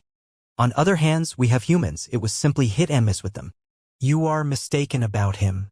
He might be a human, but his loyalty is comparable to us. He even refused to take me to a date because he has a girlfriend. Selfie complimented Felix, not realizing that she was bashing herself in the process. Lady Yggdrasil eyed her speechlessly, feeling like she was seeing her daughter for the first time. What? Selfie titled her head in confusion. What do you mean by what? Lady Yggdrasil scolded. How can you let yourself get friend-zoned? You are a future queen and my daughter. If my peers caught wind of this, I will never hear the end of it. What can I do? Selfie mumbled in annoyance. I keep making moves on him, but he blocks them all because of that girl. Unacceptable. How can his girlfriend be better than my daughter? Lady Yggdrasil frowned. Show me. Selfie opened a holographic screen and showed Lady Yggdrasil all her information gathered about Asna. When Lady Yggdrasil saw Asna's unparalleled beauty, she couldn't help but give her daughter a sympathetic look. Mom. Selfie didn't like her look at all. I still have a chance. Beauty isn't everything. Selfie stressed. Status, personality, and intelligence are equally important. In Selfie's mind, it was simply impossible to contest against Asna in terms of looks. However, she had other important assets too. I don't know about her intelligence and personality, but I doubt she has a better social status than me. Selfie spoke confidently. Oh honey, you have no idea who you are competing with. Lady Yggdrasil kept those thoughts to herself, not wanting to break her daughter's heart. God knows if she would ever be interested in men again. Lady Yggdrasil didn't truly know about Asna's identity or her situation with Felix. However, she deducted that Asna must be from a race that was equally superior as primogenitors or even higher. She picked it up from Asna's manner of speech, walk, gaze, and behavior, not to mention her unrealistic beauty. If she was disclosed about Felix's memories like Lady Sphinx, Thor, Jormungandr, and Lord Cows, she would have picked up on Asna's identity instantly. Well, you do you. Lady Yggdrasil walked to her and patted her in the head gently. I don't care if you want to tie note with a half donkey, half a man, as long as you are certain about your choice. I am certain it has to be him. Selfie nodded with a resolved expression. Do you want me to call Lady Sphinx and set you up with him? Lady Yggdrasil mentioned she owes me a favor after giving her my monolith a while ago. No, that's way too intrusive and forceful. Plus, I doubt Felix will see me too kindly after that. Selfie rejected her suggestion vehemently. Though, I do need your help with something, Selfie added while avoiding eye contact with her. What is it? I promised him to bathe in the life essence fountain. Selfie's voice faded at the end. Lady Yggdrasil narrowed her eyes at Selfie and asked, Is he taking advantage of you already? No. Selfie defended Felix hastily. We made a bet about his fight with the fog crawlers. If he wins, I will help him with the life essence fountain, but if he lost, he promised to stay in my realm for a decade. You know the outcome, Selfie added while sighing in disappointment. So, let me get this straight. You annoyed me to bet on him to win the tournament. Then, you went and made a bet against him and hoped that he loses his fight. Yggdrasil stretched Selfie's ear as she scolded. Did love make you dumb in an instant or what? Awa. I am sorry. I wasn't thinking straight. Selfie cried painfully while trying to escape from Lady Yggdrasil's clutches. This is a minor issue, but don't let it happen again. Lady Yggdrasil released her grip as she advised, don't do anything dumb to please him if it is going to affect you badly. I won't. Selfie whimpered while massaging her reddened ear. Elves' ears were too sensitive to stimulation, making it quite a painful process to have them stretched like that. Since you made a bet and lost, you have to deliver no matter what. Lady Yggdrasil mentioned with a sly smile. Still, you guys didn't put a number on the exact date. So, just tell him to come whenever he feels like it. Mom, that's quite shameful and deceiving. Felix didn't put too much thought into it because he trusted me. Selphie retorted after realizing what Lady Yggdrasil wanted to do. Shut up. I am doing this for you. Plus, don't worry, I will be seen as the bad guy. Lady Yggdrasil chuckled. What can he do? Complain to his masters. Felix accounted for the fact that Selphie was too nice and kind to try and cheat him after he won the bet. But he didn't consider that Lady Yggdrasil couldn't care less about him. Since she was the true decider whether he would be entering the fountain or not, she could pick any date she desired. This meant the moment Felix stepped into the Elvish realms, he could only wait until Lady Yggdrasil allowed him to use the fountain. Could take months or even years. This was truly helpful to Selphie. She could take advantage of Felix's indefinite stay in her home to make a real connection with him. It will be the best chance to make him mine. Selphie steeled her heart and stopped feeling guilty about agreeing to her mother's plan. Thanks a lot, Mom. I will be going to deliver him the good news. Selphie stepped forward and kissed Lady Yggdrasil in her cheek. Then, she teleported with clear anticipation in her face. This is all I can do for you, my dear. Lady Yggdrasil sighed inwardly. It's doubtful if you can snag him from that mysterious woman, but I hope you won't have any regrets whether you failed or succeed. Lady Yggdrasil soon returned to tending the flowers, not planning on wasting too much of her energy on her daughter's love life. She was too old for that crap. 5 minutes later, Felix's training session with his team had been interrupted by Selphie's sudden call. Give me a sec, Felix requested while accepting the call. Good news, Sir Felix. Selphie expressed, my mom has agreed to let you bathe in her life essence fountain. You actually pulled it off. Felix's eyes brightened up in delight. Although he knew that Selphie was Lady Yggdrasil's daughter, he still wasn't confident if she would be able to convince her. Though there is a small issue. Selphie coughed sheepishly. My mom didn't set a date. She told me that you can come anytime and wait for her permission. Oh, that's not really too much of an issue. Felix smiled. I am just grateful for the opportunity. Felix wasn't that entitled to believe that Lady Yggdrasil would go out of her way to please him. After all, he didn't make a bet with her. He didn't mind even waiting a few years until he gets permitted to use the fountain.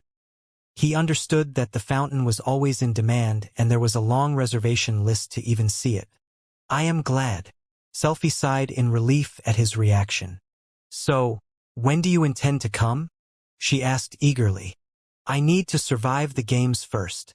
Felix chuckled at her enthusiasm.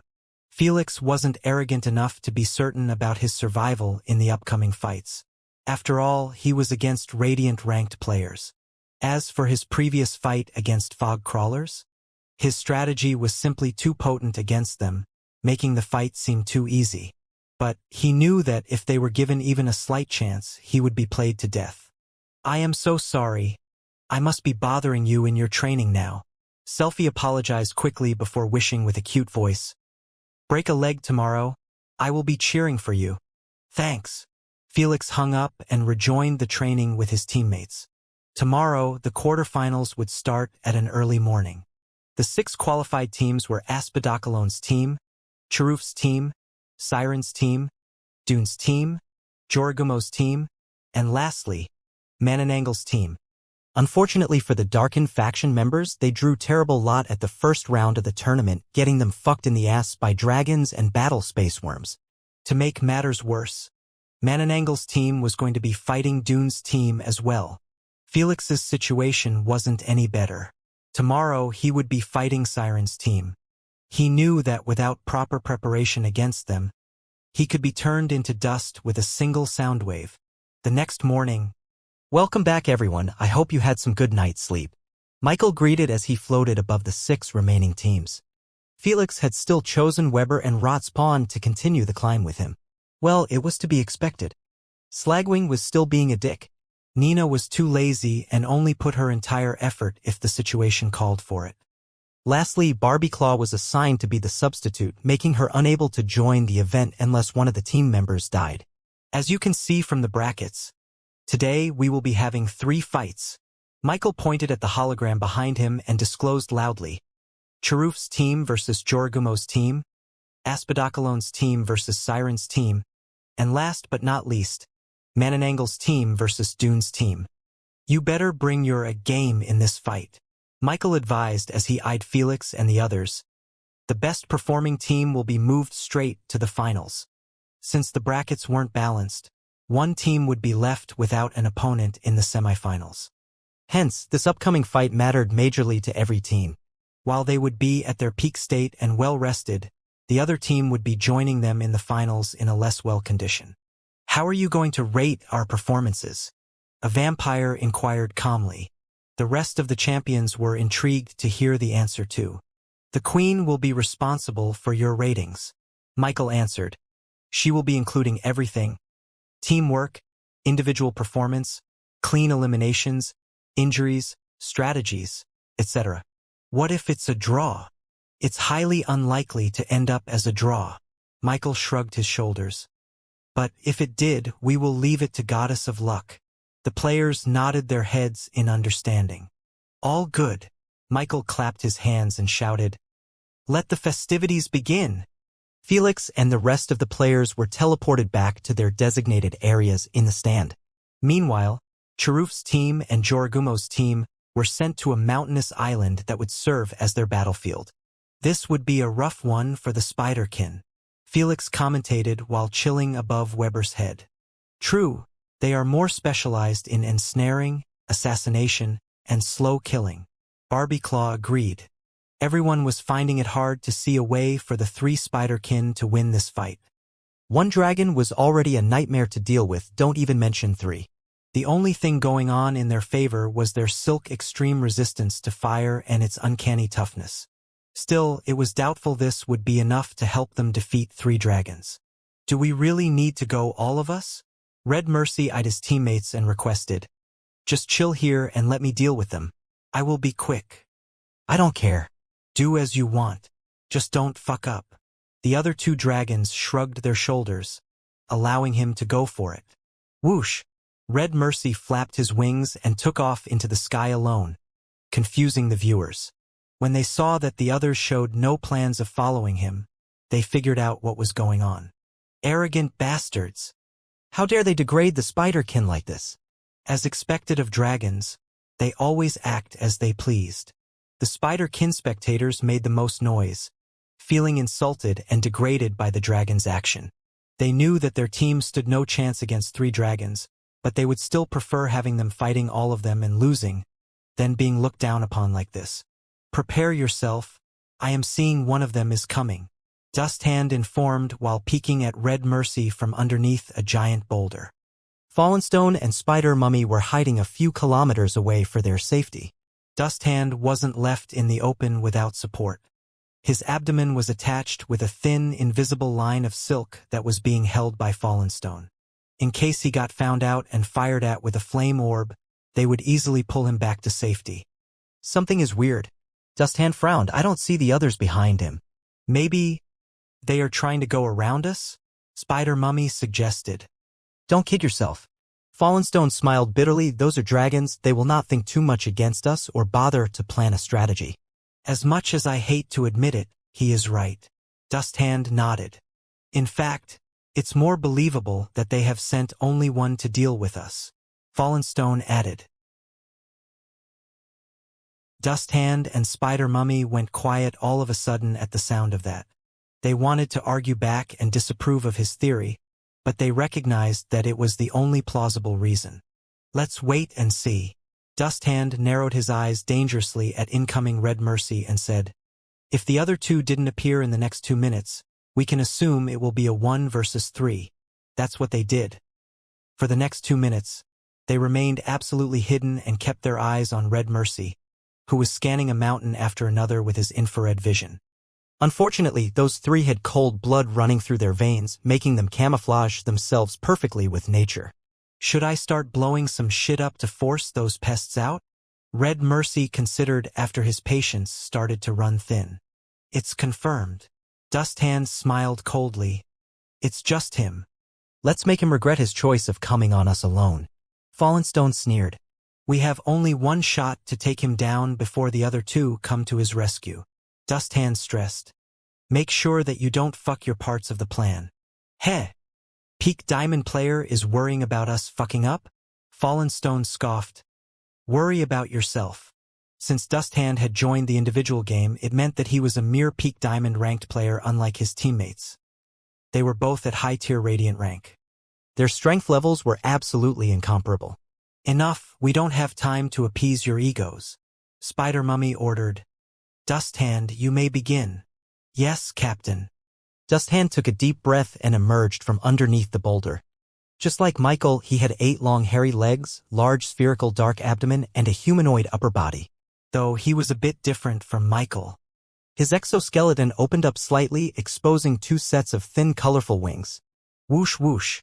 Without a single ounce of hesitation, he took off into the air akin to a rocket, heading towards Red Mercy. What a confident little pest. Red Mercy raised an eyebrow in surprise after spotting Dust Hand rushing in his direction.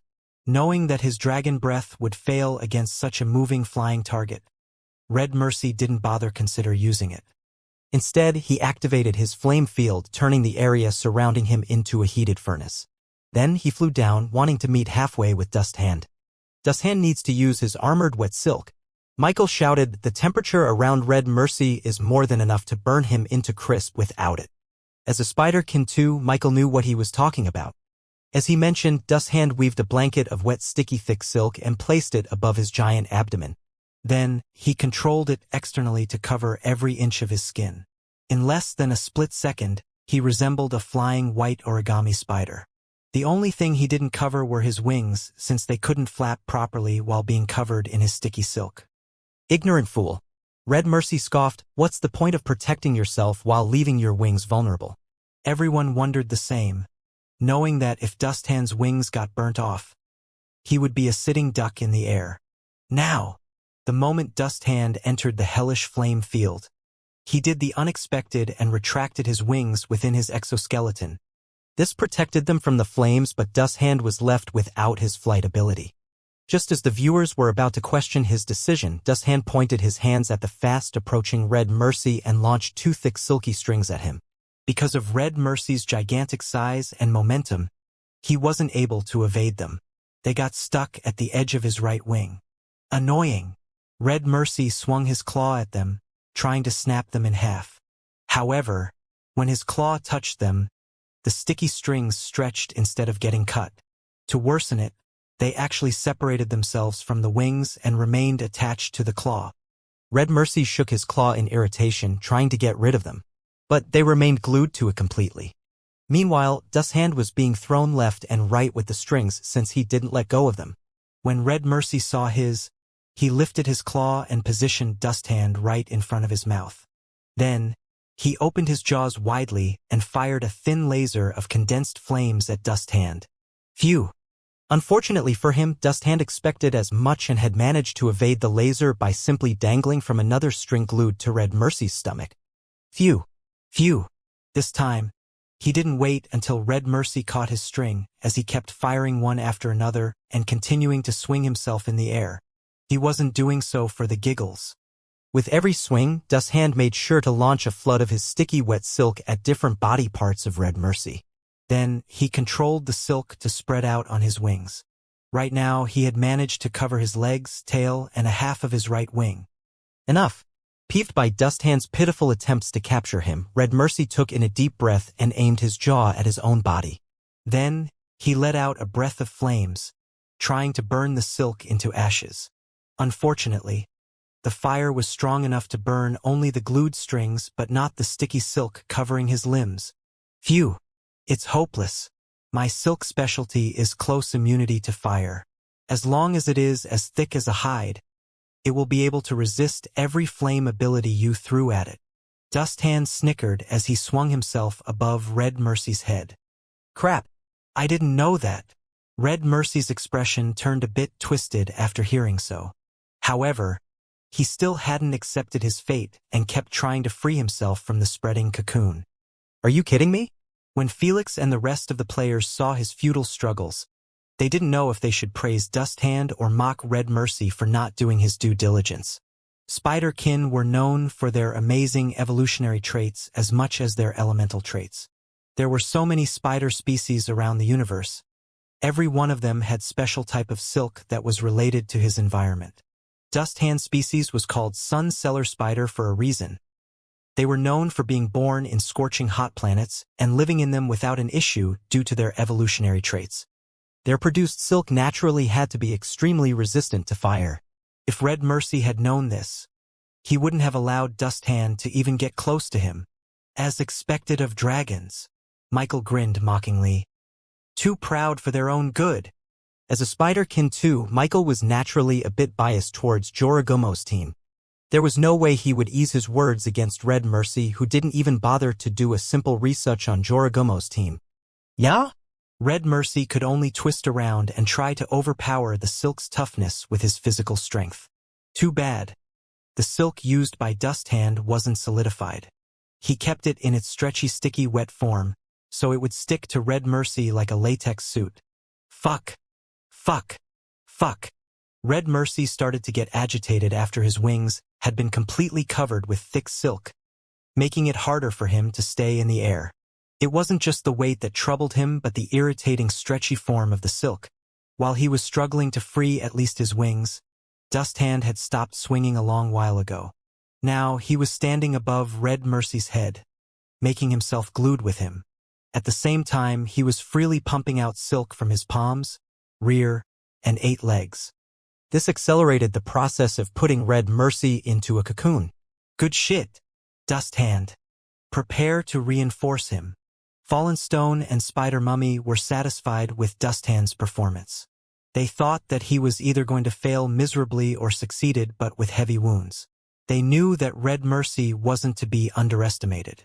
But they had no idea that Red Mercy's pride and laziness would stop him from even doing his proper homework. Whoosh! He did it. He actually placed a dragon within a cocoon. Michael shouted in euphoric excitement as he watched a humongous spherical white egg started to fall down. Red Mercy was completely covered in silk within the cocoon. He was barely able to move his wings. The viewers could see some bright orange lights escaping from tiny holes in the cocoon, letting them know that Red Mercy had yet to give up on using his flame abilities. He tried his condensed flame beam and managed to punch a small hole through the cocoon. Alas, it was recovered within a split second. He even tried to use an ability called Flame Burst that released flames through his scales, engulfing him entirely in fire. Alas, the fire did nothing to help him out. The silk dreadful resistance was not a joke. He is fucked big time if he didn't request backup now, Felix said as he watched Red Mercy continue falling down. Felix knew that many dragons were killed at the hands of players from different races by using environment to their own advantage, relying on items, poison, ganging up, etc. He was merely the first person to slay a dragon without relying on items or tricks, making him truly worthy of the title. If Red Mercy landed in the hands of 3 Spider-kin while inside a cocoon, his fate wouldn't be too pleasant. I won't fucking beg for assistance regardless of what. Although Red Mercy could see that his situation was miserable, he refused to call for help telepathically. It was simply too humiliating after boasting that he would end this fight alone in a jiffy. Thud! The ground shook and dust rose high above as the cocoon smashed at the bottom of a mountain, creating a giant crater. When the dust settled, the viewers couldn't help but appreciate the silk's toughness. It appeared filthy, but not a single cut could be seen. Although the landing was nasty, everyone could see that Red Mercy was still twisting within the cannon, resembling a chick trying to hatch from an egg but failing to do so. Come quickly, we need to eliminate him before his backup arrives. Dust Hand besought his teammates to hurry as he kept strengthening the cocoon with more silk. We are here, Fallen Stone disclosed while swinging from a boulder to another with Spider Mummy. Soon, they landed next to the giant cocoon and couldn't help but compliment simultaneously. Good work. Save it for later. Dust Hand rushed them. Reinforce the cocoon quickly. I will take care of him with the frenzy poison.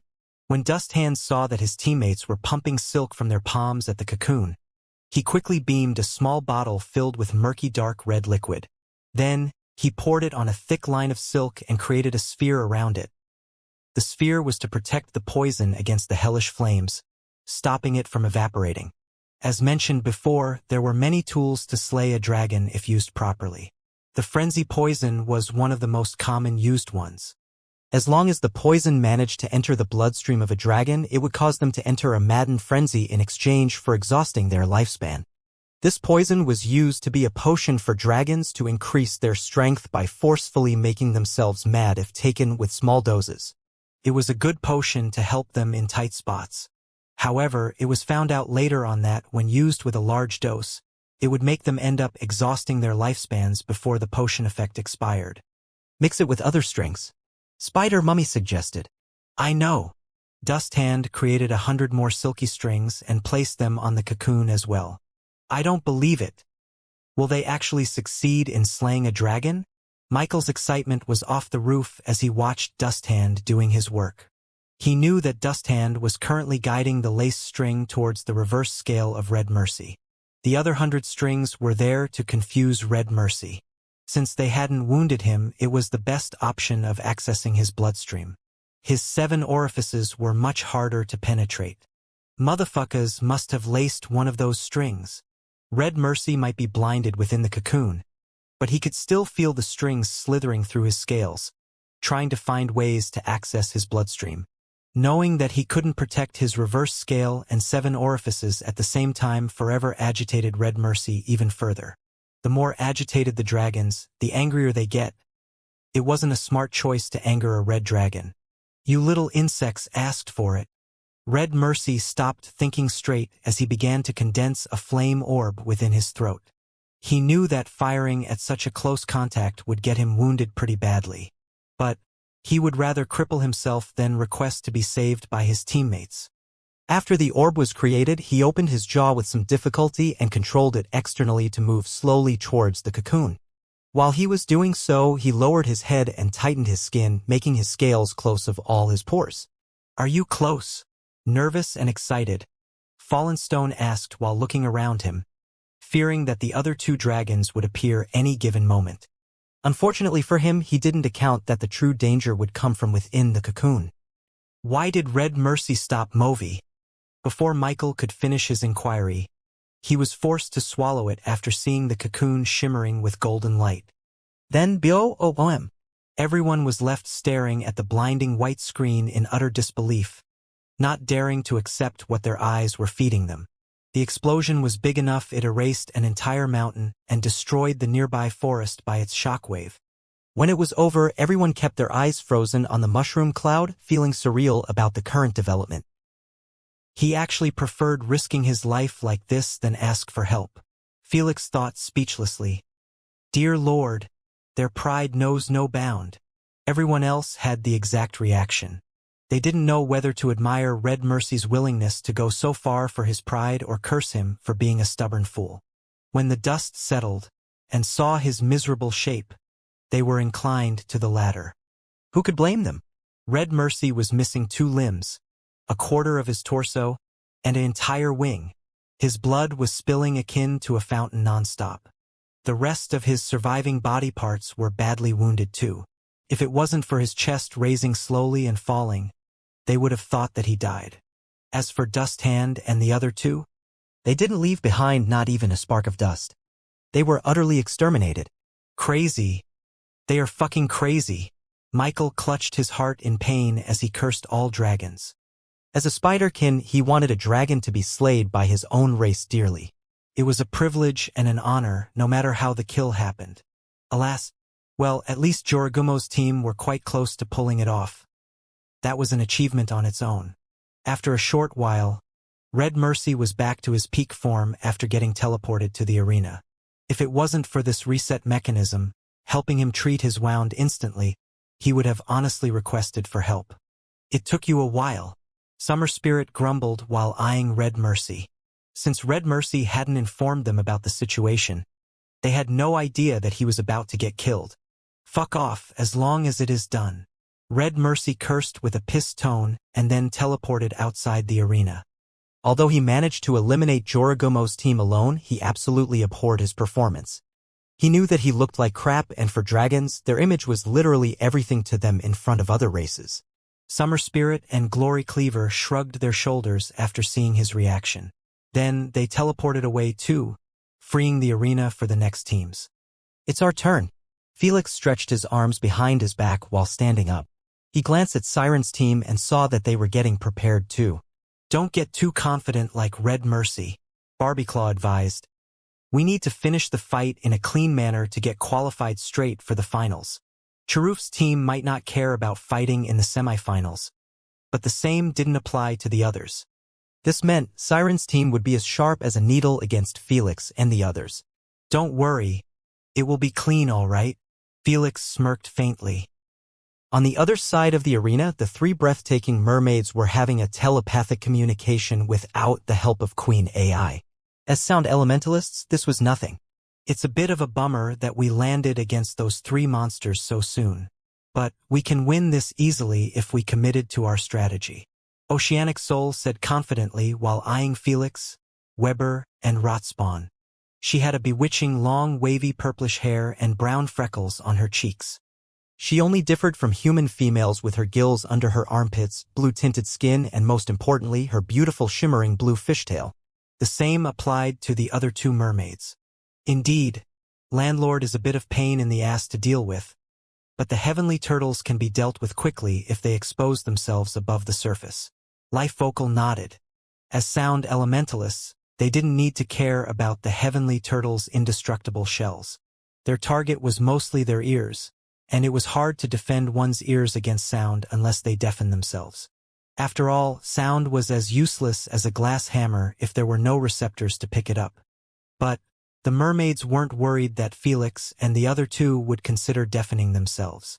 In fact, they would rather have them go for it. Just don't let your guards down and we will be fine, Sandy Shell said. After the break period ended, both teams were summoned to the arena by Michael. He welcomed them and gave the viewers a quick reminder of their achievements in the past fights. Then, he displayed a holographic wheel with hundreds of maps with almost all known environments. Let's see if one of you will get lucky. Michael grinned and spun the wheel as hard as he could. Ting ting ting. Ting. After the wheel span for a few seconds, he stopped it. You gotta be kidding me. Felix's expression turned bad immediately after seeing that the needle had stopped on a water-based map. There were hundreds of tiny islands that were connected with either shallow water or none. Those islands would be good enough for footing, but Felix knew that they would not have the same freedom as the mermaids. Hee hee. My cuties are finally given their environment to play in. Siren giggled happily. Meanwhile, Lady Sphinx, Aspidocalone, and the others weren't too pleased by the pick. Alas, they could not complain about it. Siren's team had fought against Kumiho's team in a forest. Those mermaids with fishtails didn't complain when they had to fight in the main habitant of the spirit foxes. So, no other team had the right to complain if these mermaids were given their natural habitat too. It's going to be hard to travel underground now. Rotspawn frowned. I guess I will have to change my strategy. Felix added, just leave it to me, I will handle them. Are you certain? Weber asked. They ought to feel a bit less confident about Felix's capabilities to deal with the mermaids all alone. After all, they just saw Red Mercy get forced into the extreme to win his fight. Don't worry, Felix grinned. I will be bringing out the big guns. A few moments later, Felix opened his eyes to the soothing sound of the waves smashing against a small cliff. He looked around him and noticed that he had been teleported above one of the smaller-sized islands that had a few coconut trees spread out here and there. Captain, can you see us? Weber asked. Yes. Felix's eyelids twitched after seeing Weber and Rotspawn taking over an island each. They were big enough. Their thick feet were placed on shallow waters around the island, making them seem like they were standing on water. This will be a tough one for them. Felix shook his head and blinked above Weber's head. I will find a bigger island that can hold both of you, Felix said as he jumped 100 meters into the air. With a one sweep of the nearby islands, he locked on one that was a few kilometers wide. You should do for now. Felix decided on switching to it instantly, knowing that the mermaids should be approaching them at a supersonic speed. He wasn't wrong at all. When the camera switched to them, The viewers couldn't help but feel fear for their lives underwater. The mermaid's speed was simply frightening, as they all needed was a single flap with their tail to cross 200 meters of distance. That's because they were able to ride on released sound waves, boosting their speed that was already terrifying underwater. Meanwhile, the rest were ever even slower than a sunken rock. It would be an absolute slaughter. Soon, the camera returned to Felix and the other two. They could be seen hiding deep within the forest of the new island. Weber and Rotspawn had their limbs and half of their shells buried on the ground, making it easier for them to take cover with the trees. "I will be going now," Felix mentioned. "If you notice anything, just hide underground and wait for my arrival." "Be careful," Weber wished. "If you got caught underwater, it will be difficult for us to assist you in time." What he said, Rotspawn emphasized. Although it was possible for them to control the seabed to their own advantage, they understood that it wouldn't be the same as doing so on land. Water would impose heavy pressure, making all of their abilities 10 times slower. Against mermaids who were capable of moving at a supersonic speed in water, they would never be able to touch them even with a pebble. "Landlord is on the move," Michael commentated while watching Felix traveling through the void realm. Sea or land, it didn't matter to Felix, as he was able to see through everything with his interdimensional senses.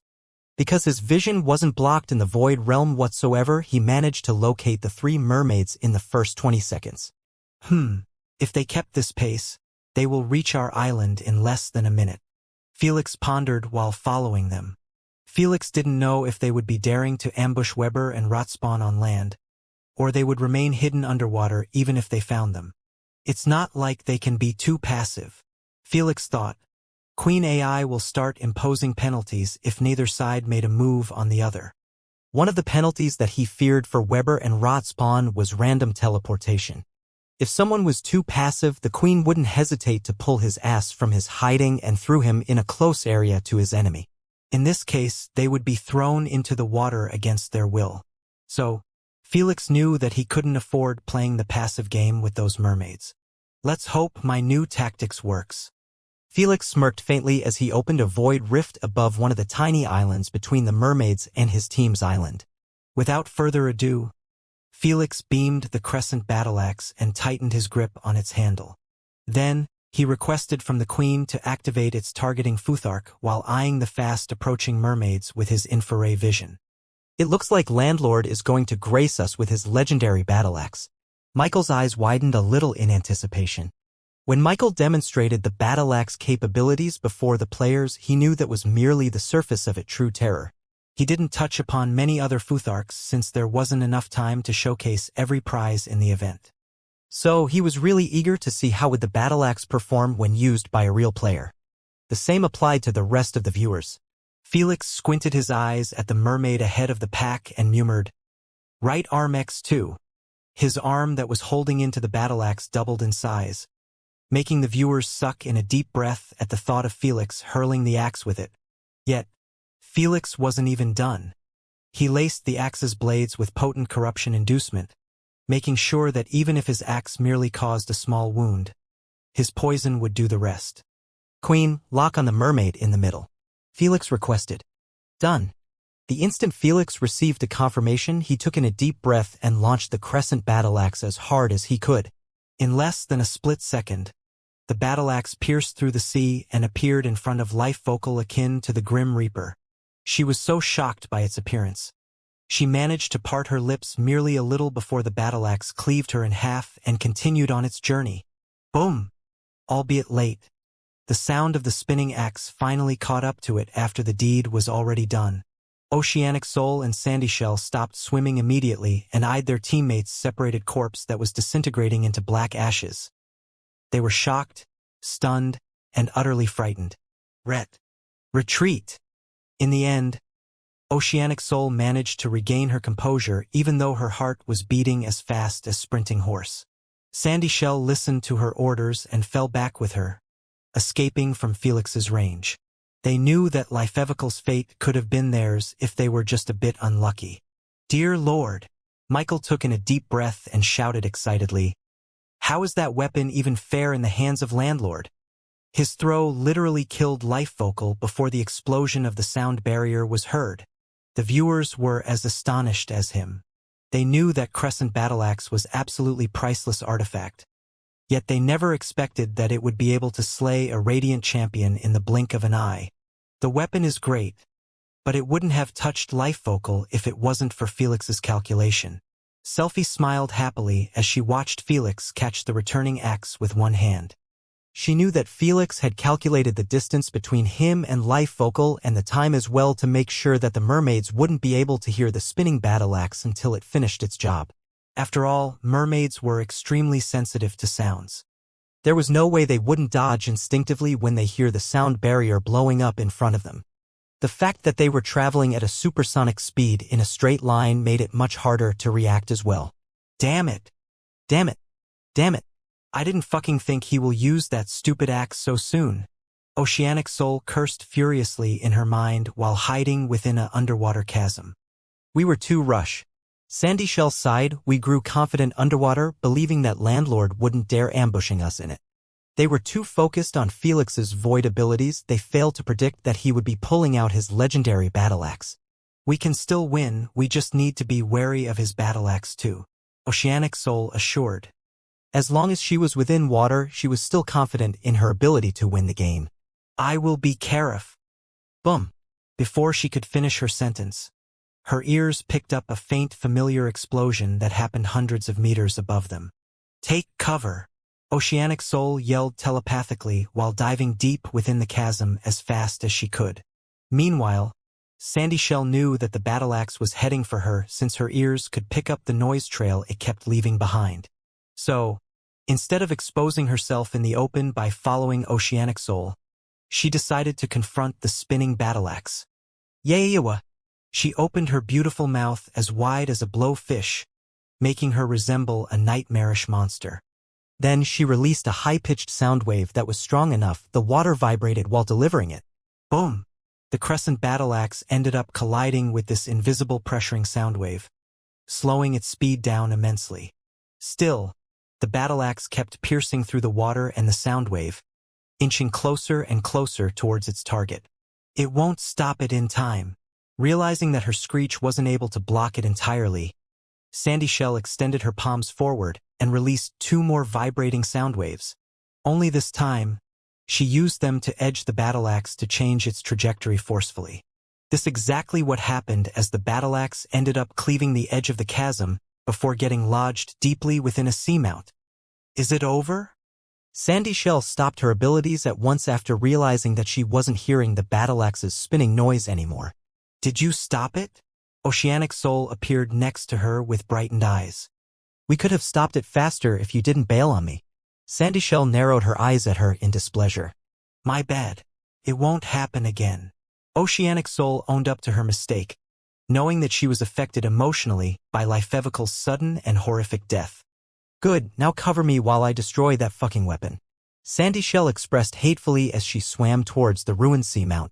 Both of them understood that Crescent battle axe was capable of returning to its owner only if it had momentum. This implied that as long as Felix didn't come down personally to pick it up, it would remain lodged deep within the seamount forever. Do you see it? Oceanic Soul asked while scouting her surrounding area for any unfamiliar sounds, knowing that Felix might teleport nearby to pick it up. I see the tip of it, it's purple, it must be laced with poison. Shady Shell replied while opening her mouth widely again.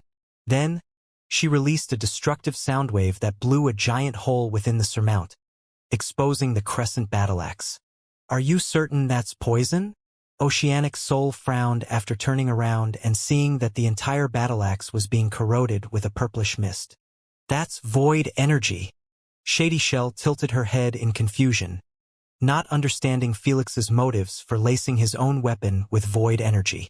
In her eyes, poison was more than enough to get her killed after being wounded. As for void energy, in both cases the weapon would be destroyed. Landlord never does anything without a motive. Oh no!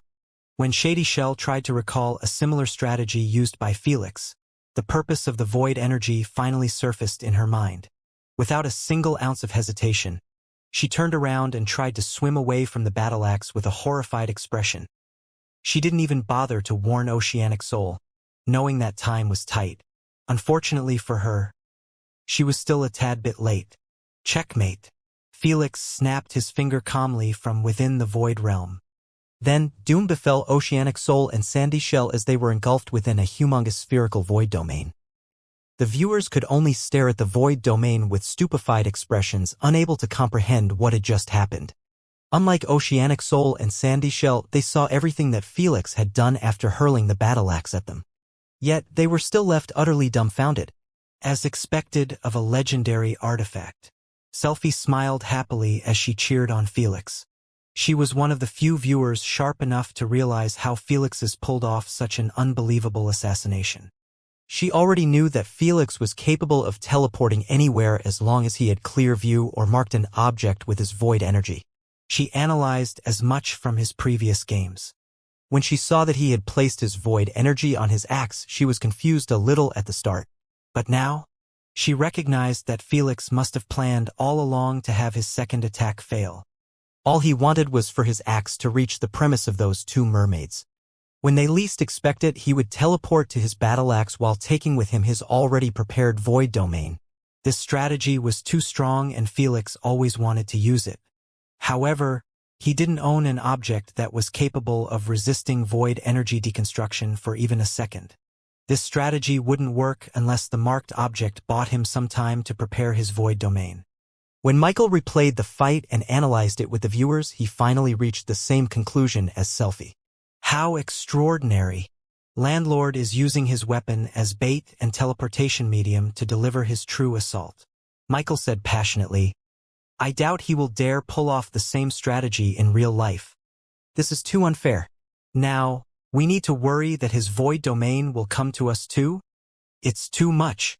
The champions in the stands weren't too pleased with Felix's new killer tactic.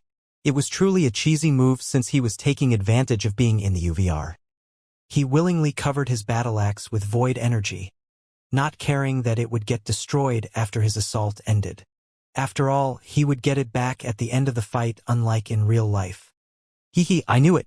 Felix grinned faintly after teleporting back to the arena and hearing the grumbles and boos directed at him. But he didn't care how those hypocrites were viewing his new tactics. As long as it was valid, he would abuse the shit out of it in his future fights too. Landlord, I am too tired. The moment Felix noticed Michael teleporting next to him, he swiftly turned into a flash of light and returned to his house. I will watch the last fight on the stream, guys. Don't wait for me.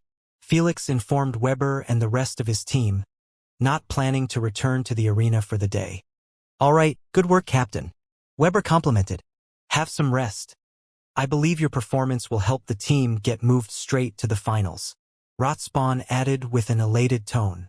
Felix's performance was much cleaner and sophisticated than Red Mercy's. He slayed the three mermaids without receiving a slight injury or having them harm his teammates. He did it alone, letting the Queen know that the job didn't require the three of them. Meanwhile, Red Mercy had acted tough and ended up embarrassing himself. If it wasn't for being recovered to his peak after returning to the arena, it would have taken him days to treat those horrible wounds. Let's hope that the battle space worms wouldn't slaughter Mananangle's team too fast, Felix said. No matter how fast they can be, I doubt they will top off your performance. Barbie Claw assured. They are strong all right, but they are too fearful of getting killed. They always play it too safe. Rotspawn added. True. Felix couldn't help but agree with them after recalling the battle space worms fights. As space elementalists, they were feared by the majority of races. After all, they could open pocket dimensions, slash space or distorted, teleport themselves or teleport other objects, open wormholes connecting two locations, and more of such overwhelming abilities. Yet, not many of them participate in the games and simply settle with being deliverworms. That's because their physical and mental defenses were too weak compared to the rest of the players. In other words, they could be killed as easily as any random player if they were just a little careless. Because of their weaknesses, they almost never act arrogantly or proudly as the dragons in the games. As expected, the last quarterfinal fight had been dragged on for at least 20 minutes due to the battle space worms being too careful. All the traps and strategies that were set up by Mananangle's team had been avoided and blocked successfully. When the battle space worms counterattack, they made sure to target all of their efforts on a single champion. Due to their space-based attacks being extremely difficult to defend against, Mananangle's team could only drop out of the fight one by one. Congratulations to the 3 semi-finalists. Michael shouted as he displayed 3 screens, each belonging to one of the 3 teams. As you all know, one team will be pushed straight to the finals by Queen AI after judging their performance. Michael extended his hand at the screens, showing a long percentage meterage on all of them. The team with the highest score will be deemed as the most worthy one. After announcing so, Michael clapped his hands twice and then watched the percentage meterage with look of anticipation. At the start, the percentage meterage for each team was rising simultaneously with the same speed. However, the instant Cheruf's team crossed past 65%, it stopped moving. Cheruf's team is secured to fight in the semifinals. TSK. This is your fault. Summer Spirit clicked his tongue in criticism as he gave Red Mercy a side glance. We should have never left you go solo. Nethercutter scoffed as well, making Red Mercy feel like shit. But he kept his mouth shut, knowing that he had indeed messed up big time in his fight against the Spiderkin. Thankfully for him, his teammates stopped giving his crap over this and returned to watching the percentage meterage of the other 2 teams. They were merely a little peeved that they had to dish out some extra effort when it could be avoided. Both teams are at 75%. This looked like it will be a closs. Just as Michael wanted to finish his sentence, he ended up swallowing the rest after seeing the space worm's meterage halting at 76.5%. Meanwhile, Aspidocolone's team meterage kept climbing higher and higher until it touched 94%. Only then did it come to an abrupt stop. Congratulations to Aspidocolone's team for qualifying to the finals. Michael applauded, a well-deserved reward for Landlord's extraordinary performance. See, I told you we had it in the bag. Weber grinned widely. 2 days off. I am glad we get to have some break. Felix smiled faintly. He was more elated by the 2 days off than being qualified to the finals. He had been fighting constantly over the past 7 days, and it was starting to take a toll on him, especially when he needed to be always on alert and create new strategies to end his battles without getting wounded. So, Felix decided to start his break from now to be fully prepared for the finals. Whether dragons made it or battle space worms, he knew that the fight would be extremely dangerous. The next morning, Felix was sitting in the living room with Asna, planning to spectate the semifinals with her. After Asna noticed that Selfie always sat next to Felix in the stands akin to an unavoidable vermin, she tried her best to keep him at home with her. Isn't this better? Asna smiled while sipping Coke from a large can. It makes me look bad to miss watching the fight live next to my teammates. Felix grumbled while eating popcorn. Teammates, yeah right? Asna huffed in annoyance after being reminded of Selfie. You are adorable when you are jealous. Felix chuckled. I should do this oft. Ah! Before Felix could finish his sentence, Asna elbowed him in his crotch while giving him a death stare. I dare you. I was just kidding. Felix spoke while holding his crotch in agony. You better be. Asna humphed and turned to watching the stream. Now that he knew that Asna had no qualms assaulting his jewels, Felix decided to keep his mouth shut about matters related to Selfie or any other girl. Asna was still as violent as ever when it came to girls. Ladies and gentlemen, welcome to semi-finals. Michael appeared in the middle of the arena while wearing his usual flamboyant suit. Cheruf's team and Dune's team could be seen standing on opposite sides of the arena, waiting patiently for the fight to begin. Thankfully for them, Michael kept his introduction short and kicked off the fight after the map had been chosen. A desert-based map. Felix said, it's quite balanced for both teams. The map was just a vast golden desert that stretched to the horizons. Not a single tree was in sight, making the viewers understand that the only place to hide was under the desert. Yet, when the fight started, no one bothered to dig underground. The dragons took off in the air while the space worms entered self-created spatial pocket. As long as they were hiding within it, dragons wouldn't be able to touch them at all. As planned, we will take down Red Mercy first. Star follower with a stern tone, he is their weakest link after his screw-up in the quarterfinals. Indeed. His wounded pride will never let him live in peace. Voiceless snickered. He will pressure himself to prove his worth again before all. This will result in him making many mistakes. We just need to play it safe and take advantage of those mistakes. Truth Hunter supported. The space worms knew exactly what they were talking about. They had fought against a few dragons in their past games within the platform, making them understand that none of them could accept being humiliated. They were certain that Red Mercy would be making moves to kill them alone without informing his teammates. As they expected, Red Mercy's thought process was wholly different from what he strategized with his teammates. If I find them first, I must kill them before the battle noise attract those two fuckers. Red Mercy thought inwardly with a frigid expression. His team had decided to split up to cover more grounds during their search for the space worms. Though they made sure that no one should engage when they locate them but ping off their location as fast as possible. When it came to survival, it was close to impossible to kill a dragon who was fully focused on defending. Meanwhile, the space worms didn't intend to hide forever in their spatial pocket until they see someone around them. They might be fearful of their lives due to their trash physical and mental defenses, but they weren't that passive in their fights. They also decided to split and seek to locate Red Mercy. Because they were jumping through spatial pockets, they were free of worry. Both teams are sweeping the entire map for each other. Michael commentated while displaying 6 screens. Red Mercy will clash soon with Star Follower, while Summer Spirit will meet with Truth Hunter. This will be interesting. As he said, it didn't even a few seconds before Star Follower had spotted Red Mercy's monstrous figure flying in his direction. Because space worms looked through their antennas by drawing surfaces with spatial waves, he managed to identify Red Mercy even when he appeared as small as a pebble from a distance. Found him, boys. Star Follower notified while jumping back in his spatial pocket. It didn't take his teammates even a split second to join him after receiving his message.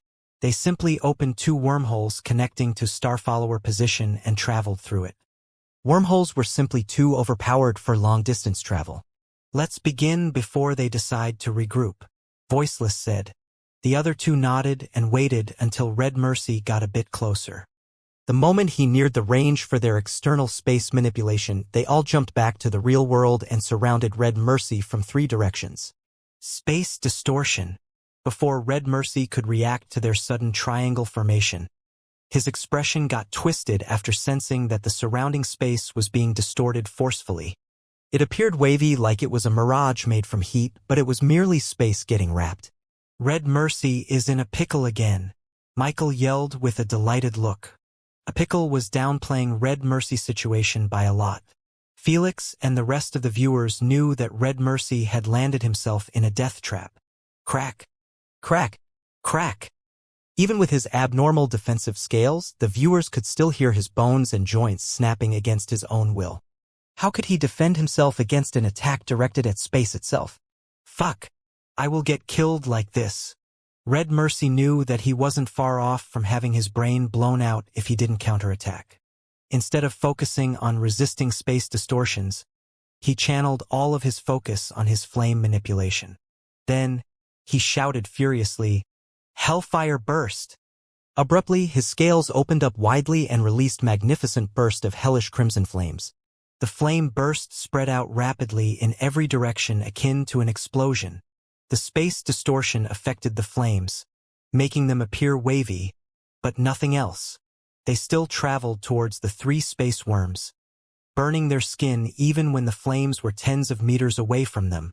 Pull back, Truth Hunter yelled out as he jumped within a spatial crack instantly. The other 2 were forced to retreat too with fearful expressions, knowing that a single touch by those flames and they would turn into ashes. Unfortunately, after they retreated within their spatial pockets, Red Mercy was released from the space distortion. His bones were cracked and his wings were damaged pretty badly, making it hard for him to sustain his flight without wincing in pain. Yet, at least he escaped from the death trap.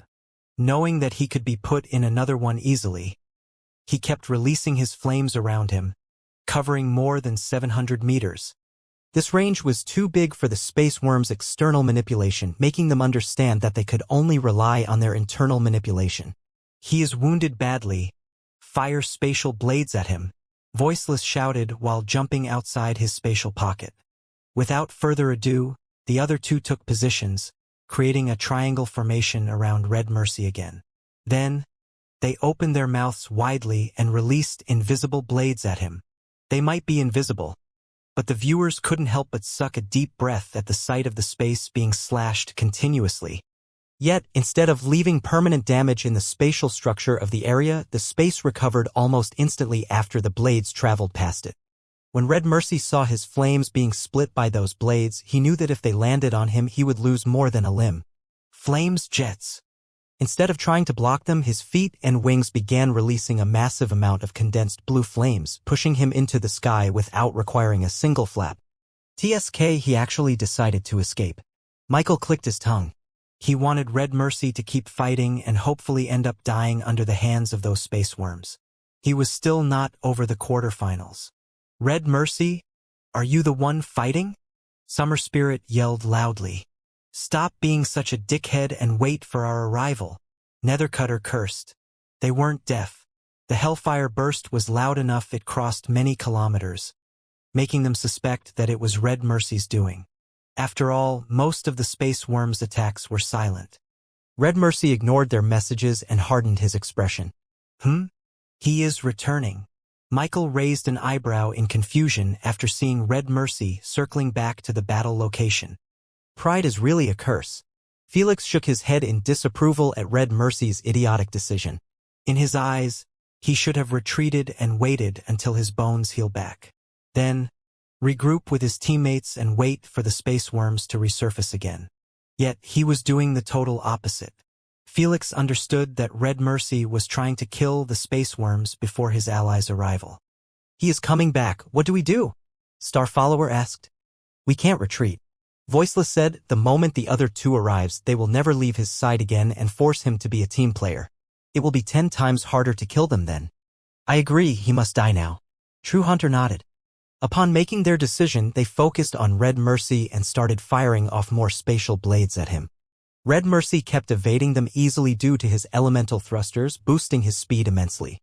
Instead of continuing to approach them, Red Mercy began circulating hundreds of meters above them, focusing mostly on evading their attacks.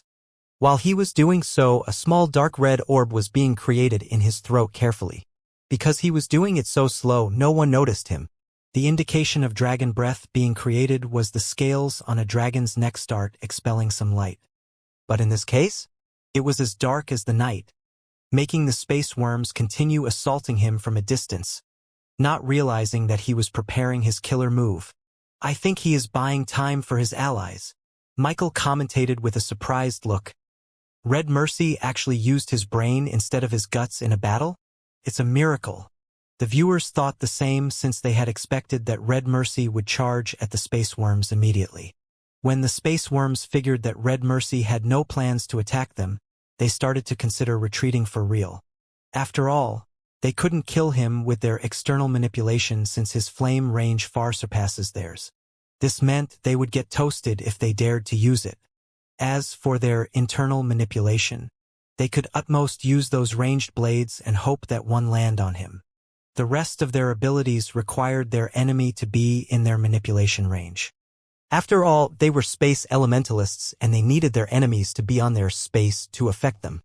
If it were any other race, they would have a much easier time playing with them to death.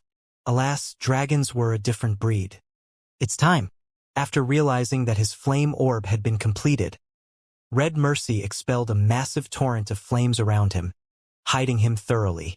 Then, he turned towards the space worms and flew at them akin to a flaming phoenix. Chance! Kill him! Go all out! Starfollower and the other two dropped all notion of retreating and reinforced their assaults. Phew. Spatial blades kept flying past Red Mercy by a hair strand, making the viewers held their breath in amazement at his maneuverability. Alas, their amazement died quite fast. The moment Red Mercy crossed the 1800 meters line, he started to find it harder and harder to evade all blades simultaneously. This resulted in having half of his right wing completely sliced apart without an ounce of resistance. No matter how strong his defenses, slicing space would result in anyone suffering the same consequences. Whoosh! Slice! Because of his damaged wing, Red Mercy lost his balance. This made him lose his left leg due to another passing spatial blade. Yet Red Mercy refused to stop charging towards the space worms. He toughened through the pain and opened his jaw wide open. Then he released a surge of crimson flames at Starfollower. "Keep at it," Starfollower shouted telepathically while teleporting next to Voiceless. He didn't know whether that was Red Mercy's last-ditch attempt or something else. Whatever it was, he wasn't stopping when they were so close to slaying him. Unbeknownst to everyone, within the torrent of flames, a small flame orb was spinning rapidly while absorbing the surrounding flames. When Red Mercy saw that it had gotten as bright as the sun, he didn't hesitate to make a sharp turn and push his flame thrusters to the limit. Whoosh! He flew akin to a rocket towards east, not bothering to even glance behind him. What th? Boom! Before Starfollower could react to Red Mercy's abrupt escape, the hidden flame orb finally reached its absorption limit and went off automatically. Starfollower, Voiceless, and Truth Hunter weren't given even a split second to commence teleportation before they got eradicated out of existence. The explosion didn't even touch them. They died by mere heat, not able to resist it. Thud! Thud! Thud! Meanwhile, Red Mercy was forced into falling to the ground by the explosion shockwave. He tried to pull away from it, but it was far too big to avoid it. After the dust settled, Red Mercy could be seen being half-buried within a dune. Felix and the viewers could only stare at him with widened eyes, too stunned by the explosion to react properly. No one had expected such an outcome. He really did them dirty, Asna commentated causally while sipping Coke.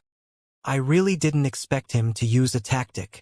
Pleased, Felix gave a slight head nod at Red Mercy's unmoving body. Just like everyone else, he was fooled by Red Mercy into believing that he was simply winging it to recover his pride. He had already established that he was too lazy to use his brain when he could blow everything with his nukes. But they never expected that he would be creating a flame orb sneakily and then fire it by hiding it within a flame breath. How could the space worms see through his strategy when they were confident that he was a musclehead? Dunes team out. Red Mercy really clutched it by a fine strategy, Michael commentated passionately. Who would have thought that Red Mercy will use his brain? Although Red Mercy won the fight fair and square, Michael was still taking shots at him, not fearing for his life at all. Your descendants have played good. Cheruf smiled widely as he eyed Lord Dune. They just were rushing too much into slaying him due to Summer Spirit and Nethercutter. They forgot to place their safety as priority. It happens, Lord Dune replied calmly, not caring that his team had been eliminated by a single dragon. Unlike some primogenitors, he was merely here to take a breather. He didn't give a shit if he won a game or lost. That's why he never had any champions in the platform. He merely picked a couple known descendants who already climbed on their own and gave them the opportunity to represent him in the event. Nothing more, nothing less. Congratulations to Cheruf's team for qualifying to the finals. Michael applauded as he watched Summer Spirit and Nethercutter cursing Red Mercy in the arena.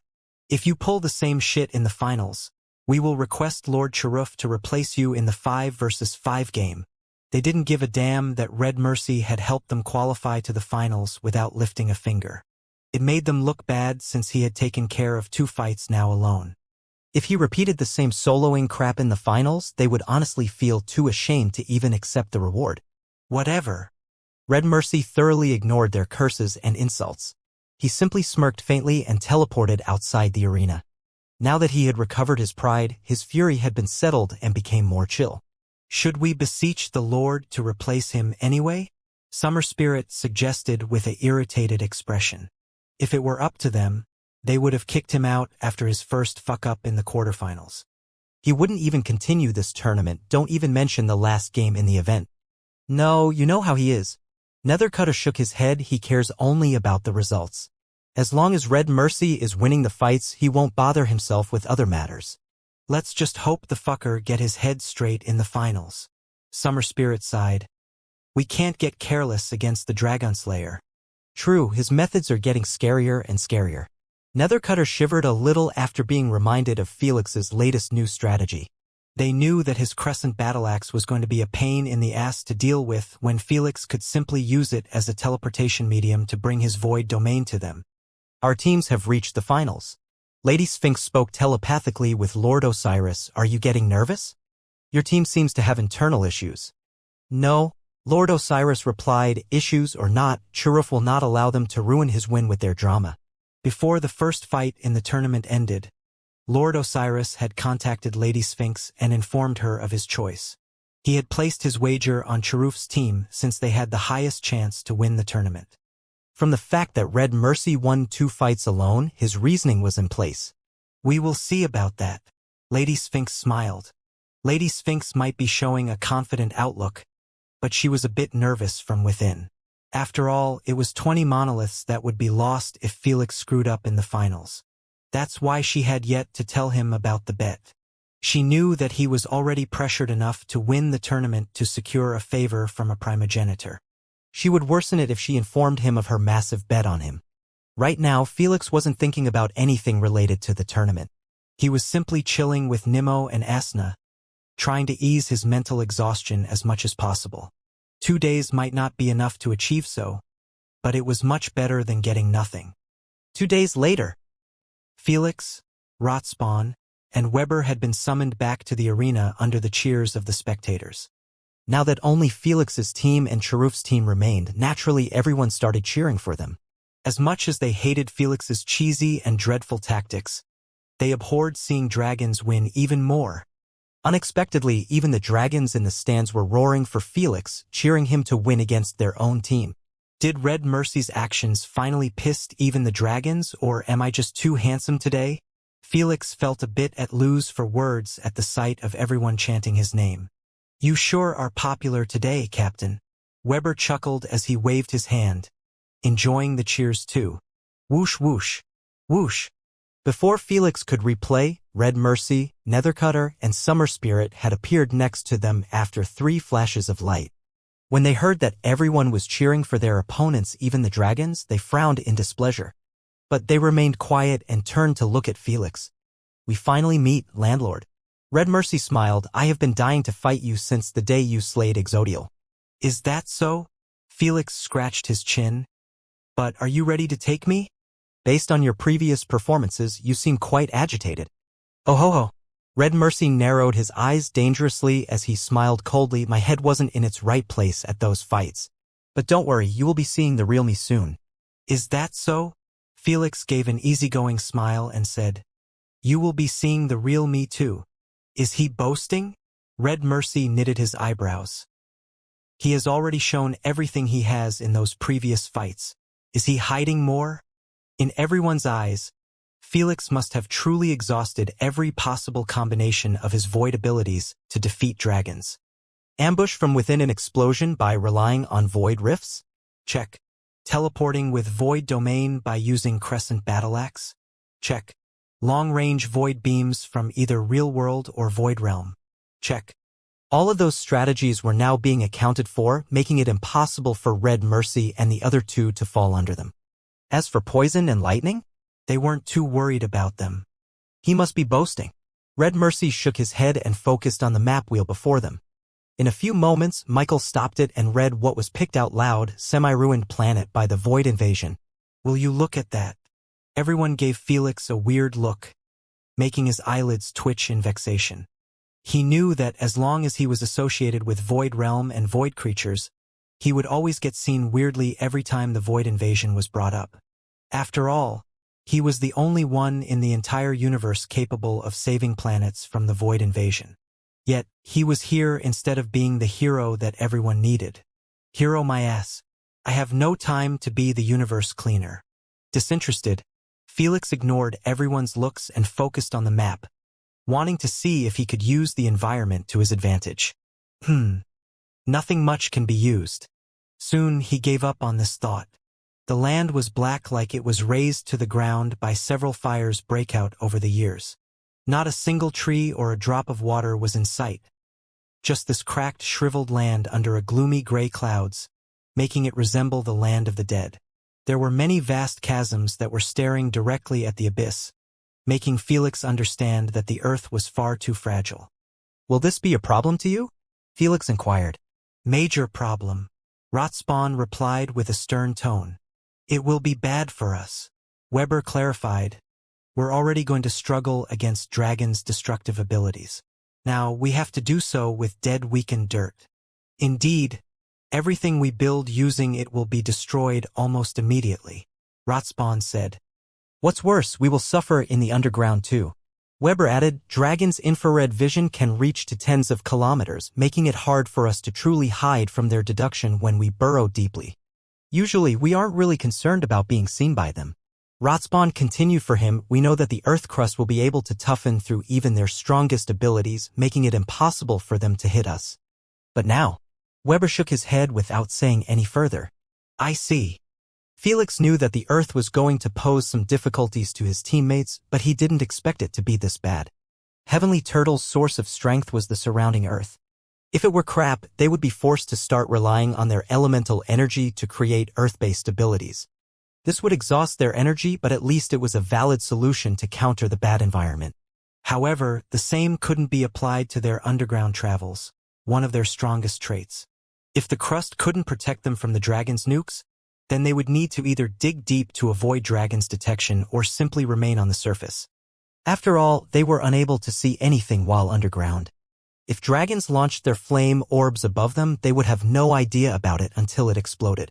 Although their shells were able to resist the explosion, the same couldn't be applied to their limbs and head. If they didn't pull them in time, they would end up crippled in the same manner as Red Mercy when he got caught in his own explosion. Just stick to your roles in our original plan. Felix appeased them. We will be fine. I hope so. I still have doubts about it. Weber complained, it looks too dangerous for you. I have already told you that I will be fine. Felix smiled, I have many ways to escape to safety. Sigh as you wish. The moment their discussion was concluded, Michael teleported both teams to their battlefield. Immediately after Felix touched the ground, his feet sunk a bit like he was stepping on sand. I see what you were talking about now. Felix frowned as he picked a handful of dirt. With a bit of pressure from his fingers and the dirt got turned into fine dust. It looks like Aspidocolone's team have been placed in a disadvantage at the very start. Michael commentated as he watched Weber and Rotspawn's clear dissatisfaction with the Earth. Doesn't that mean the Heavenly Dragons will be utterly useless in this fight? Don't tell me this will be just Landlord against 3 dragons? He will get slaughtered. The viewer's heart agreed with his conclusion and began contemplating on ways for the Heavenly Turtles to be more useful in this fight. They knew that Felix had the necessary power to kill dragons, but he would need support against 3 of them, especially when his trump cards were fully exposed now. Don't mind it too much. Felix dusted his hands and jumped above Weber's head. Let's begin our dragon hunt. Upon hearing so, Weber retracted his head and began digging through the ground in a jiffy. Because it was as soft as a tofu, it kept collapsing on his back. Weber ignored this and continued digging underground until he crossed past 10 kilometers. Only then did the ground started to get a bit tougher. Should we get even lower? Rotspawn asked. Maybe a few more kilometers, just to be certain. Felix said. Okay. Weber and Rotspawn continued digging deeper and deeper until they crossed the targeted depth. Then they began burrowing in a straight line, heading north.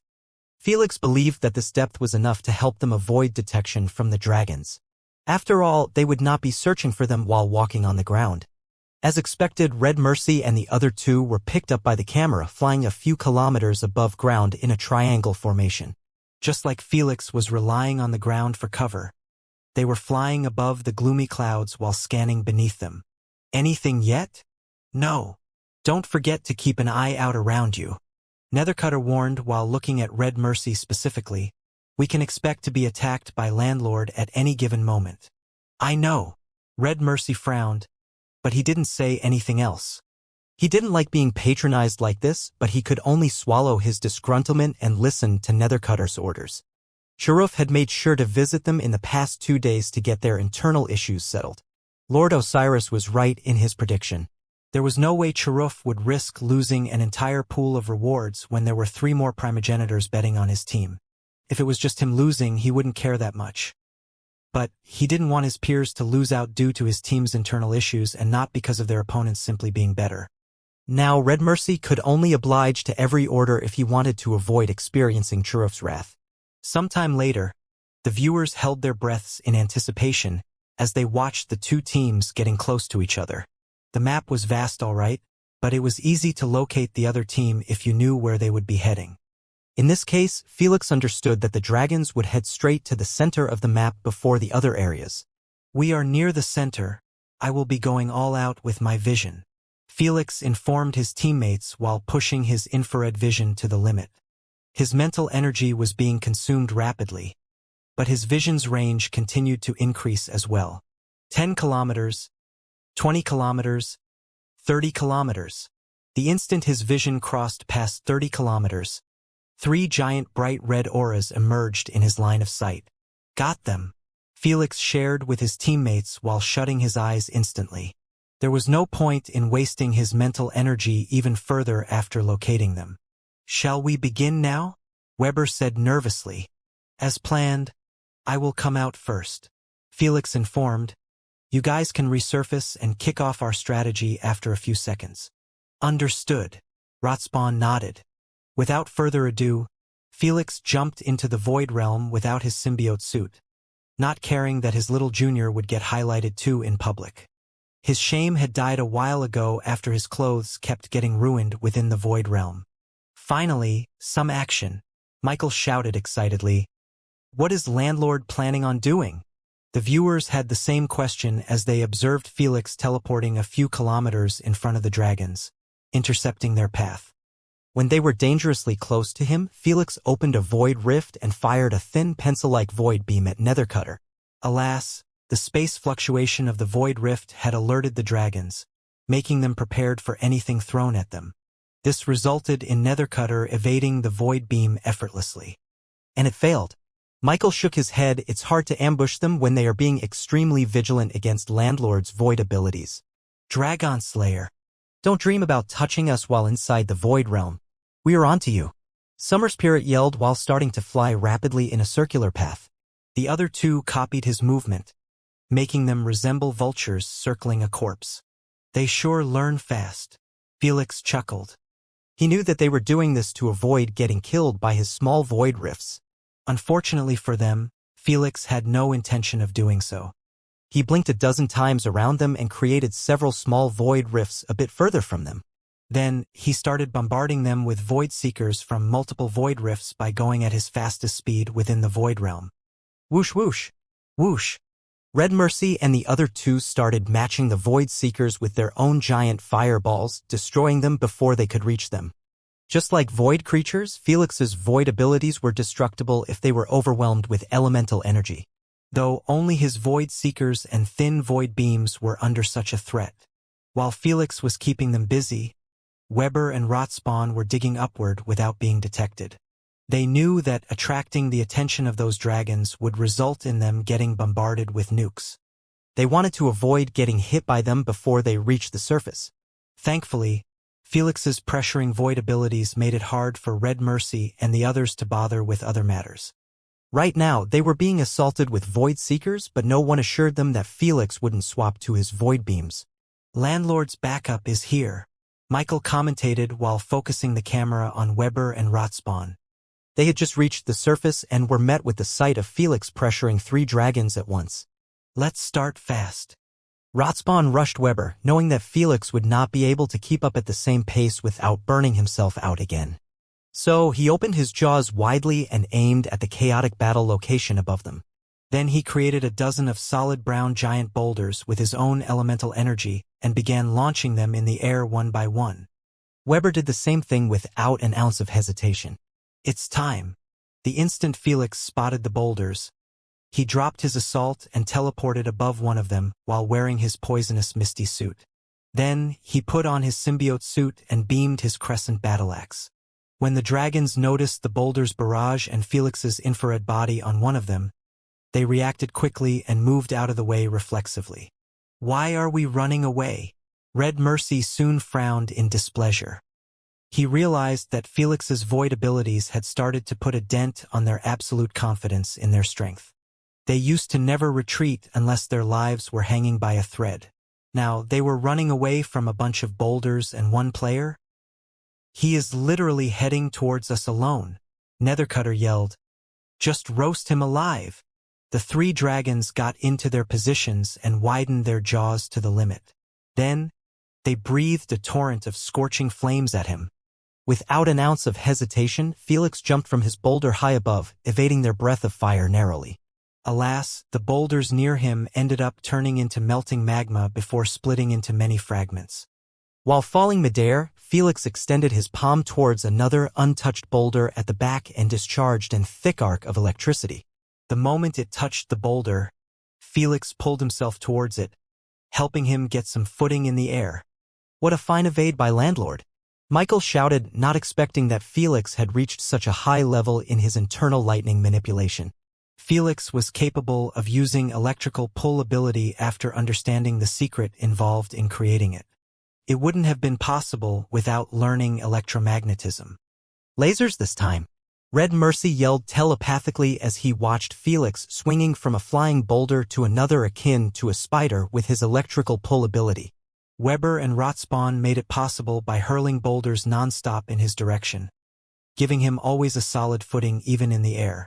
Nethercutter and Summer Spirit went with his idea and started to condense a beam of fire in their mouths.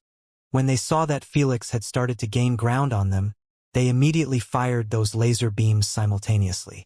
Felix already saw them preparing it, making him swing to another boulder the instant they were fired. Boom, boom, boom. Although he dodged them, the dragons didn't stop their salvo at all.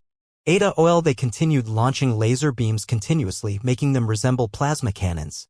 The boulders kept being blown out into oblivion just to get replaced by 10 more.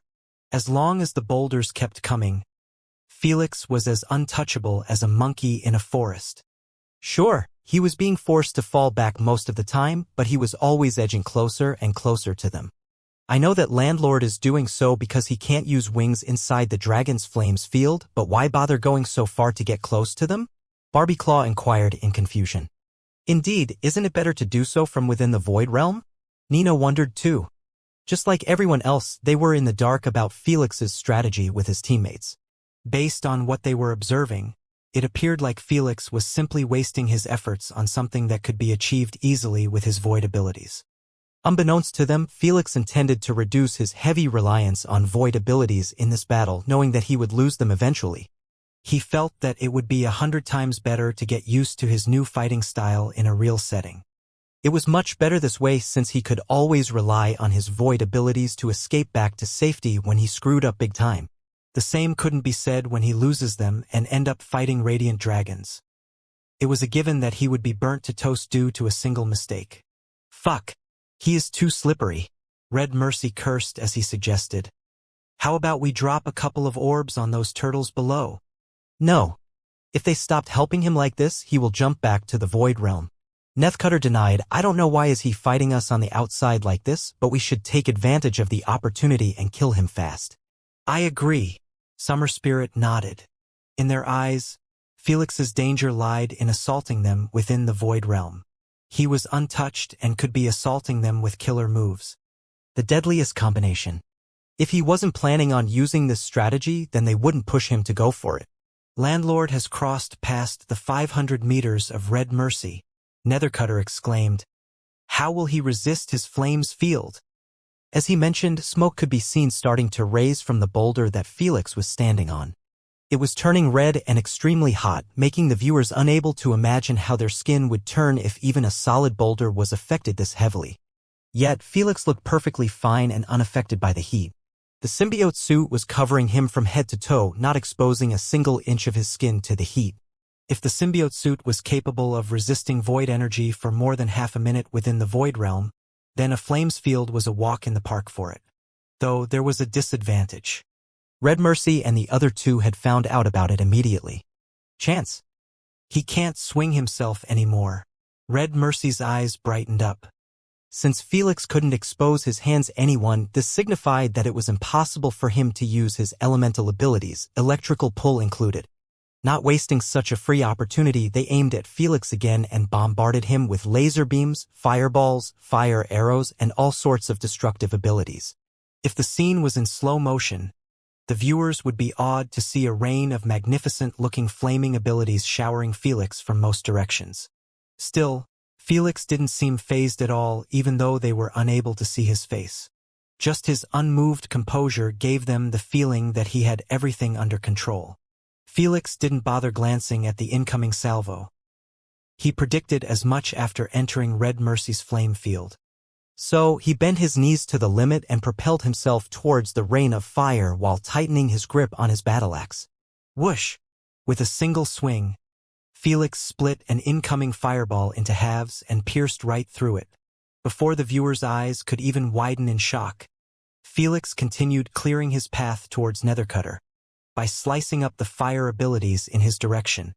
The crescent battle axe wasn't damaged even slightly by the flames, even though its body was made out of vines. That's because those vines were taken from the infamous extinct Ishrisdes plant that was known for having insane resistance to most elements due to its ability to devour anything for substance. Just like a downgraded version of a live symbiote, it was able to grow to an astronomical size. As for the axe's two-headed blades, they were made out a mixture of the toughest materials known in the universe. With the addition of Futharks, the crescent battle axe helped Felix burst through the rain of flames completely unharmed. My turn, Felix snickered while doubling his right arm size. Then, he hurled the battle axe towards Nethercutter's right eye with an uncanny accuracy. Whoosh! The battle axe spun rapidly as it weaved through the air and reached Nethercutter's eye instantaneously. Oh fuck! Nethercutter could only close his eye reflexively to defend against it. They were so close to each other, it was simply impossible for him to evade it or block it in time. PSSSSHS. Blood gushed akin to a fountain as the battle axe pierced through Nethercutter's eye and lodged itself deep within his brain membranes. His eyelids might have been able to block other weapons, but not the crescent battle axe. It was simply too sharp and deadly due to its material and many enhancing Futharks. It wasn't called a legendary artifact for no reason. Just like a wild, wounded beast, Nethercutter roared thunderously while clawing his face, trying to pull out the battle axe. He wasn't killed straight out, but the agony he was experiencing was too much even for a dragon to handle.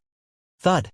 Felix took advantage of Nethercutter's unhinged berserk mode and landed on top of his head. Due to the momentum, he rolled a few times, but Felix regained his balance quickly and held on two scales for his dear life.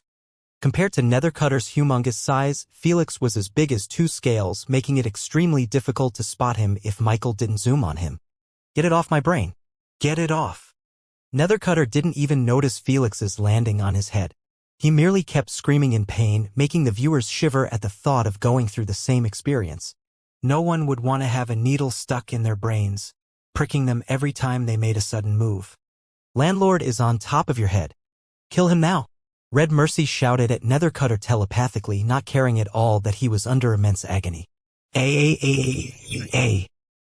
Alas, the only response he received was a booming screech from Nethercutter. He is out of it. We need to do it on our own. Red Mercy rushed his teammate. Breath fire on him. Summer Spirit suggested while circling Nethercutter. He knew that his laser beam and other destructive or penetrative abilities would end up harming Nethercutter. After all, most dragons might be immune to fire, but it didn't mean that they would be able to resist explosions and such. Gotta act fast.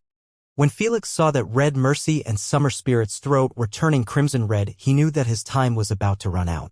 So, he swiftly began climbing down Nethercutter's head until he was next to his ear. If it wasn't for Nethercutter minimizing his head movement to avoid agitating the battle axe, Felix would have taken much more. Whoosh whoosh. The instant Felix saw the incoming fire breaths, he swiftly slid down Nethercutter's torso, evading the fire that was targeted at Nethercutter's head. He might be wearing symbiote suit, but he didn't want to risk getting it destroyed at the start of the battle. Again! Red Mercy yelled while taking a deep breath. This time, Felix acted much faster and began climbing Nethercutter's torso by holding into the scales. His target was his hidden reversed scale under his chin. Because Nethercutter was completely out of it at the moment, it was fully exposed to Felix. Fire no. Boom boom. Just as Summer Spirit and Red Mercy were about to launch another fire breath, two giant spiky boulders smashed them in their torso and wings. Geo Captain. We will hold them back. Weber howled as he kept hurling gigantic spiky boulders at Red Mercy. Meanwhile, Rotspawn was taking care of Summer Spirit, pressuring him to drop his offense on Felix and focus on evading their spiky boulders.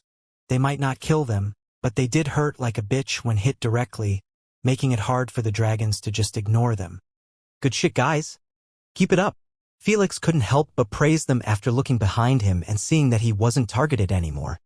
Knowing that they bought him just a few moments, Felix stopped dilly-dallying and hastened his climb. In less than a second, he reached Nethercutter's reverse scale location. As he assumed, it was simply a single red scale that was growing upside down, unlike the rest of scales near it. It might seem it was nothing, but Felix knew that the moment he touched it, Nethercutter would go apeshit even more than he already was. Felix wasn't planning on simply touching it. Arm X3. The moment his arm tripled in size, making it resemble heavyweight lifter's arm, Felix tightened his fist and began bashing the reverse scale as hard he could. It was broken apart without an ounce of resistance. Ruu air. Nethercutter screamed as loud as he could with a twisted expression like his nervous system went on complete overload. He began thrashing all over the air, not bothering to even flap his wings properly. This resulted in him falling towards the ground uncontrollably. He was already going insane due to the battle axe lodged in his brain. Now that his reversed scale had been penetrated, his mind was completely consumed with pain. It got so bad, he wasn't able to keep his flame field active or bother to use any other ability. To make matters worse, the battle axe was being agitated continuously due to Nethercutter spinning in the air while falling. It was like a vicious, unending circle. The more he reacted to the pain, the worse it got. The instant Felix felt that the air wasn't as pressuring as before, he figured out that the flame field was down. At last! Without further ado, Felix exposed his hands in the open, not worrying about having them cooked anymore. Then, he affixed himself with Nethercutter by using electromagnetism, knowing that he could get thrown off at any given moment. As for the other hand, Felix placed it within the breached reverse scale that was showing the insides of Nethercutter's throat for all to see. Then, he murmured softly, "True poison, release." A diabolical dark purplish mist emerged through his palm's pores and started to evaporate due to the internal high heat within Nethercutter's throat. After it turned into smoke, it was still inhaled by Nethercutter and reached his lungs. The moment Felix felt his poison spreading through Nethercutter's bloodstream, he pulled back his palm and propelled himself away. When the viewers saw his sudden retreat, they believed that Felix must have released void seekers within Nethercutter's body. After all, it was the perfect opportunity to slay him. Another successful hunt by Landlord. He didn't even need to use his void domain or void beam to kill him. Dear Lord, he is getting out of hand. I can't wait to see Nethercutter disintegrate. It's my favorite moment to see a dragon get absolutely deleted. Michael and the viewers were beyond thrilled and excited to witness the fall of another dragon at Felix's hands. They all kept their eyes affixed on Nethercutter, believing that he would disappear out of existence before reaching the ground. Alas, they were disappointed, and a bit confused to see Nethercutter smash into the ground without losing a single limb. Nethercutter, are you still alive? Queen, is he still alive? Red Mercy and Summer Spirit were just as confused as the viewers. They just managed to escape from Weber and Rotspawn's never-ending assault, making them miss what Felix did to Nethercutter. However, they were certain that Nethercutter was dead. They knew that Felix wasn't known for dropping the ball. But the sight of their teammate's unmoving body on the ground made them a bit skeptical if Felix messed up somehow. He is dead. Alas, Queen had to disappoint them. Before those two could ponder if the battle axe was responsible for his death or something else, Nethercutter's red scales and wings started to turn purple. In a few seconds, the scales began to fall off his skin like they were being peeled by a knife. Then his exposed skin started to shrivel in a rapid manner under the dumbfounded eyes of the viewers. Before long, Nethercutter's corpse resembled a skinny, shriveled lizard instead of a proud dragon. No one knew what to say as they merely kept staring with widened eyes at unsightly appearance of Nethercutter, wondering if they were truly looking at a dragon. What the hell did Landlord do to him? Is that poison? Michael murmured what was on everyone's minds. They knew that Felix was capable of using poison, But they couldn't fathom what kind of poison was capable of killing a dragon instantly like this. They understood that dragons were born with high resistance to poison, making it much harder to kill them quickly with it before their bodies detoxify itself. What's worse, the internal heat within their bodies would evaporate the poison, turning it into thin smoke. Getting poisoned with smoke-based poison was much harder due to the quantity traveling in the bloodstream compared to a liquid state. So, they always believed that Felix wouldn't bother using poison against dragons when he had void energy in his arsenal. He really used poison. What kind of poison is this potent to kill a dragon in less than 2 seconds with just its smoke? Michael couldn't help but exclaim in disbelief after replaying the part when Felix expelled his true poison into Nethercutter's throat. Oh God! If that poison can kill dragons this fast, then aren't we going to die by mere touch? It can't be right? Right? I have never seen a poison elementalist use such a dreadful poison in my life. Have you ever seen a half-serpent play in Champions games or go past Diamond rank? Landlord is a different breed compared to the half-serpent race. Wait a second, doesn't this mean that Landlord has managed to slay a dragon without using a single void ability? The viewers in the stand were just as frightened and shocked as Michael. They always underestimated poison, knowing that it was one of the easiest elements to counter. It was affected heavily with resistances and could be dealt with by almost all elements, especially in high-ranked games like those. The fact that the half-serpent race were stuck in Diamond rank just emphasized how difficult it was for them to slay Astrians, vampires, werewolves, and other mid-ranged races, using only their poison. As for heavenly turtles and dragons, they couldn't even approach them without having their poisonous abilities evaporated on the spot or smashed by a boulder. That's why they always considered that Felix's weakest element was poison. Now, Felix had just shown everyone that he was capable of slaying a dragon with his supposedly weakest element. Sure, he was using symbiote suit, legendary weapon, and had assistant with 2 heavenly turtles, but this didn't change the fact that a dragon still fell under his hands without using even void blink. If anyone dared to proclaim that Felix was being carried by his void abilities, this would shut them up forever and ever. He actually learned how to use true poison, Lord Quetzalcoatl praised. It looks like you didn't go easy on him, Brother Jormy. You give him too much credit. Jormungandr smiled faintly. He just learned the downgraded version of true poison. He still had a lot to learn before thoroughly mastering it. True poison might seem like a new term, but Felix had already used it once during the first time he activated poison bombs. At that time, he didn't specify the inducement and had ended up creating a dark purple bomb that exhausted his energy within a moment. That's because the bomb was created with more than 80 inducements merged together. Since it was a bloodline ability at the time, Felix didn't know how exactly it happened, neither did he bother about it. But now that his poison mastery was getting better and better, he was finally seeking new poisons that were much stronger and brutal than corruption inducement. True poison was recommended to him by Jormungandr since it was one of his strongest and most fearsome poisons ever created. Thor was actually killed by it. From the memories of that godly fight, Felix could never forget how Thor ended up dying while being covered entirely in dark purple poison cloud. Although it was just a downgraded version of the real deal, it was more than enough to install terror within the viewers and even the 2 dragons. If he mastered the real deal, he will be able to take down even one of us. Joragumo chuckled while eyeing the Darkin faction members, wanting to tease them a bit. TSK, what does she take us for? Even Jormungandr couldn't do shit with his true poison against us. Don't even mention that little shit. They ignored her attempt to agitate them and kept watching the ongoing battle. Felix could be seen digging a hole through Nethercutter's skull. Because of true poison, his skull was too fragile to even handle a single rock thrown at it. When he cracked it open, he saw that Nethercutter's brain had been completely dissolved into purplish bubbling liquid. His crescent battle-axe was lying on the puddle without being affected at all. Felix made sure to remove any inducements that were able to influence plant-based and mineral-based materials in his new poison. Without hesitation, Felix jumped inside Nethercutter's head and retrieved his crescent battle-axe. Captain, they are preparing to fire 2 nukes at us. Before Felix could even admire this masterpiece that made everything possible, Weber's agitated warning resounded in his mind. Go all out. Red Mercy shouted at Summer Spirit while preparing the most terrifying flame orb he could create.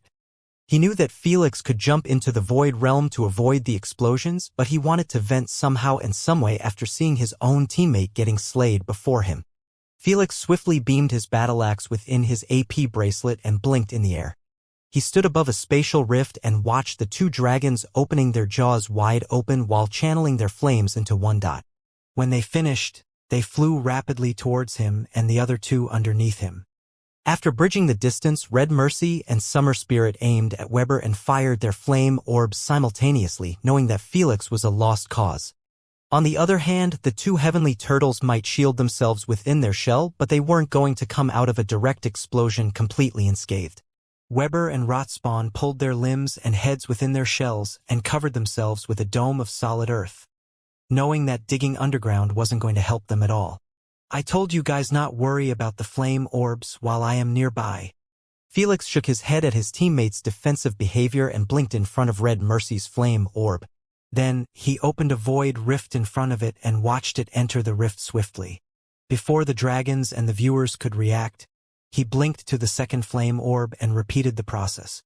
After sending both flame orbs within the void realm, he closed the rifts and teleported next to Weber and Rotspawn. You can come out, I have dealt with them, Felix disclosed causally, not realizing that his actions had made the entire arena drop dead silent. It can't be. He can do that? Red Mercy and Summer Spirit were left stunned by the sight of their flame orbs peacefully disappearing into another dimension. Not once have they considered that Felix could use his spatial rifts as a shield against their attacks. In reality, Felix always knew that he could completely negate the dragon's flame orbs if he wanted. He simply didn't when he could easily avoid the explosion by jumping into the Void Realm. But now that he had teammates he needed to protect as well, he was naturally not going to jump to safety and leave them alone against those nukes when he could get rid of them effortlessly. Don't bother wasting your energy on flame orbs. Felix advised the dragons from afar causally, I will always teleport them to the Void Realm no matter which way you launch them. So, how about we continue with our battle normally? You don't use flame orbs? I won't use offensive void abilities, Felix suggested while caressing his battle axe gently. The viewers woke up from their daze at the sound of that, feeling somewhat floored to hear a human advise dragons to not use their most fearsome ability. However, when they recalled what happened to the previous two flame orbs, they knew that he wasn't boasting around. What the fuck am I watching? How can someone counter dragons this fucking hard? Oh dear. Dragons will never be seen the same after this battle. They are really lucky that the game isn't spectated by trillions of viewers.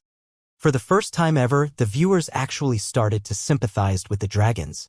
They felt like Felix was simply bullying them excessively much. He killed Nethercutter without using his void abilities, letting them know that he was capable of slaying them whichever way possible. Now he was boldly putting himself in a disadvantageous position against them, making it seem like the dragons were the actual underdogs in this game. If we agreed, this will make us look bad. Red Mercy frowned, not liking the situation one bit. Yet, he still understood that the offer was going to benefit them more than Felix. We have to agree, Summer Spirit said. He already demonstrated that he can negate our flame orbs completely. We will be just wasting our elemental energy firing them inside the Void Realm. On the other hand, he won't be using his offensive void abilities. Summer Spirit added, I will rather fight him while using his battle axe than deal with his void domain or beams. I know, but it will leave a bad taste in my mouth. Red Mercy replied with a displeased expression, we are dragons, we can't be accepting offers like those. Our reputation will be damaged. Don't forget that we are dealing with the Dragon Slayer, Summer Spirit criticized. Don't compare him with the others. He is considered as our peer the moment he earned the title, so it's not shameful at all to accept his deal. Indeed, Red Mercy regained some clarity at last and supported Summer Spirit's intake on the matter. Felix was already on his third dragon kill. This number was hard to achieve even for dragons since they were immune to each other's flames. So, Felix asked again, how would you like to continue this battle? We agree to your proposal, Summer Spirit answered telepathically for the both of them. Do you want it in written form? Felix inquired if they desired a contract to make sure no foul play would occur. We trust that the Dragonslayer will not break his word. Red Mercy replied. Likewise, Felix smiled faintly. He understood that the dragons could not break their words unless they were ready to give up on their pride as dragons. We know that was a mere wishful thinking. Meanwhile, even though Felix was a human, the dragons trusted that he wouldn't use offensive void abilities. Not because they knew about his character or such, but simply, they knew that Felix would be losing his reputation and respect as the Dragonslayer the moment he broke his word against them. Losing the title meant that he would be banned from entering Icarus Galaxy and enjoying the rest of the benefits. The moment the deal was settled, Red Mercy and Summer Spirit turned around and flew into the distance. Felix wasn't surprised. He knew that they were trying to regroup their thoughts and come up with a strategy to deal with his poison and battle axe. You have yet to see everything from my baby. Felix smirked faintly as he placed his battle axe on top of his shoulder. He had yet to even use his 2 remaining active Futharks. He knew that everyone was ignorant about their effect since Michael hadn't introduced all Futharks during his demonstration. It looks like the battle will commence after a short break from both sides. Michael wiped his sweaty forehead as he thought, thank God for that, so many things happened so fast, I couldn't even commentate for shit. Without further ado, Michael replayed the battle and started giving off his own analysis on each interesting move made by Felix or the dragons. Although he went into detail about many things, he still hadn't found out the true reason why Felix decided to give up on his void abilities and wing it with his poison, lightning, and battle axe akin to a warrior.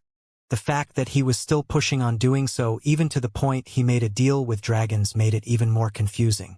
If it was to prove that he could slay dragons without his void abilities, he already achieved it when he took down Nethercutter.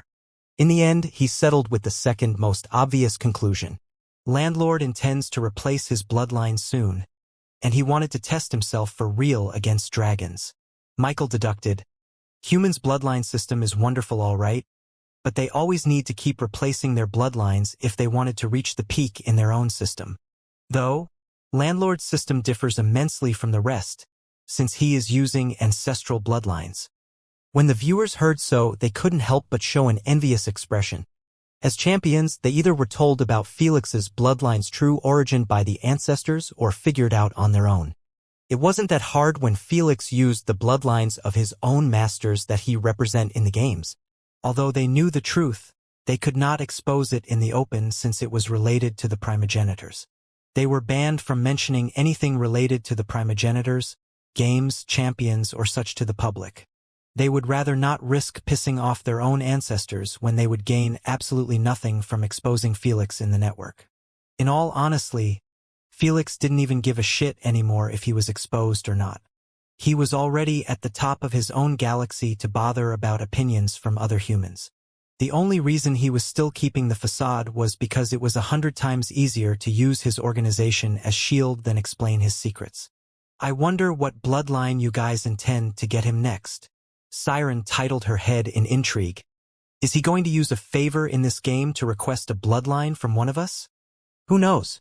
Thor coughed sheepishly, not wanting to expose Felix's target in this event. I request that everyone reject his favor if it was related to our bloodlines. Saurus criticized it is preposterous to even use a favor from this event to request our bloodlines. Indeed, if it is simply a few abilities that he will inherit, I don't care. Wendigo supported. But he will also inherit our strongest and best ability. We all know how much pain and struggle we had to go through for us to create them. Don't get me wrong. I like the kid. Erebus soon shook his head.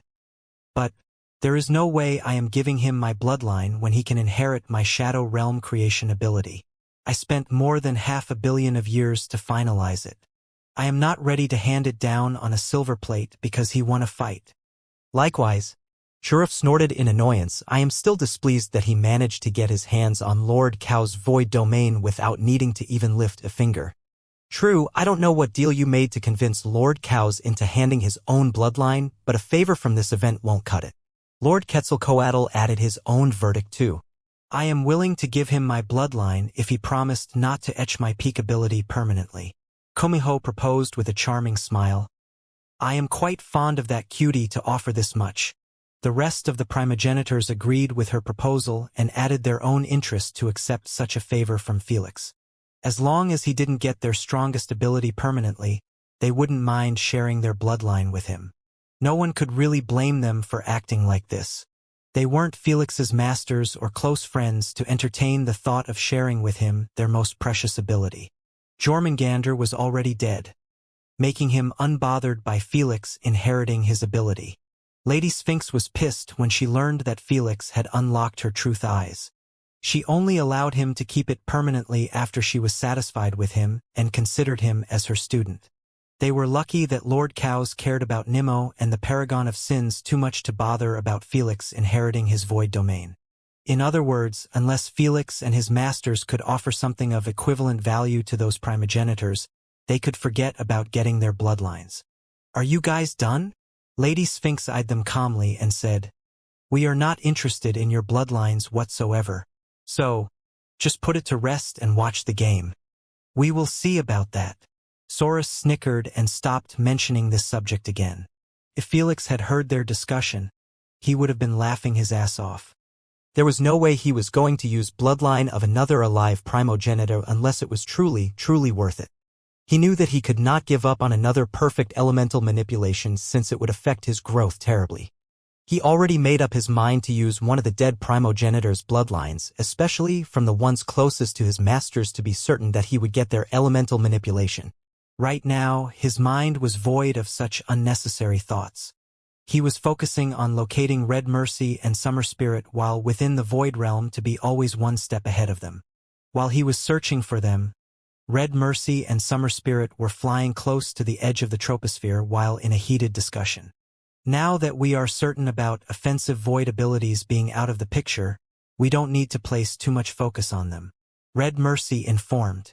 "Still, he can use his other void abilities to escape to safety when things get rough for him." Summer Spirit frowned. "That's why we need a plan that will ensure his death before he could blink away or enter the Void Realm," Red Mercy added. "It will be easy to achieve since he is clearly planning on fighting us with his axe again." During the first fight, they were always worrying about Felix's void abilities to bother consider that he would be relying on his battle axe only. This made it hard for Nethercutter to evade the thrown battle axe. The moment it entered his brain, his fate was sealed. "As long as we keep our eye on his battle axe, he won't have any other method of harming us." Summer Spirit nodded. Without the legendary weapon or void abilities, Felix's other abilities were absolutely useless against dragons. His poison was terrifying all right, but it needed to gain access to their bloodstream. As for his lightning, Dragon's reflective scales made it impossible to get shocked by electricity or paralyzed. Now that Felix had exposed his new fighting style, they weren't going to allow themselves to get hit by his battle axe. If it happened, they would make sure that it would land on a non-vital area. "Do you think his battle axe is capable of piercing through our scales?" Summer Spirit wondered. "Most likely." Red Mercy nodded. Emperor Lokil made it personally in mind to cleave anything in its path. If it wasn't going to cut through our scales, he wouldn't have exposed it in the open. Although they were proud of their defensive scales, they knew that they weren't completely immune to everything. "Though we don't have to worry too much, I doubt it will be able to cause serious damage even if it penetrated our scales." Red Mercy snickered. "The moment he throws it and get it stuck on us, it will be a game over for him." "So, what you were saying is that we need to bait him into throwing it at us?" Summer Spirit inquired. "Why not?" Red Mercy assured. "If we give him a calculated opening, he will be forced to hurl it at us. We can then block it with our scales." When you put it in this way, I believe it will work," Summer Spirit agreed. None of them seemed to be worried about Felix lacing the battle axe with poison. They knew that the poison would evaporate in the air instantly due to their flame field. It was a whole different experience to expel poisonous smoke through Nethercutter's throat and lace the battle axe on the outside. First, we have to split them apart and make it hard for Landlord to find a footing in the air. Red Mercy volunteered. "I will be dealing with Landlord, you take care of the turtles." All right. After the plan was established, they stopped discussing the matter and began actively searching for Felix and the other two. "It is time for round 2. Michael commentated excitedly after seeing the dragons becoming active in their hunt. Meanwhile, Felix was already familiar with their location as he was following them from the Void Realm for a while now. When he saw that they were searching for them, he swiftly returned to his teammates and started guiding them to the general location of the dragons. After a short while, they met near the center of the map yet again. This time, Felix didn't enter the Void Realm, but accompanied the two turtles as they dug upward. Since the dragons weren't going to be using flame orbs, there was no need to distract them until his teammates resurface. "I see them," Red Mercy said after spotting two infrared auras rushing extremely fast towards the surface. "Wait until they get a bit closer and rain hellfire on them," Summer Spirit said while diving downward, trying to bridge the distance a little. When they saw that Weber and Rotspawn were merely half a kilometer away from the surface, they started creating giant fireballs and launching them rapidly with their wings. Whoosh whoosh. With each flap, tens of giant fireballs get propelled at an insane speed towards their exit location. "Move to the left," Felix ordered calmly while staring at incoming giant infrared fireballs. Weber and Rotspawn might not see them, but with Felix's help, they easily evaded the barrage that destroyed the ground into oblivion. "Landlord must be hidden in one of their shells," Red Mercy deducted after seeing their timely escape. "Should we carry on?" Summer Spirit asked while watching the two turtles continue digging upward from another location. "Will serve no point," Red Mercy shook his head. "As long as Landlord is with them, we can't touch them with our fire abilities." "Fine. Then let's prepare to receive him." Summer Spirit smiled coldly. The two dragons dropped their assault and kept waiting for the turtles to resurface. A moment later, Weber and Rotspawn jumped from underground while having two giant circular brown shields in front of them. Felix exited Weber's shell and jumped on top of his head. He was wearing his symbiote suit while his battle axe was resting on his shoulder. The distance between him and the two dragons wasn't really that far. In fact, they were much closer to the ground than in the previous fight, making Felix feel a bit skeptical about their intentions. "Are they egging me to approach them?" Felix smiled faintly. "I guess they feel confident this time to take me on in close range." Felix didn't know exactly what they were planning, but he could predict that the two dragons must have planned a way to eliminate him. Still, he had no thought of avoiding a close-ranged confrontation. "Let's begin." After Felix had given out the order, Weber and Rotspawn manifested tens boulders in front of them. Felix landed on one and affixed his axe within the surface to stabilize himself. "We got your back," Weber shouted telepathically while launching the boulders at the two dragons. "Landlord is going for the same strategy." Michael exclaimed, "Is he that confident to slay them with the same tactic?" The viewers were pretty stunned too, knowing that Red Mercy and Summer Spirit weren't that retarded to die in the same manner. Yet, the exact same development was carried out, making everyone feel like they were having a déjà vu. The dragons kept aiming at Felix with fire-based abilities while he was jumping from a boulder to another akin to a monkey. "Wait! Wait! Wait!" Summer Spirit kept speaking with Red Mercy, making sure that he would stay in his position. The instant he saw that Felix crossed past the 500 meters, he yelled, "Now!" Under the dumbfounded eyes of the viewers, Red Mercy flew towards Felix with his flaming claws gleaming sharply, resembling an eagle sweeping down on an ant. Whoosh! When Felix noticed his sudden assault, he propelled himself backward and landed on another boulder. "You are not going anywhere," Red Mercy sneered coldly as he chased after Felix, forcing him to continue retreating. Alas, no matter how fast Felix jumped, there was no way he would be faster than actual flying dragons gunning for him. In less than a second, Red Mercy was merely a couple of 100 meters away from Felix, putting him into his own flame field. Yet, he didn't use any fire ability to assault Felix. He simply kept pressuring him to escape away from him. Boom boom! Just as Weber and Rotspawn intended to assist Felix by aiming some of their boulders at Red Mercy, they were forced to defend against incoming giant fire spears. Summer Spirit had broken away from his ally and was now assaulting those two with a rain of never-ending explosions. "This is nothing, you fucking lizard," Weber cursed as he kept getting smashed by those fire abilities. Most of them landed on his shell, doing absolutely nothing to him. But his head and limbs weren't spared from being struck directly. Yet Weber toughened through the pain of his scorched skin and kept launching boulders nonstop. The same applied for Rotspawn. Heavenly turtles' skin might not be as tough as their shells, but it was enough to buy them a few seconds before it get burnt to crisp. As expected, Aspidocolone's team is in big trouble, Michael criticized. Repeating the same strategy is a fast way to get themselves killed.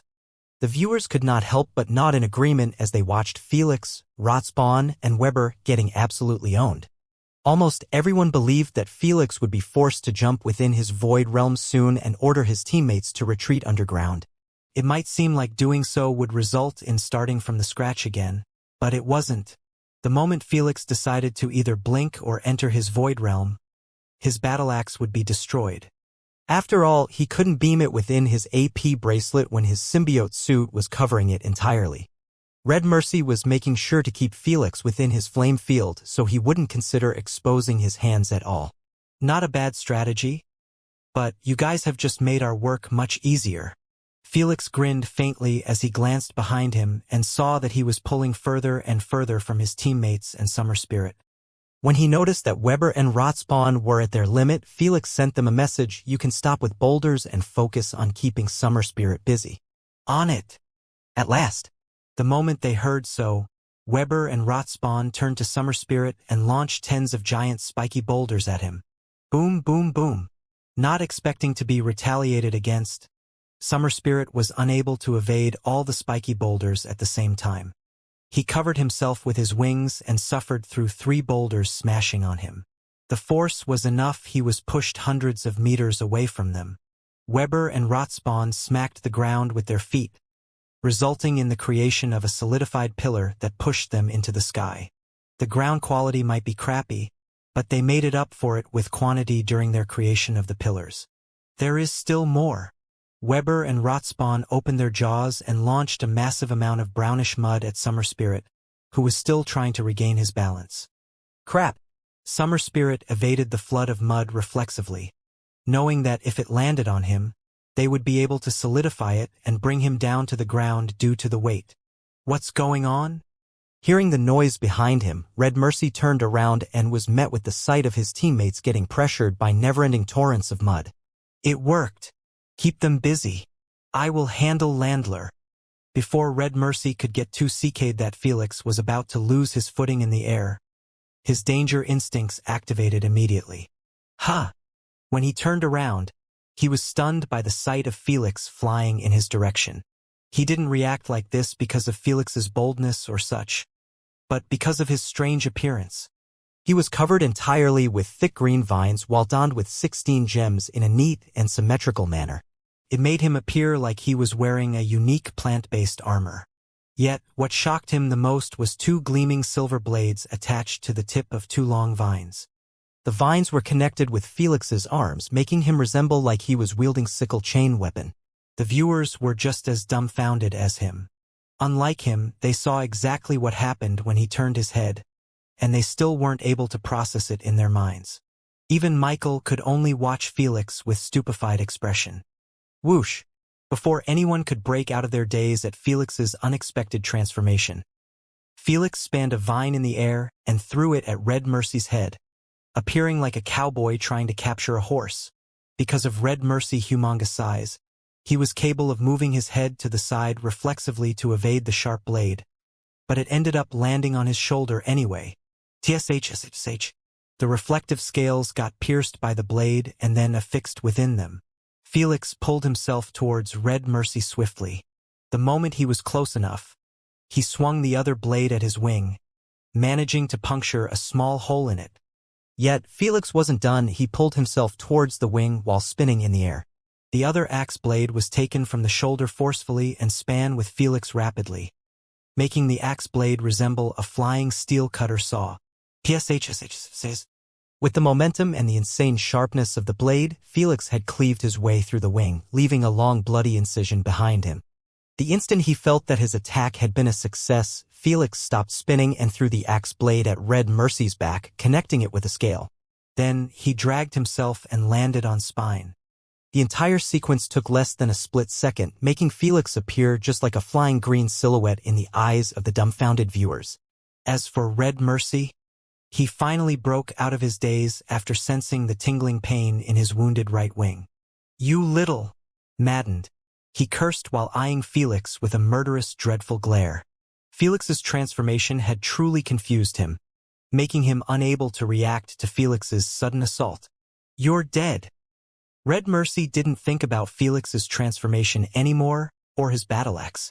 The moment he felt that Felix was on top of his spine, he didn't hesitate to use the best ability to force him away.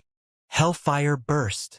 When Felix sensed that the scales were turning extremely hot, he knew what was about to come. Yet he didn't retreat instantly. Instead, he sprinted on Red Mercy's spine to gain some momentum, and then he jumped with everything he got towards Red Mercy's head. Knowing that he wouldn't make it in time, Felix swiftly threw his right axe blade and dragged himself towards the head the instant the blade connected with the scale. While he was falling towards it rapidly, Felix requested, "Queen, deactivate the second form Futhark and join the axe blades together." Shing shing. The vines were retracted from Felix's body in a split second and intertwined with each other, forming a gorgeous crescent-shaped handle. The gems returned to their rightful places, hidden within the vines, making the weapon seem less threatening. Meanwhile, the axe blades were merged together by the vines in the middle. This resulted in the recreation of Complete the Crescent Battle Axe.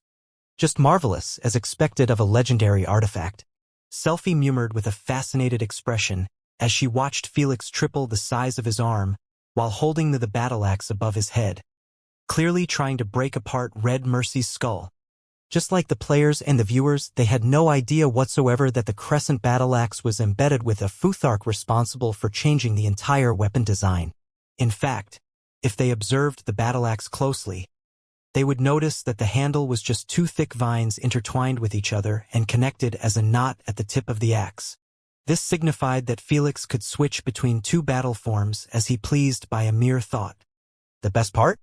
He gained a free armor while doing so, since the vines needed something big to cover when they grew in size. Boom! Boom! A split second later, two explosions were heard simultaneously. A faint one caused by Felix's battle axe cracking both Red Mercy's scales and his skull, affixing itself deeply within it. The other was induced by the magnificent and dreadful surge of crimson flames from within Red Mercy's scales. Because Felix committed to his strike, he wasn't able to evade the explosion in time, resulting in him getting thrown hundreds of meters into the air while burning alive. His symbiote suit was able to negate most of the explosion's force, but he still ended up with a couple of ribs and bones broken. As for the fire, his symbiote suit was damaged a little, but nothing too serious. His condition was much better than Red Mercy. "Motherfucker has cracked my skull open." Red Mercy winced in pain after sensing that the battle axe was merely a few inches away from touching his brain. He wanted to pull it away, but his hands were too big to hold into the axe's handle. He was afraid of moving too much lest he end up in the same situation as Nethercutter. "My flames are going to burn it off." In the end, he figured out that the best solution was simply keep his Hellfire ability active until the battle axe melt or something. He believed that as long as he was covered in flames, Felix wouldn't dare blink near him. Especially when he knew that Felix didn't come out of their confrontation in one piece. That's where he was mistaken. "What is Landlord doing?" Michael exclaimed in disbelief as he watched Felix nosediving through the hellish flames. Not fearing for his safety whatsoever, the symbiote suit started to tear apart little by little as Felix thoroughly disappeared within the giant cloud of fire. Felix didn't care about the increased heat that was starting to affect him through the suit. He merely kept his arms in front of his face while using his X-ray vision to locate Red Mercy's head. He wasn't able to see Battle Axe, but Felix knew its position exactly due to the small crack on the skull appearing in his X-ray vision. The instant Felix locked on it, he flipped in the air and tripled the size of his right foot while heading towards it in a straight line, resembling a falling meteor bursting through the atmosphere. "Summer Spirit. We need to retreat now. I have secured the battle axe and I need your help to remove." Red Mercy was forced to swallow the rest of his sentence after his instincts were triggered due to Felix yet again. Unfortunately for him, he was a tad bit late this time. Felix's enlarged foot landed exactly above the scorched crescent battle axe's handle. With Felix's insane momentum and strength, the battle axe was pushed forcefully through the cracked skull, creating a much bigger hole. It was big enough Felix ended up continuing on his momentum, even though he was going through Red Mercy's giant brain. Thud! The moment Felix's feet landed on the bottom of Red Mercy's skull, he ignored the blood, heat, brain matter, and every disgusting thing he was experiencing. He simply reached out to the battle axe's handle and tightened his grasp on it. Then, he grinned devilishly within the suit and began slashing apart the rest of Red Mercy's brain from within. Roar. Red Mercy was only able to release a single wild roar before his abnormal fortitude had finally given in from the tremendous damage caused to his inner brain. It was literally turned into mush by Felix. No matter how superior and gifted the dragons, they could not live for another second with such a heavy injury. The moment his brain was shut down, the surrounding flames were turned off automatically as he started to nosedive towards the ground. Knowing that he wasn't going to survive such a high fall, Felix swiftly threw his battle axe outside of Red Mercy's head before teleporting next to it. Then he stood above a void rift while resting the bloody scorched black battle axe on his shoulder. He was entirely covered in brain matter and blood. With his tattered pitch-black symbiote suit, he resembled a demonic creature who had just emerged from the depth of hell. One more to go, Felix murmured calmly while watching Red Mercy's corpse smash into the ground. Not moving a single inch after. It might seem like all of this had taken a lot of time, but in reality, not even 3 seconds went by from the moment Felix used the second form of his weapon. Most of the viewers had yet to even recover from such an extraordinary ability before they were met with death of Red Mercy. What the fuck did I just witness? Did Landlord just slay a dragon from within his head, or am I tripping? I am losing my shit over here. Was slaying dragons always this easy, or what? In the end, the arena exploded in thunderous noisy chatter as the spectators kept exclaiming with dumbfounded looks, not daring to believe that another dragon had fallen under Felix's hands. What's even more shocking, he didn't use even his poison this time. He literally butchered a dragon with just his battle axe. Using a legendary artifact is unfair advantage in the event. Charuf complained with an irritated look. When Nethercutter had died, he still had hoped that Red Mercy and Summer Spirit would turn things around, especially when he heard about Felix's deal with them. But now, he knew that it was going to be exceedingly difficult for Summer Spirit to deal with 2 heavenly turtles and Felix all alone. The fact that Felix had just slayed Red Mercy all alone made it hard for him to be too optimistic. So, he could only whine about the Crescent Battle Axe. He earned it with his own efforts. Thor snickered. If we gave it to him before the game, then your complaint can be heard. Legendary artifacts were allowed in Radiant ranked games. Since this tournament included both Diamond and Radiant ranked players, it was within Felix's rights to use his Crescent Battle Axe. The only reason the other players weren't using their own legendary artifacts was because they needed to earn them on their own. Unfortunately, it wasn't that easy to land their hands on legendary artifacts. The only known places for champions to get them was in the yearly event. Since champions were allowed to participate in the event once per decade, it meant that the owners of legendary artifacts rarely make a second appearance in the event. Indeed, don't be a sore loser, Brother Churuf. Erebus supported, you don't hear us complaining when your champions clutch most of the games due to their extraordinary gifts. True.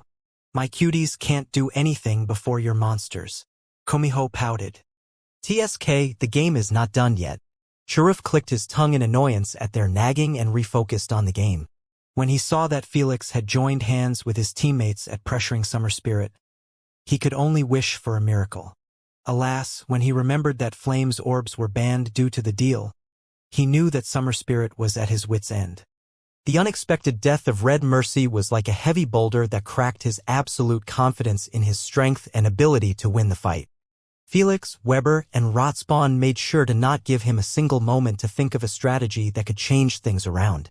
In the end, Summer Spirit couldn't handle their combined efforts at taking him down and decided to escape high above. Should we give a chase? Weber asked. No need, it's over for him.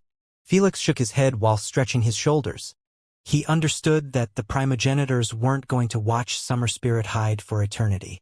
They would give him a few more chances to change things around, and if he failed, they would be left with no choice but to end the game. Felix wasn't planning on slaying Summer Spirit. There was nothing to gain from doing so when he could simply showcase that Summer Spirit could not change his defeated outcome. Summer Spirit might not be able to surrender, but the primogenitors would call the fight off when they see that nothing entertaining was going to happen. For the next half an hour, everything went according to Felix's expectation. Summer Spirit fought against them twice before retreating when he realized that he could not kill any of them without his flame orbs. Honestly, even if he could use them, Felix would simply send them to another dimension. It was a done battle whether he liked to admit it or not. "I think it's time, Brother Cheruf," Thor said calmly. "Voice your request to end the fight." "It was a good and truly entertaining fight," Lord Quetzalcoatl praised. "Both sides had given everything they had, and I am pleased with the outcome." Likewise, "It has been a while since I enjoyed a fight like this." Upon hearing so, Cheruf knew that the primogenitors were getting bored with his champion's futile attempts, and he was given the option to end it gracefully. Fine, don't be too hasty," Cheruf sighed while requesting from Michael to conclude the battle. The moment Michael was given permission, he didn't hesitate to bring the mic near his lips and announce thunderously, "The gods have spoken. "The winner of the finals is Aspidocolone's team." Whoa! The moment viewers heard so, they stopped watching the screen and started cheering loudly with thrilled expressions, too delighted to see the dragons fall yet again. As champions, they knew that the primogenitors had the right to stop the battles anytime they wished, so they didn't react too weirdly about it. In fact, most of them predicted as much when they saw Summer Spirit's sad futile attempts. "My mom must be over the moon." Selphie laughed happily at the notion that her mother's bet on Felix's team had resulted in her mother enjoying a slice of the treasure's pool. But most importantly, she was happy that Felix had been proclaimed as the winner in this tournament, making him the champion of 2 games in this event. "We won. We actually won. Holy shit. We actually won." Weber stared at the sky with a dumbstruck expression after hearing the announcement. "Why so surprised?" Felix massaged his tired eyelids as he said causally. "We are considered as a first seed after all. I don't know. I just never expected that I am going to win a game in this event." Weber smiled sheepishly. "Most of my experiences with dragons have been horrible in the platform. You better lift your head high when you receive your prize." Felix smirked faintly. "We aren't done yet in this event. Soon." They were teleported back to the arena under the heartful applause and cheers of the spectators. This time, the dragons didn't roar for Felix. All of them eyed him with looks filled with dread, but mostly with feverish anticipation. Facing a worthy opponent from another race was extremely rare for them. Based on what they witnessed in the battle, even when Felix lose his void abilities, he would be a significant threat to them. If he could slay 2 dragons with a battle axe that he has gotten in 7 days, they didn't dare to imagine what would happen when given months and years to master using it. While Felix and the other 2 were basking under the applause and cheers, Summer Spirit walked towards them. What's up?" Felix asked calmly. "I will never forget this defeat until the day I die." Summer Spirit narrowed his eyes at Felix and warned, "Landlord, Dragonslayer, I will be preparing to have a rematch with you real soon. So, don't be lazing around." "Me? Lazing around?" Felix chuckled. "By the time you grew back your guts, I will be so far ahead of you, I doubt you will be even able to see my shadow. We will see about that in the future." Summer Spirit huffed a breath of fire through his nostrils 3 times before he turned into a flash of light. Although he is pissed, he really must respect you a great deal to breathe fire 3 times. Asna shared, "Dragons show admiration and respect to other races in 2 ways. Either a wild inner roar or breathe fire through their nose. The higher the number of fire breathed, the more respectful and admired that person was in their eyes." It was like they were too shy to be straightforward and say it, they mask it with this cute tradition. Breathing fire 3 times meant that Summer Spirit was seeing Felix as a friend as well as a rival. "Didn't expect that too." Felix grinned faintly. "I might crush in his house when I visit Icarius Galaxy." "How shameless." Asna giggled. "You know me. I can't miss free treats." Felix shrugged his shoulders in a carefree manner and refocused on Michael, who was still hyping up the winners. While he was doing so, Lord Osiris' eyelids kept twitching every time he mentioned the dragon's defeat. The primogenitor's commentary on the results of the battle wasn't making it any better for him. No one had any idea that he had just lost 20 maniacal monoliths on this battle alone. It was a loss that no one would be able to recover from in their entire lifetime. If Lady Sphinx had lost the bet, she honestly would have died a little. Still, Lord Osiris kept his mouth shut and merely sighed inwardly. Congratulations, Lady Sphinx. Thank you. Lady Sphinx tried her best to hold herself from letting out the widest grin she could muster.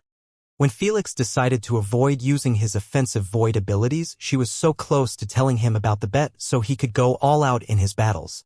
But then, she realized that Felix was always fighting at the best of his ability even when he decided not to use his greatest assets. Felix had just shown her that she was right in her assessment. I will be delivering extra 4 monoliths too, Lord Osiris said calmly. Why? Lady Sphinx raised an eyebrow in surprise at his generous offer. She already took 20 monoliths from him, and he still wanted to give her more? There is no point in having only 4 monoliths in my collection. Furthermore, I am somewhat eager to see the result of gathering all monoliths together. If there is one person capable of achieving so, it has to be you, Lord Osiris said while cracking a little creepy smile, making it obvious that he rarely smiled. Much appreciated, Lord Osiris. Lady Sphinx promised with a stern expression. You will be the first to witness that glorious moment with me. Lord Osiris nodded and refrained from speaking anymore, focusing on the award ceremony that was about to start. Guys, I have just 124 monoliths from Lord Osiris. Lady Sphinx finally couldn't keep it within and had to share the good news with Felix and the rest. You are joking, right? Thor recoiled from his seat in shock, scaring the shit out of Siren, who was sitting next to him. Jormungandr's reaction was reserved, but he was as shocked as Thor. 24 monoliths was a huge, unimaginable number when it came to those priceless treasures. How did this happen? Don't tell me you bet on me in this tournament.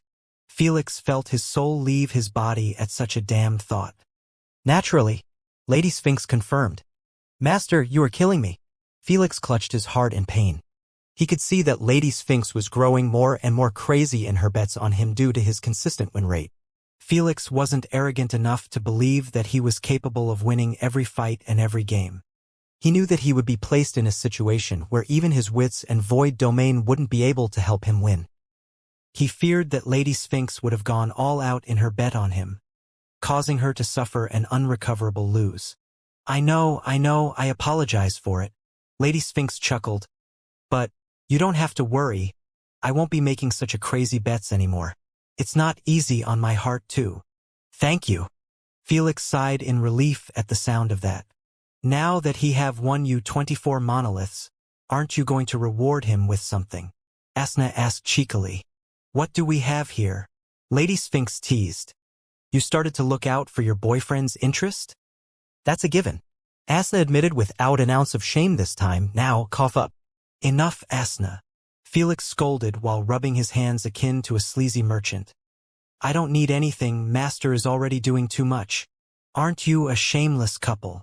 Lady Sphinx laughed in amusement at their good/bad cop ploy to get something out of her. After thinking about it for a few moments, Lady Sphinx decided to inform Felix some good news related to his void domain. For a long while now, I have been working hard on finding a method to help you reserve both your void domain and also your immunity. Lady Sphinx disclosed with a faint smile. I have finally arrived at a solution that might not completely solve the issue, but it is still a solution. Are you being for real? Felix was taken back to hear so. He already accepted that the void domain was a lost cause and nothing could change such a fact. He never bothered to request from Lady Sphinx to seek a way to help him keep both abilities since he felt that it was too much of an ask. He couldn't fathom the work it would take and if it was even possible to be pulled off by Lady Sphinx. As I said, it's not a perfect solution. Lady Sphinx emphasized so Felix wouldn't get his hopes too high and end up disappointed by what she came up with. I don't care. It's still a solution, Felix said excitedly. As long as he didn't lose his void domain, Felix was satisfied with anything she proposed to do, even if it was going to be as painful as drinking the soul-splitting potion. Let's continue this discussion later. Lady Sphinx informed, the awards ceremony has started. As she mentioned, Michael had already brought out the 3 treasures for the winners of this tournament. Each treasure was as spectacular as the one next to it. Since Landlord undoubtedly has shown the best performance in the entire tournament, he will be given the right to pick the first treasure. Michael informed loudly. Weber and Rotspawn had no issues with Felix getting the first pick. Tell me, what do you guys want? Felix asked telepathically. Why? I will be trading the prize for a favor. Felix shared. So, there is no point in which treasure I pick. I see. Understandable. After hearing so, they both informed Felix of the treasures they wanted, allowing him to pick the remaining one. Are you certain? Michael raised an eyebrow after seeing that Felix picked the least favorable treasure out of the pool. I want to trade it for a favor, Felix disclosed calmly. If it's a favor you desire, I have no business with this. Michael swiftly excluded himself from the matter while turning the picked treasure into light particles. Are you sure he will not be requesting for our bloodlines? Wendigo scoffed faintly. Just mind your business, will you? Thor clicked his tongue in irritation. He is not obliged to share his favor in public. Felix could voice his request to any participating primogenitor either in public or in private. In turn, they could accept taking his favor or deny it and make him ask for something else. They weren't bound by rules or such to accept his favor, whatever it was. Meanwhile, Weber and Rotspawn decided to taking the treasures home with them. The primogenitor's favors were a hit and miss, unlike those extraordinary prizes. 40 minutes later, Felix could be seen sitting in a round table with Asna and his masters while being served tea by Mistress Candace. Everyone was sent home after the award ceremony. However, the event was far from conclusion. One last game remained, and it was going to be including teams made out of 5 champions. The players were already given the details of the third game, and no one liked it besides Cheruf's team, Felix included. But for now, he wasn't thinking about the last game. Felix, he will refuse your favor. Just consider thinking about something else as a backup before we meet him, Lady Sphinx advised. One of the reasons I took part in this event is because of Mjolnir. Felix shook his head. I won't be at peace if I don't try my luck with Elder Cyclope. Felix's primary goal from the event was securing Elder Cyclope's assistant to repair Mjolnir. He knew that voicing such a request out of nowhere would result in nothing but utter ignorance. After all, Cyclope had retired from making divine artifacts, and not even the elemental lords could convince him to craft another divine treasure for him. So, how could he listen to Felix? However, coming at him with an earned favor from the event gave Felix an entry to meet him and at least discuss the repair project with him. Felix believed that it might work since he was asking him to repair a divine treasure, not craft a new one from the start. You do you. Thor shrugged his shoulders. Just keep in mind that it is more likely for him to accept giving you his bloodline than to carry his forged tools. You guys really don't know why he retired like this? Asna asked. We asked ages ago, and he refused to answer. Lady Sphinx shook her head. He said that he was burnt out, but we all know that was a mere lie to stop us from bothering him. True, Cyclope's passion in life was making divine treasures, and it kept him going for a very long time. Much longer than us at least. Jormungandr sighed. The more I hear, the less confident I feel about this. Felix smiled wryly. But, I will still try. Then, get prepared, Lady Sphinx informed. We are visiting him in a few minutes. We are. Felix raised an eyebrow. Isn't it better to wait until I secured the hammer's pieces first? There will be no point in gathering them if he rejects your favor. True. Based on the updates he kept receiving from Malik and the rest of his subordinates, they had reached another impasse with a small piece that had changed hands at least 4 times. There were still many pieces spread out too, making Felix understand that it was going to take months or even years before collecting all pieces. If not ever. So, getting confirmation from Cyclope must come first before committing to this insane hunt. 15 minutes later, Felix could be seen sitting on a sofa while wearing a gray suit without a tie. His masters were sitting next to him in casual clothes, not caring too much about the formality of meeting Elder Cyclope. In a few moments, Elder Cyclope entered the guest room and sat on the opposite seat to Felix, making their eyes in direct contact with each other. Welcome my humble abode. He smiled sincerely as he greeted. "Thank you for receiving us at such a short notice, Brother Cyclope," Thor replied politely. When it came to Cyclope, Thor was always on his best personality. He respected him a great deal compared to the rest of the primogenitors due to Mjolnir. "I believe you know why we are here," Lady Sphinx said calmly. "Since you brought your champion, I understand it's related to the favor from the event." Cyclope chuckled as he eyed Felix with his giant singular pupil. "Speak, kid. What do you desire from me?" Cyclope smiled kindly. "I will try my best to fulfill it if it's within my powers." Cough cough. "It's nothing big." Felix coughed as he murmured, "I want your help in repairing Mjolnir, my master's hammer." "What is he talking about?" Cyclope turned to Thor with a stern expression. "Fuck. I knew this will happen." Thor cursed in his mind, knowing that Cyclope wasn't pleased one bit. It wasn't because of Felix's request but due to the fact that Mjolnir was broken. Thor knew that Cyclope cared a great deal about it. Unlike the other divine treasures, Mjolnir was special to him and Thor was asked to take great care of it. It ended up breaking somehow after my battle with the old snake. Thor decided to be truthful. I had no idea how it happened and who was even that strong to shatter it like that. I expected it to travel through space unhindered until the day someone worthy find it and treasure it. Wait a second. Cyclope was startled to hear so. It might not seem like Thor had said much, but he had deducted that he must have died in the battle with Jormungandr. There was no other reason to leave his most precious hammer wandering in space aimlessly while he was asleep somewhere, as everyone believed. "You guys have actually died." "Yep." Thor smiled bitterly. "I hope you can keep it yourself. We don't want those dogs from the darkened faction to learn about it." "Do you really need to tell me that?" "You know I am a vault of secrets," Cyclope assured while rubbing his eyebrow, still a bit shaken by Thor's confirmation. When Jormungandr and Thor returned to the Primogenitors' Council, everyone assumed that they didn't end up killing each other during their epic battle. After all, there were no spectators. Jormungandr and Thor didn't want to correct them since they preferred being perceived as normal by them. If everyone had known that they were mere wisps of consciousness, they would have received an entirely different treatment, especially from the Darkin faction. In addition, it would make more sense that Felix must have been bestowed with their perfect elemental manipulations instead of Lady Sphinx finding a unique method to give him a limited version of it. This would create so much trouble for Felix, he wouldn't have been able to survive until this point. "I don't know how exactly you guys were revived, and it's not my business to know." Cyclope soon glared at Thor. "But I am greatly disappointed in you, Brother Thor.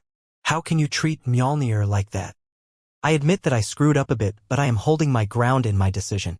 Thor said calmly, "I would rather let Mjolnir wander the universe than give her to someone who is deemed unworthy or hide her somewhere." "I believed that after a few 100 million years, she would regain her consciousness and start making her own choices." Thor sighed.